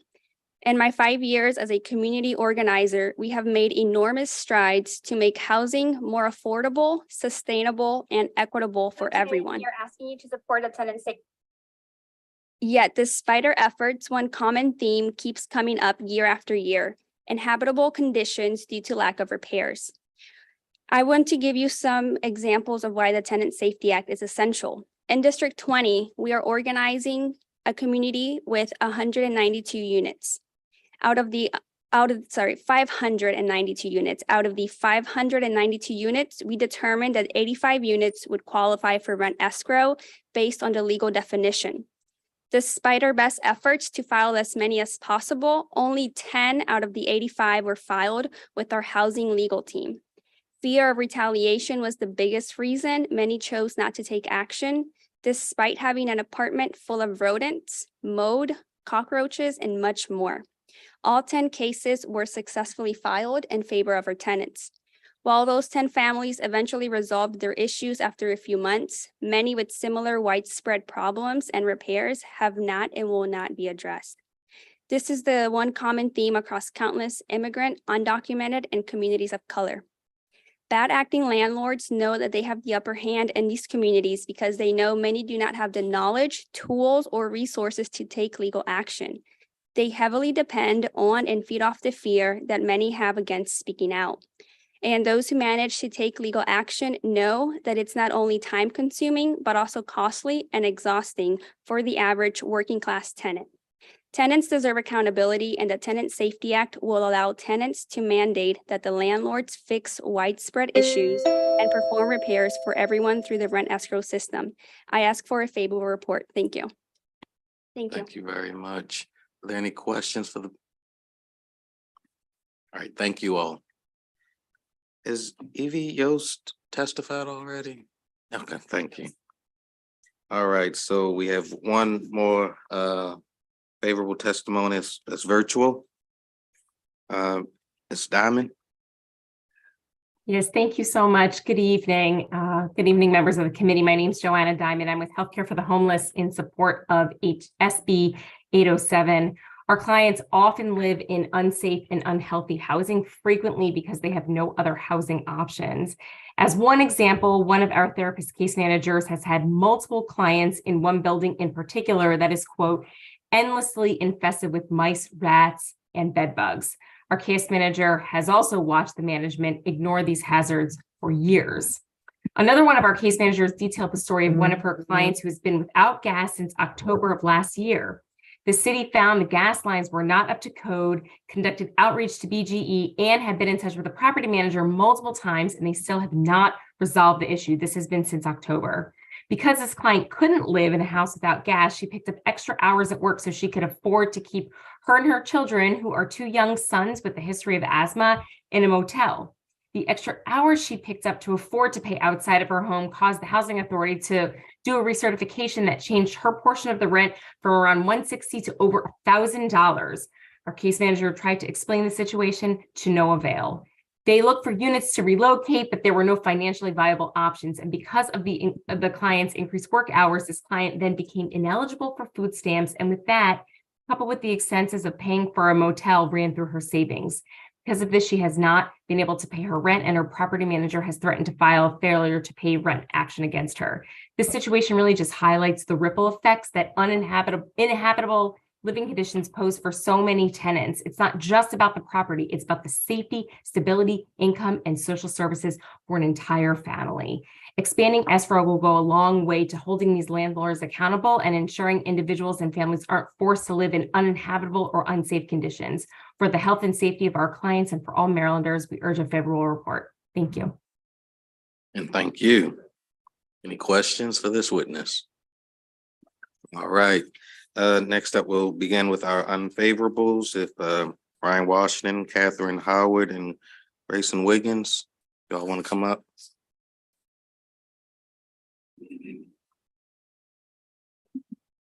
Thank you. Thank you. Good afternoon. My name is Ryan Washington. I represent the Apartment Office Building Association of Metropolitan Washington.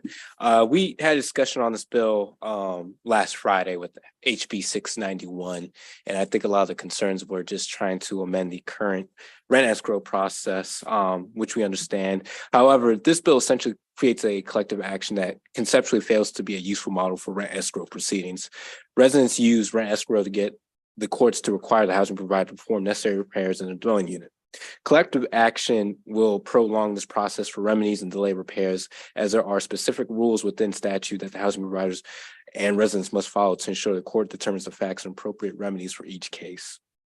Even where defect might affect a common area or entire building, the unique impact experienced in each rental unit or by a tenant mitigates the actions for collective action, which is the core of the idea for all tenants that have similar issues to be able to be united on one front when trying to accomplish a class action. And with that, we just want to we request a unfavorable report. We're still working with the House sponsor on this bill to address our concerns. Thank you. Thank you. Good afternoon, Mr. Chair, members of the committee. Grayson Wiggins on behalf of the Maryland Multi-Housing Association. I just wanted to show you. So this is a rent escrow filing. That's what it looks like. It's one page, no back to it.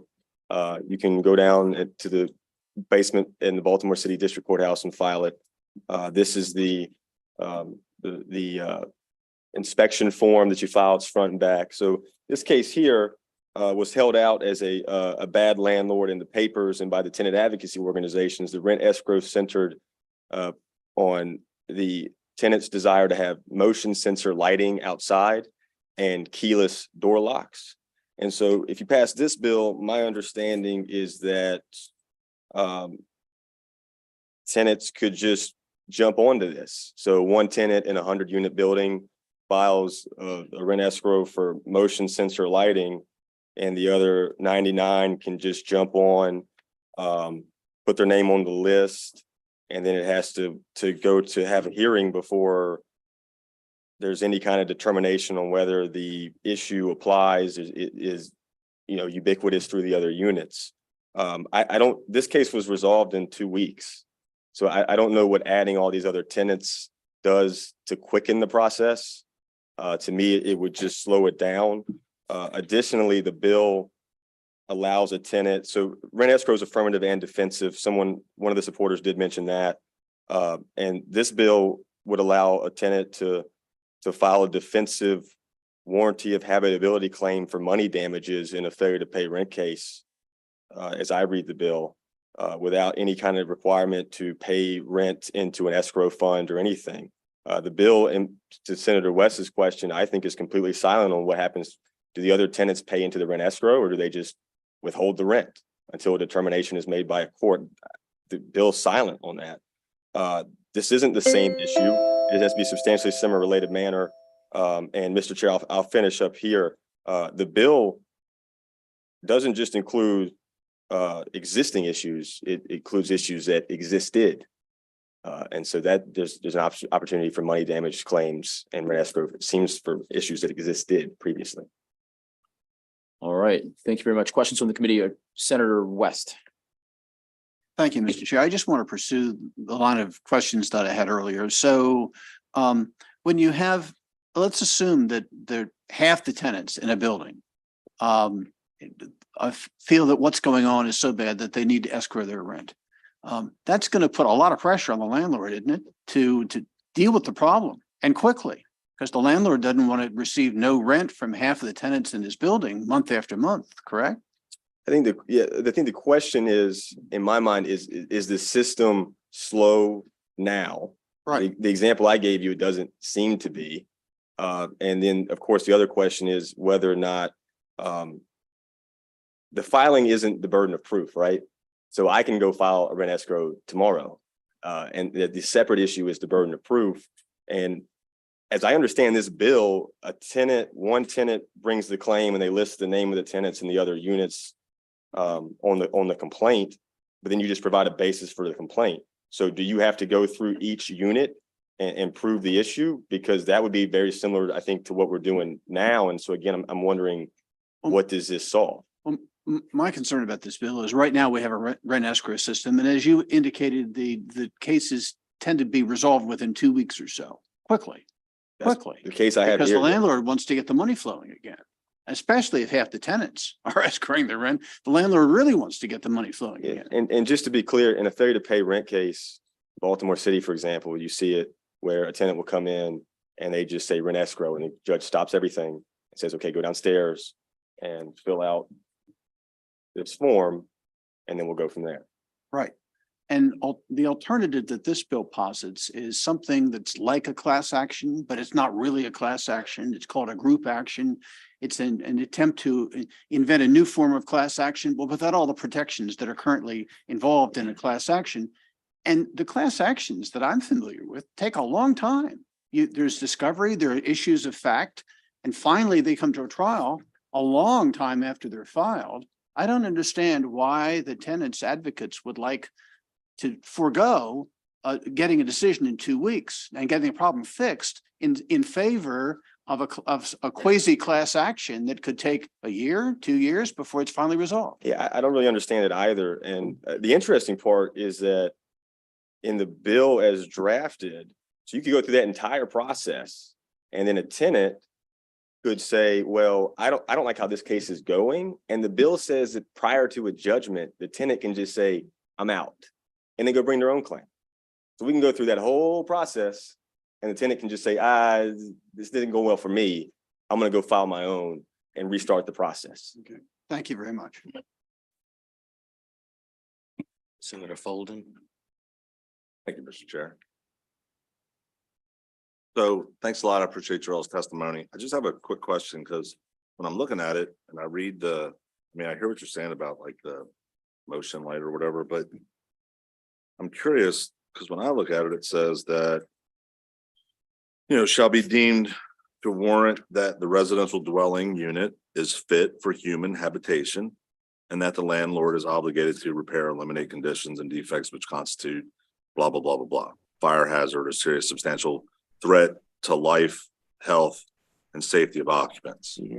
So the scenario you gave, I question how that applies for the motion lights. No, I do as well. And I question how you're applying it to this, because this seems to me that, and I don't know, but it seems like it's limited to like these very specific style, like the bill. I mean, it's one of the few bills, and so I gotta give you credit on this one. So it's one of the few bills I've actually, because when I read it, I was like, oh, failure to repair serious and dangerous defects, tenant remedies. I was like, here we go. It's gonna say serious but then when you read it, it actually talks about serious defects. It's not talking about a motion light.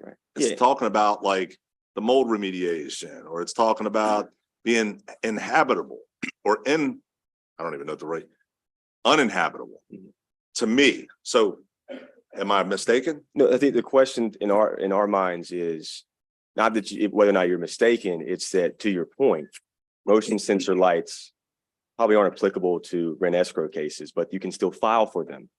And so what is currently happening is a tenant may stop the failure to pay rent process for motion sensor lighting for 2 weeks. And there's a concern that if we now open this up to any number of tenants to join this action, that what you create is a situation that Senator West discussed, where now we have to go through the entire process with every tenant on motion sensor lighting, and that delays the failure to pay rent case. So I don't want to belabor the issue. I just think that when I look at this, I hear what you're saying, but I don't know that I agree with what you're saying. What I see is that this is bringing action against a landlord for breach of habitability, of the warranty of habitability. So, I mean, I just think it's pretty direct, in my opinion. And I guess my response back to that would be there's nothing in the bill that prevents a tenant from bringing a case for motion sensor lighting. How are they going to justify that it's for a dangerous defect? They may not, but it pauses the failure to pay rent case for a prolonged period of time. I understand that part. Thank you.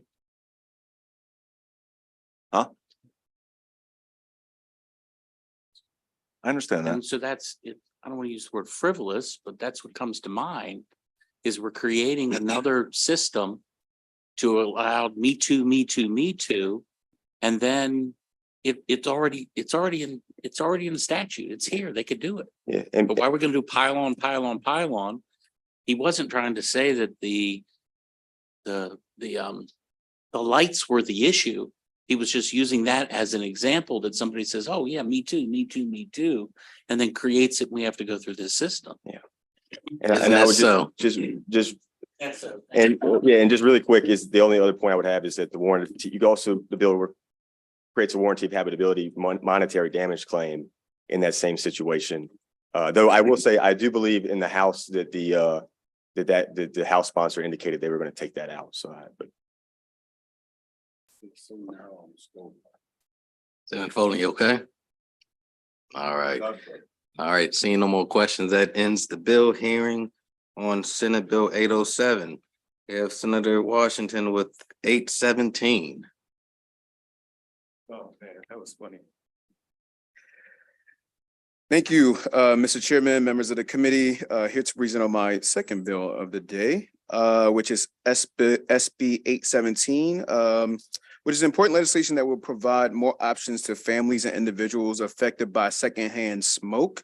The bill would simply require a common ownership group of a condominium to develop a smoking policy or a policy on smoking. Many condo buildings in the state of Maryland are old and outdated, leaving families vulnerable to secondhand smoke that can seep through the unsealed walls and floors. For adults who do not smoke, breathing secondhand smoke has immediate harmful effects on their heart and blood vessels. According to the CDC, secondhand smoke causes nearly 34,000 premature deaths from heart disease each year in the United States.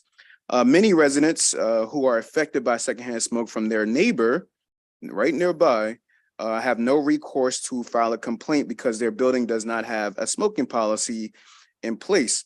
If you take a look at the Office of the Attorney General's note, it states that there's pretty much no recourse for these residents that live in condos, and the cases that they bring up to them usually don't result in any rectification of them because of the current laws that we have in place, and because there's no smoking policy essentially within these condo buildings.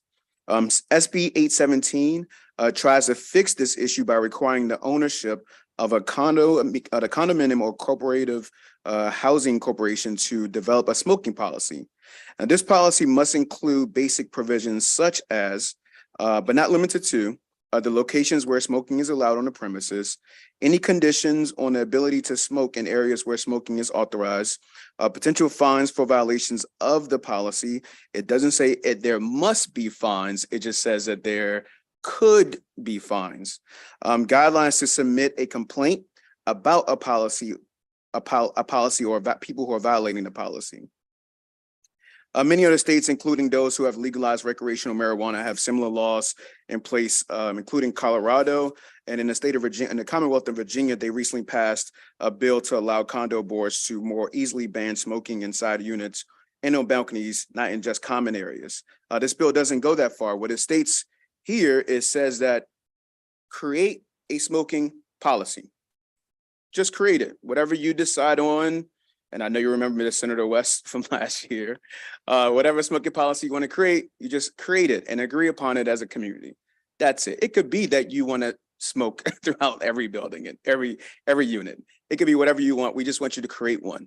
There's been opposition to this bill last year and this year. My bill is in the House right now and working its way through. It didn't make it over here to this committee. It passed almost unanimously in the House last year. Hopefully that be the case this year. But I wanted to take a moment to talk about some of the opposition's comments that I've heard.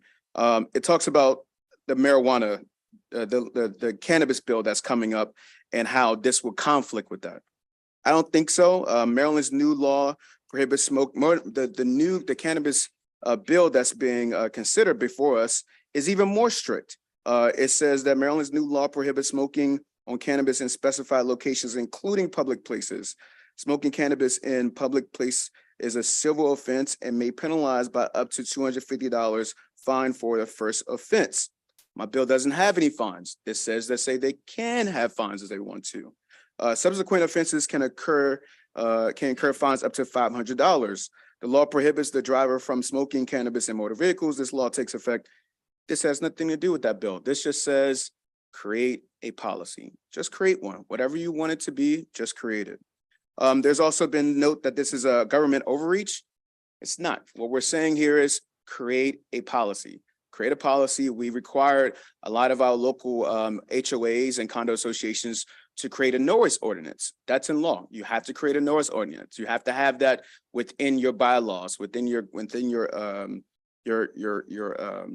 HOA documents. We're asking for a simple creation of the policy. This bill sets fines and fees. I want to say that again, because you're going to hear folks say it's going to incur fees. The condominium association would say whether or not they want to have fees associated with this if there's a issue with smoke being in the neighbor nearby. Lastly, how do you deal with the situation related to smells? We're not dealing with smells. We're dealing with actual smoke that is in the condos unit itself. Smells are not the problem. It's the smoke that you inhale that cause secondhand smoke. All of us have kids here, and some of us live in condo associations where, you know, your nearby neighbor might be smoking cigarettes, cigars, whatever have you, and it gets into your dwelling unit. There's no recourse for that tenant that owned that home for a very long time, and then the neighbor rented the property out to a tenant, and they started smoking because now you're there, and now you have no recourse as an owner towards this tenant and towards the owner of the nearby unit when the smoke seeps to your home.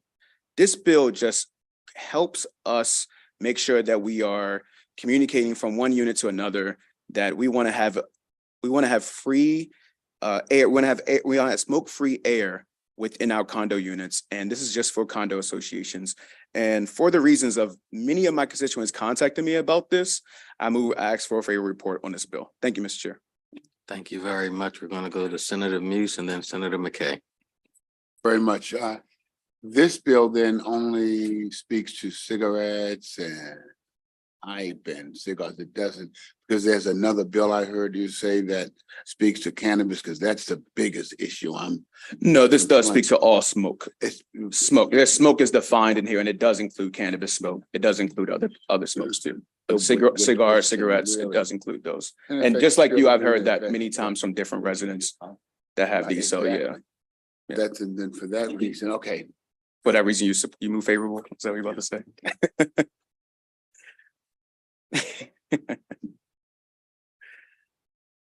Senator McKay. So that answers my one question about cannabis, includes cannabis. Yeah. My other question is, are these smoking policies prevented right now?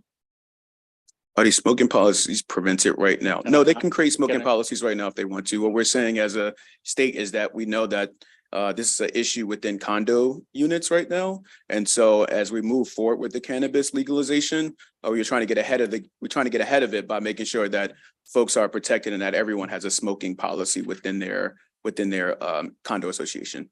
So do we have data about how many condos don't have a smoke? I would think, as much as so many people hate cigarettes, that most condo associations have problems with certain flags being flown, grass being X Correct. amount over. I mean, I would think these were already in there. So are there a lot of condos that don't have that? There are a lot of condos that don't have that, Senator. I don't know the numbers at the moment, but obviously we have thousands of condo associations here in the state. So I'm taking there's a small percentage that probably don't, but because it's not required. And so because it does include cannabis, which the state of Maryland overwhelmingly approved without any kind of, it's like asking asking if that senator was he want ice cream today. Of course he wants ice cream today, but that's neither doesn't mean it's good for me. But along with cannabis, how does the process work? The condo is going to create a smoking policy, and then somebody who medically uses cannabis and chooses to have it in a form that somebody else will, how does the condo association stand on, and is it simple majority? Is it, I mean, how does that work? Yeah, look, all condo associations are different. What we're not trying to, with this proposed legislation, what I don't want to get into is how what's in the details of their policy. We want them to develop their policy and what that consists of. And it should be a public hearing or a public hearing or a public testimony so people understand and can provide their opinion on what the proposed policy would be. And I hope that person who is receiving medical marijuana would have an ability to do it, probably not in their unit where it affects everyone, but maybe there's a designated smoking area, of which this is one of the potential things that they can include in that policy. And so my last question is, okay,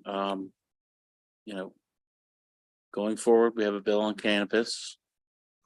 We already have condos already set up. Let's say condo A,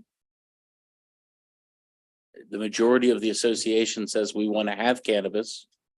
And then condo A, who has put all of their money into, this is their home, this is their life and all that kind of stuff, now is going to be subject to cannabis when they didn't want it in the first place. So is there something in this bill that says pre-construction of condos going forward? Because I don't know how you separate it. It doesn't matter where you are on cannabis. Yeah, no, you could you're be right. for it or you could be against it, and you could say that you're trying to live in your own four walls, and somebody else is telling you what you can and can't do.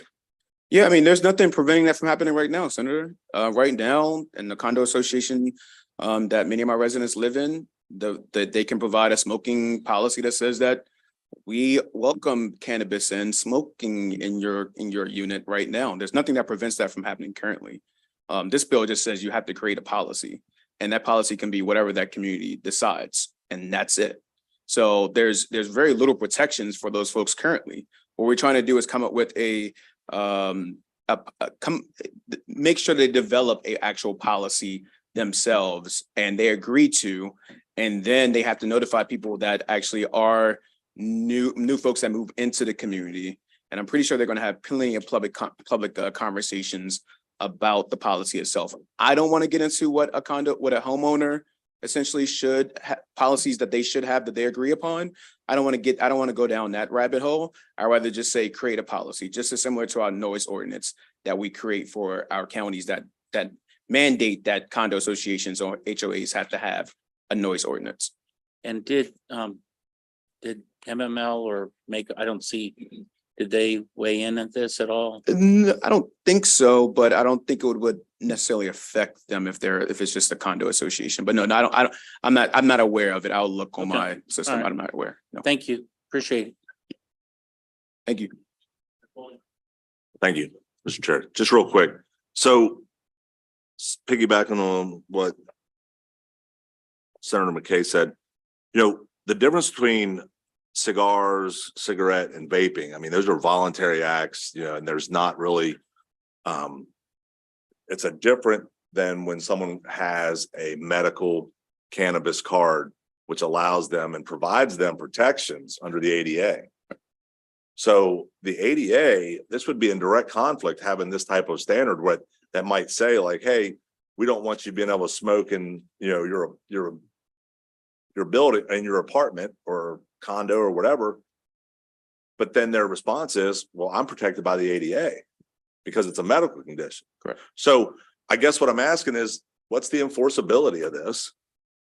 Why are we trying to do something like this? And is this the first steps of actually, a bit of an overreach? And then all of a sudden we're having the next legislation come out to say, you know what, everybody hates that smell in their condo association. So now we're going to force these condo owners or the management companies to buy high dollar filtration systems like they used to have in some of the still smoking areas where you can go to eat. I mean, they're not cheap, and that is not their responsibility. A lot of the condo associations, people own the footprint that they live in. So that would be my question, is that the enforceability, and then it's a direct conflict, especially for one of these components we're speaking about, as far as the ADA. The other one, you could make a notice like that. No, I think you can kind of answer your own question with that, with the ADA compliance. Under the bill, it doesn't say that they can, any condo policy or any policy by a condo association cannot supersede a state law, a county law, or a federal law. So I think you answer your own question on that piece. As far as the impetus for this bill and why, I don't think this goes down a rabbit hole, because there's a policy in place that says that all condo associations and HOAs have to have a noise ordinance. In my condo association, we have a noise ordinance policy that's required by our county and that we all have to adhere to. And so what I'm saying is, let's have a statewide policy. Let's require all condo associations to have a policy on smoking. I'm not determining what under this bill, we're not determining what that is. Okay. And what that looks like. That's totally up to them. Okay. And I would say that the reason for this also is because as we move into the cannabis, legalizing cannabis and any other smoke, residents that I've come in contact with have kept saying that they have no recourse. If you look at the Office of the Attorney General's note, they cannot even rectify the situation because of the current laws that exist, and there's no policy currently. So for those reasons, I hope I answered your question, but that's where I am. Thank you. Appreciate it. Yep. Thank you for the questions. Thank you, Mr. Chair. So yesterday morning, as it happens, I took a tour through a manufacturing facility for marijuana in my district. And what I learned, it was sort of neat watching them roll joints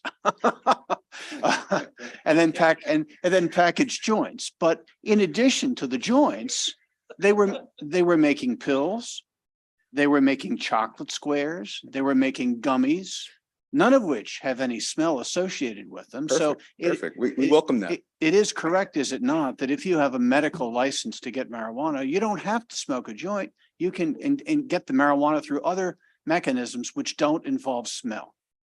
Thanks. That's correct.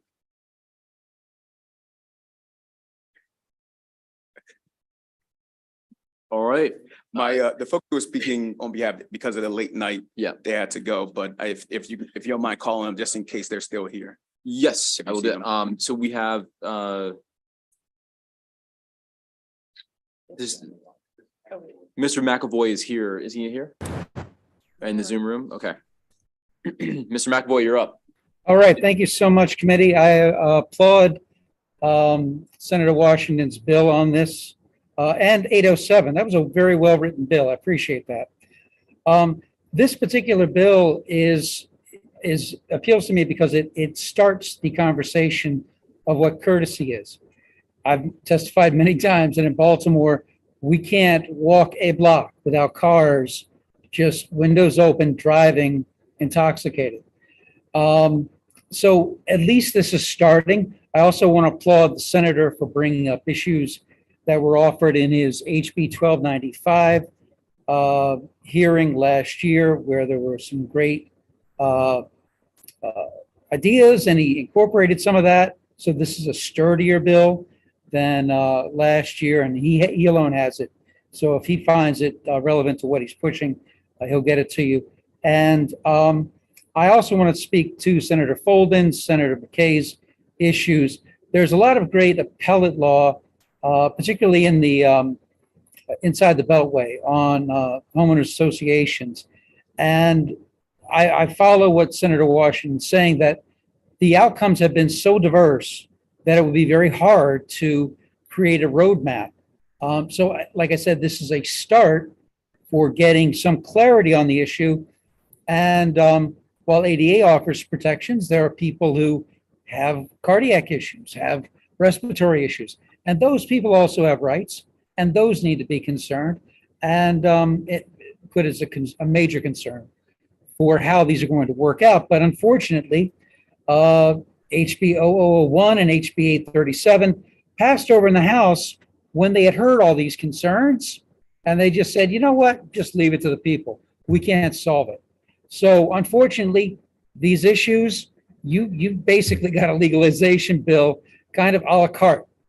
None of this concern about health, about children, about morality this is at least a step in that right direction.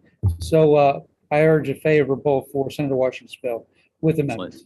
All right, thank you very much. Thanks, have a Mr. great McAvoy. Thank you. You have a good one. All right, now that concludes the testimony for the proponents of the bill. We now have a couple folks sign up in opposition. We'll hear from Mr. Boreano. And is Ms. Howard here? All right, so Mr. Boreano, you're up.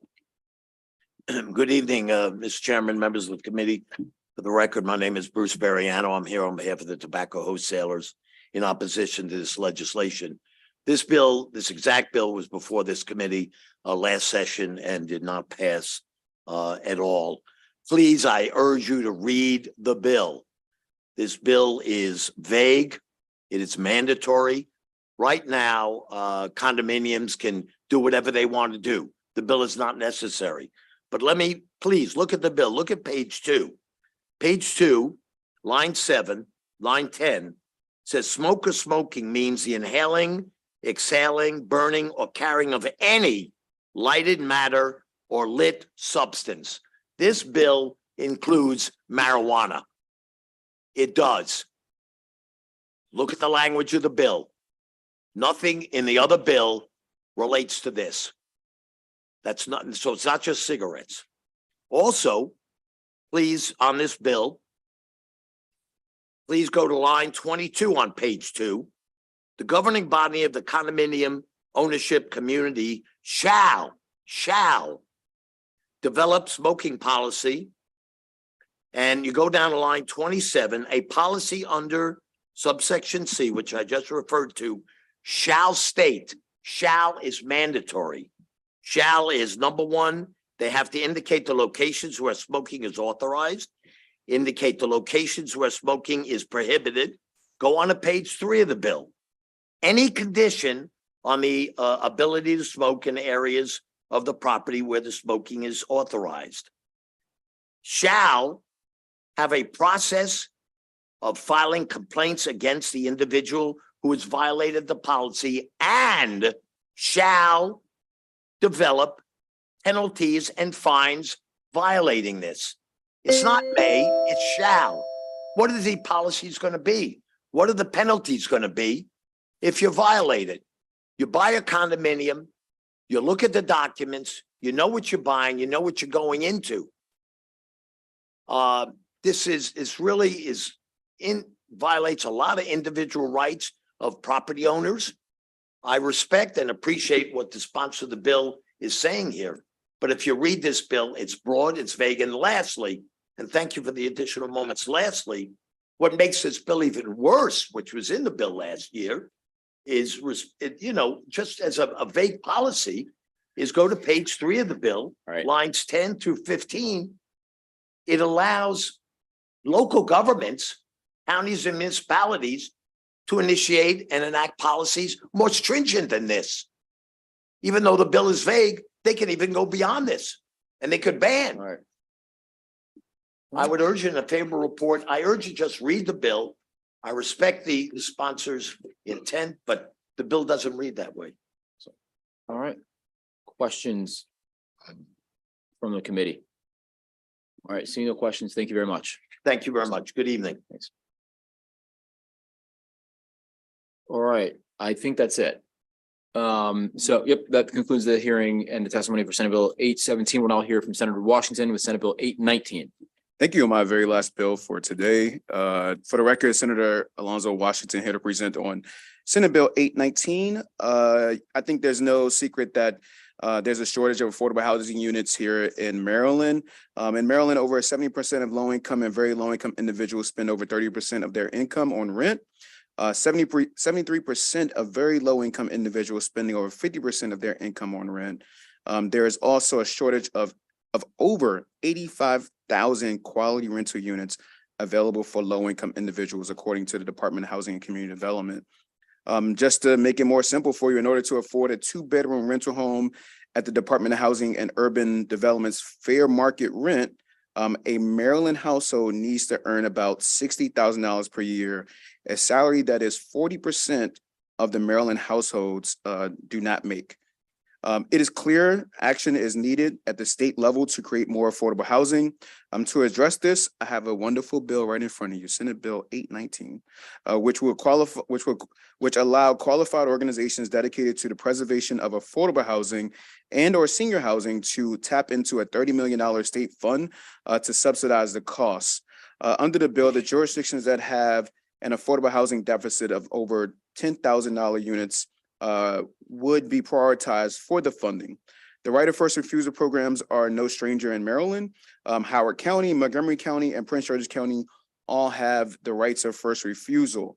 The creation of this fund will help maintain and develop affordable housing for thousands of low-income, elderly, and disabled Marylanders for years to come. The rights of first refusal is a market-oriented win-win solution that doesn't impose a significant financial burden on building owners or force them to provide affordable housing the way other solutions might. Also just want to inform the committee that I am having an amendment drafted that would strike the policy portions of the bill completely and leave the fund itself in the last 2 pages. So it's no longer going to require that all the jurisdictions have to have a rights of first refusal or created as a state standard. This fund will be available to those who have the rights of first refusal law already on the books, and to encourage others to actually want to do this too in different places. This has been successful in all 3 of those counties and jurisdictions. I believe there's some talks of having a rights of first refusal in Baltimore City as well. I asked for a favorable report on this bill because Marylanders need a place to live, and we have over 85,000 rental units that are not available right now for people who are low income. Thank you, Mr. Chair. Excellent. Thank you very much. Questions from the committee? All right, Senator West. Senator, what is this bill trying to get at? So So if somebody wants to sell their apartment house, why not let them sell their apartment house? Presumably, the new owner is going to want to continue to rent the apartments, right? no, absolutely. So thank you for the question, Senator West. So what it says right now is the rights of first refusal is a law, is affordable housing tool that's used mostly by counties in the country. And so what happens is if an apartment complex comes up for sale, the county will be able to say, will be able to have the first right to refuse to not to purchase that property. Right now, this tool is being used, and what they would do with that property, Senator, is they will create affordable housing for that property. The county will buy it at market rate. It won't be a discounted rate. It's just market rate that they will purchase the property. Right now, unfortunately, some of our counties that have this can't fully afford a lot of those large apartment complexes like we have, like that. Some of them are between 200 to 500 units. And what we want to do is help stabilize those communities and make sure that the counties can purchase them and rehab them and rent them out to low-income families. And we're trying to preserve affordable housing. This bill, as amended, once we get the amendment in front of you, would just create that fund so that the other counties can tap into this fund on an annual basis. And that's it. All right, seeing no further questions for the sponsor. Thank you very much, Senator Thank you. Washington. All right, looking around, I'll just call we have Ryan Washington, Grayson Wiggins, and